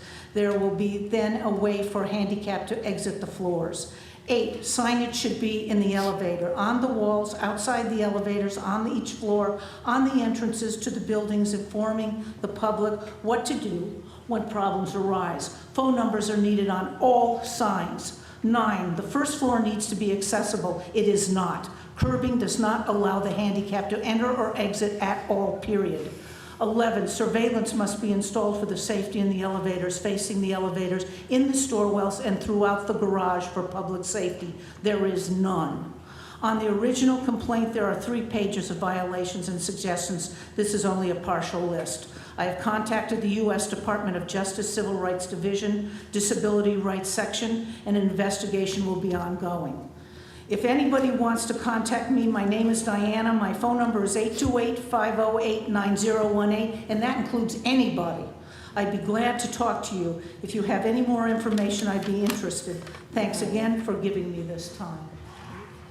Okay, what do I do with this? I'm fast. That was fast. You got it. Okay, you can make copies of this. I have heard about this recurring problem though. Repairs and not even be able to get from level to level. I have 535 signatures. It's in here, there's 30 pages. But I need those back. Well, why did you give me your address? Okay, it's, no, I'm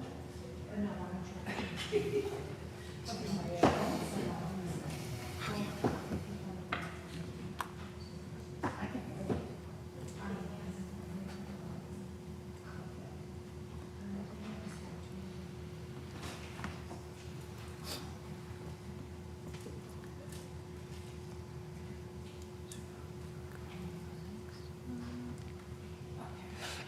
Thank you.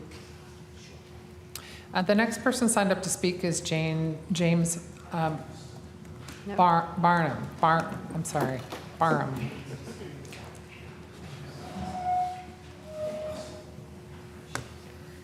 I think he's wanting extra time too.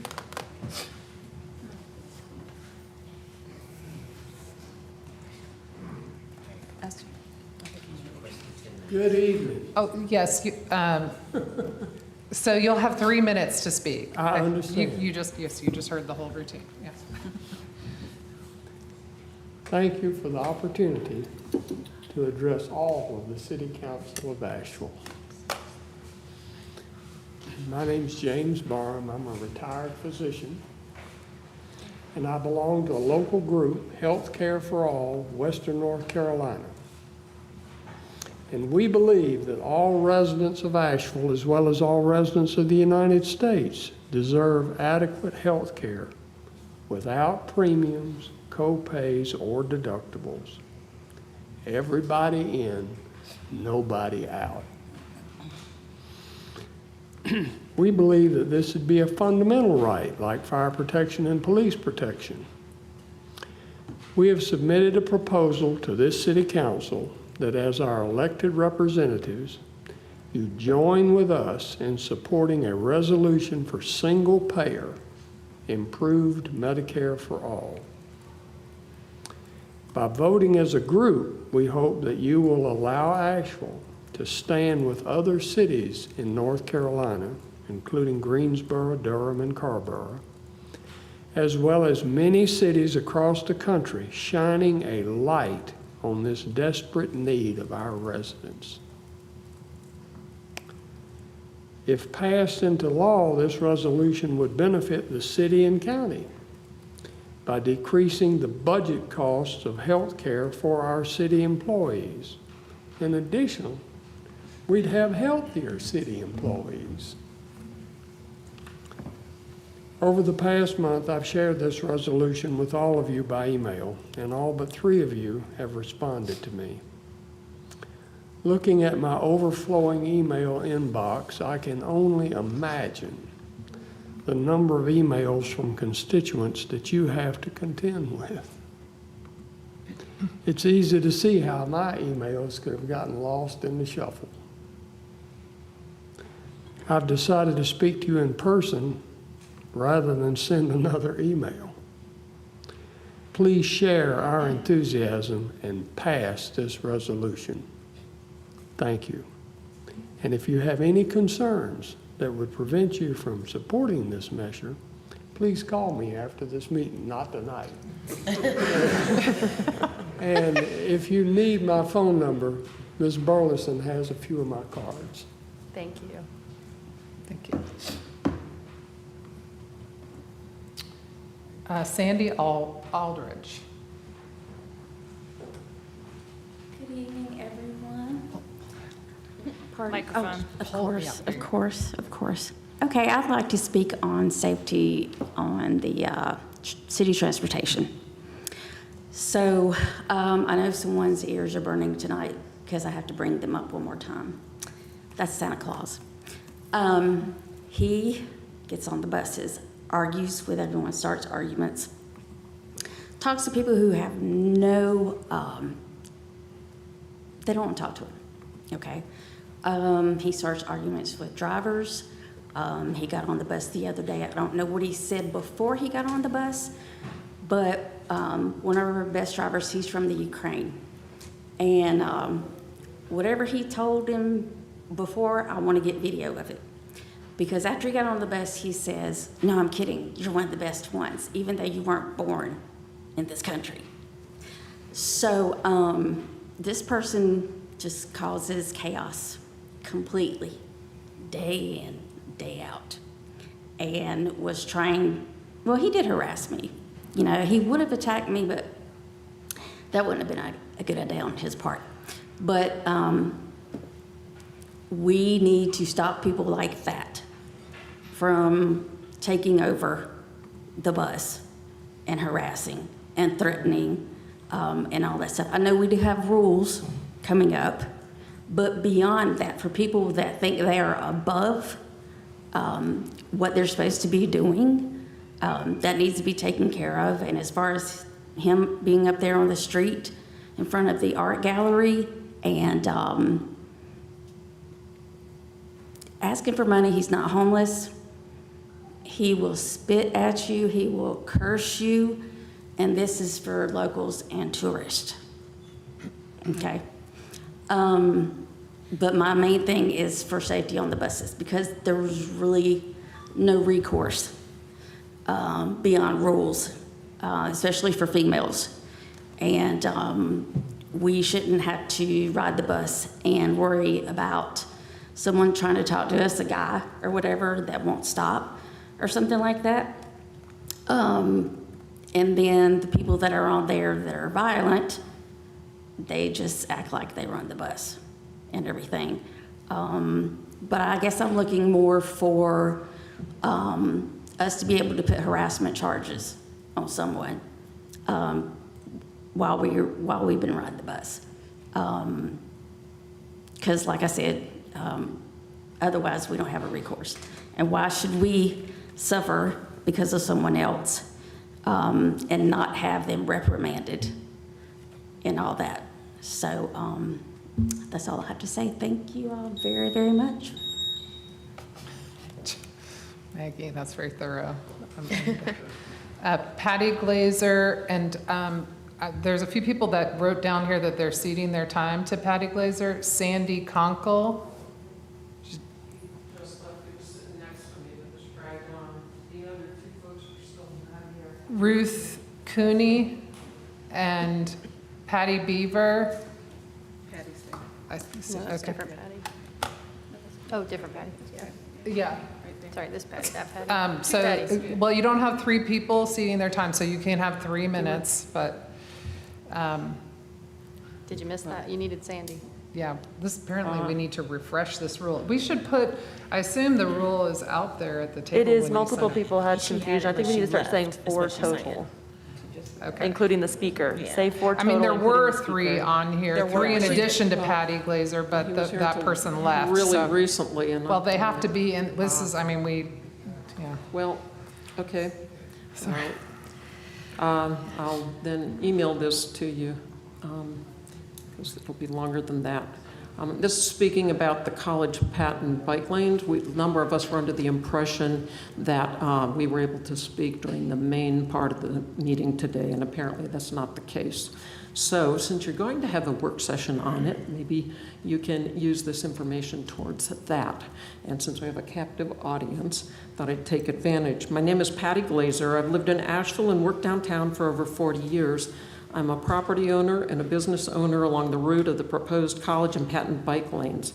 I'm representing the stakeholders as well as others here today, and while we're glad to have the opportunity, we're dismayed at receiving no responses to emails we've sent to City Council and no council attendance at stakeholder meetings. It's also disappointing that this issue that is so impactful and controversial has not become a council agenda item. As you're aware, downtown Asheville is a big draw to both locals and tourists, contributing significantly to the local economy. The long-established businesses have weathered downturns in the economy as well as the pandemic. As property owners downtown, we pay extremely high property taxes. Many of us were key players in the successful Save Downtown Asheville movement of the 1980s. Although we are not against bikes or bike lanes, you should be concerned that none, let me repeat, none of the businesses along the route are in favor of the proposed design or location of the bike lanes as evidenced by a signed petition. Keeping the curb-to-curb width of the streets as well as traffic signals as is while converting one lane to a dedicated bike lane leaves both College and Patton with only one lane of moving traffic. Clearly not viable for the city's main east-west arteries in the city's business district. Complete streets policy is a great goal. However, it does not fit everywhere. One needs to look at the repercussions of forcing such a solution where it physically doesn't fit. If there were one additional lane available on each of College and Patton, great, go for it.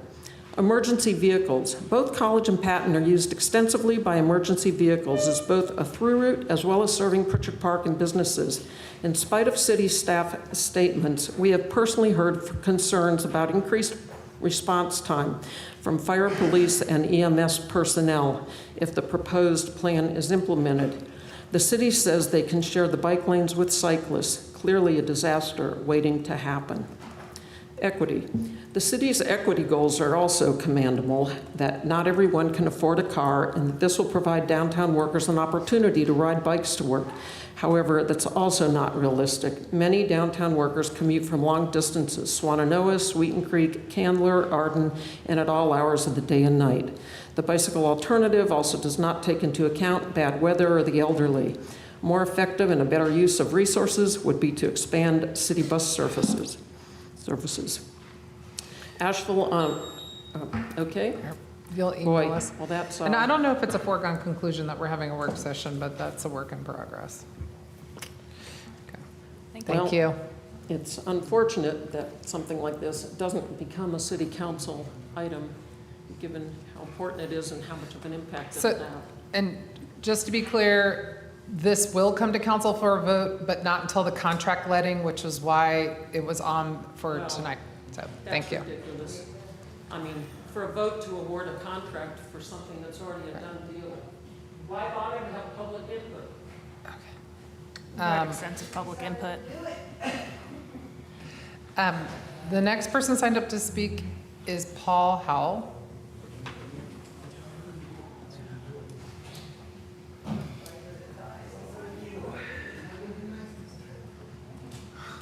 Okay. I'm back. It's beyond, how can I answer it? It's beyond my comprehension as to why this city continues to have the propensity to number 2 on the black community. Not people of color, those which are considered black. Through smoke and mirrors and smooth talk, the city's agent flexed the residents of the South Side into agreeing to additions to a fairly new building and replacing and relocating Walton Pool to the Wesley Grant Center with a swimming pool equivalent to it. Yet what was received was additions to the building less the kitchen they asked for, along with a water pool to replace our swimming pool. The Grant water pool is 3,275 square feet, no diving board, 15 square feet per person. Walton pool was 4,000 square feet, diving board with 15 square feet per person under 5 feet of water, and 24 square feet per person in 6 feet and up in water. I was told by Parks and Rec that swimming would be taught at this place, yet that will only benefit and be taught to those that are 5 feet or shorter, because treading water is the first thing everyone should learn before swimming, and treading water requires water deeper than your height. Many people in the South World are upset with me for not being happy and festive while giving you all a pass for voting on and passing this Vaselineless assault yet again on the black community. People were very ecstatic about the ribbon cutting and celebration. What was being celebrated? The fact that $6.7 million was wasted to upgrade an existing building and omit the kitchen? Or the fact that a water pool was used to replace a swimming pool? Myself, I've never been one to celebrate being number 2 though. In 2017, you all decided not to put any more money into Walton Pool when $1.3 million wasn't used to fix and bring the pool up to date. Yet, $6.7 million later, we still don't have a swimming pool in the black community. I heard about the dropping the pool from the shallow to the deep end at Walton. What was the problem with that? Of course, liability insurance may have went up with the building a new pool, yet wouldn't they have been lower at the site where the pool was already at, where there had never been a drowning nor a fatality whatsoever? Quite sure the money from the insurance could have paid for the fixed Walton Pool. Then Parks and Rec allocate $500,000 for redevelopment for Walton Street Park, with the possibility of filling the pool maybe. Then give up the $1.3 million to fix and save the pool, yet there's no issue in giving up $500,000 to change it. I guess it's a back pattern achievement to have people think they are being helped while the whole time they are being cornholed. Thank you. Sherry Coglioli. No, not here. Coglioli. Tom Sheave.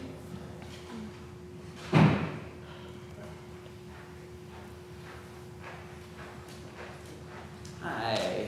Good evening, council and members of council, mayor. My name is Tom Sheave, and I am the program coordinator at 12 Baskets in West Asheville, and where we take reclaimed food from Whole Foods and Earth Fare and area restaurants, and we have a free cafe twice a week and a free grocery store day twice a week. And we serve the very community that we've been speaking about largely tonight. I have an idea to reduce panhandling that I'd like to share with you now that everyone's left and we can speak privately. And it's this. It's free distribution from the city of single-use bus tickets to the nonprofits so that the folks working in the nonprofits and the shelters and the food banks can distribute these bus tickets to the populations that we serve upon request. Currently, they're 50% off to these nonprofits. When I was at the winter shelter 2 years ago, I learned that it was volunteers, retired volunteers, who were going down to get half-off bus tickets. And the same at the shelter, the women's shelter in the basement of Jubilee. Also retired volunteers going to get 50% bus tickets. Whether we do it through the organization or through volunteers, the best we can do is half off. My question is, why not free? When we're trying to reduce panhandling, we have 402 people in the shelters, I think, and 171 unsheltered at this last point in count. Many of them are waking up with $0. So if you're going to go to the resources, as was suggested by one of the speakers earlier, you need $1 to get on the bus or a bus ticket. And so if my retired volunteer didn't buy me any bus tickets for 12 baskets, then the answer is no, I don't have any. And I'm right there on Haywood Road, we're talking about the area with the panhandlers. So if they wake up in a shelter downtown with $0, in order to go get services, or go to the Del Fail Clinic, or anywhere, they need a bus. And 93 cents won't get you on the bus. And it won't get you 93% of the way there either. I think it's a simple solution. I don't think it would cost more to have 12 people on a bus or 10. And the fact is, Transformation Village pays about $300 a month, nearly $4,000 a year. Sunrise, same. All the other groups, the same. And they're already doing a bunch of heavy lifting, and I'd like your support on this. Thank you. Jonathan Wainscott.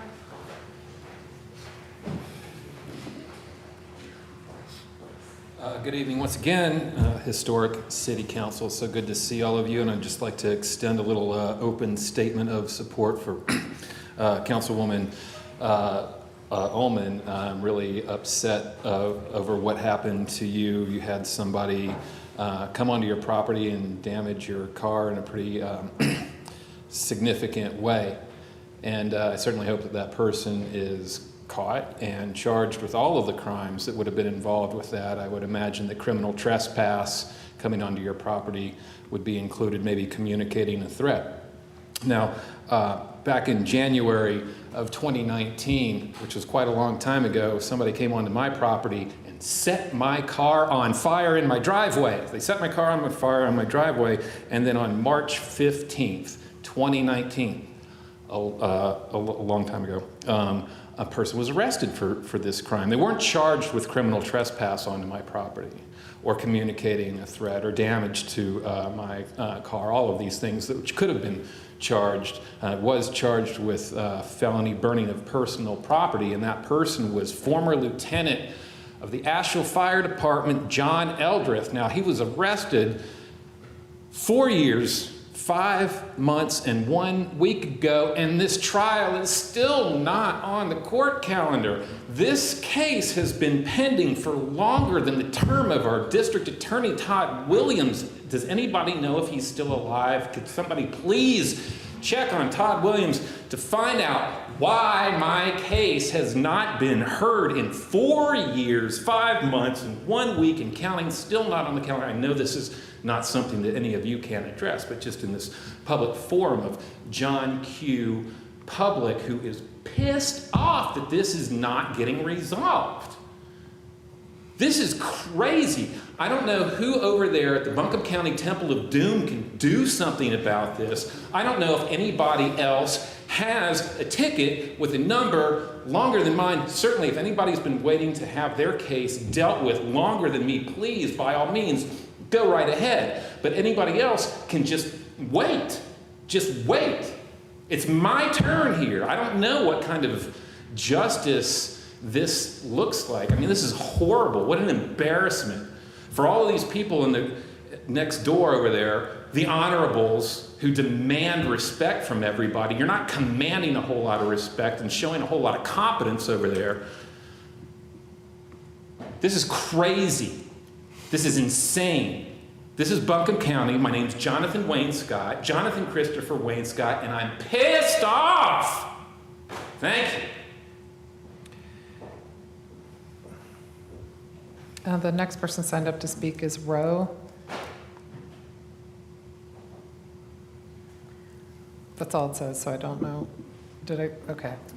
Patrick Conant.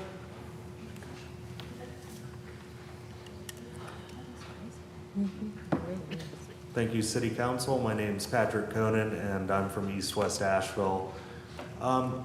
Prior to the public comment period on the solicitation ordinance, I know there was some discussion about, there's 25 people signed up to speak. Do we adjust the time? And I just wanted to state, for the public record and maybe to help council understand, cutting the time during the meeting can be really problematic for people who, write their comments ahead of time. They practice the comment, they time it.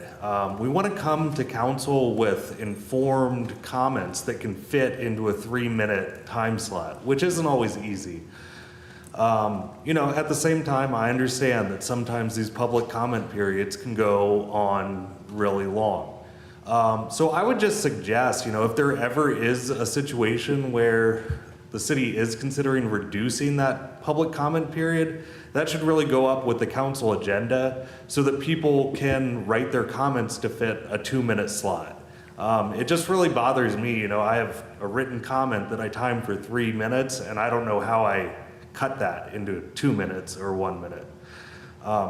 Personally, I think we've all been here for a lot of hours tonight. Members of the public sit in the audience for hours, and I think it is kind of council's responsibility to just give them 3 minutes to talk. But if you have a lot of feedback on a particular item, I would just suggest that council consider ways to do that up front in a way that's more fair to the public and allows us to really, state constructive, informed comments that can fit the time we're given. So thank you. That was the last one. That was the last person to speak. We have a closed session motion. Before we do that, can I say a word? With the passing of Nikita Smart, our community has lost a brilliant doula and leader in addressing racial disparities in healthcare systems. Nikita stood in the gap for Black women, families, and babies as co-founder of Sisters Caring for Sisters, and her legacy will be remembered through the changes she demanded in Black maternal health outcomes and through the lives of the babies she helped bring into the world.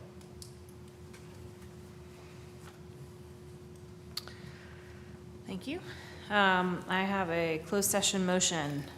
First, to prevent disclosure of information that is privileged and confidential pursuant to the laws of North Carolina or not considered a public record within the meaning of Chapter 132 of the General Statutes. The statutory authorization is contained in North Carolina General Statute 143-318.11A1. The law that makes the information privileged and confidential is North Carolina General Statute 143-318.10E.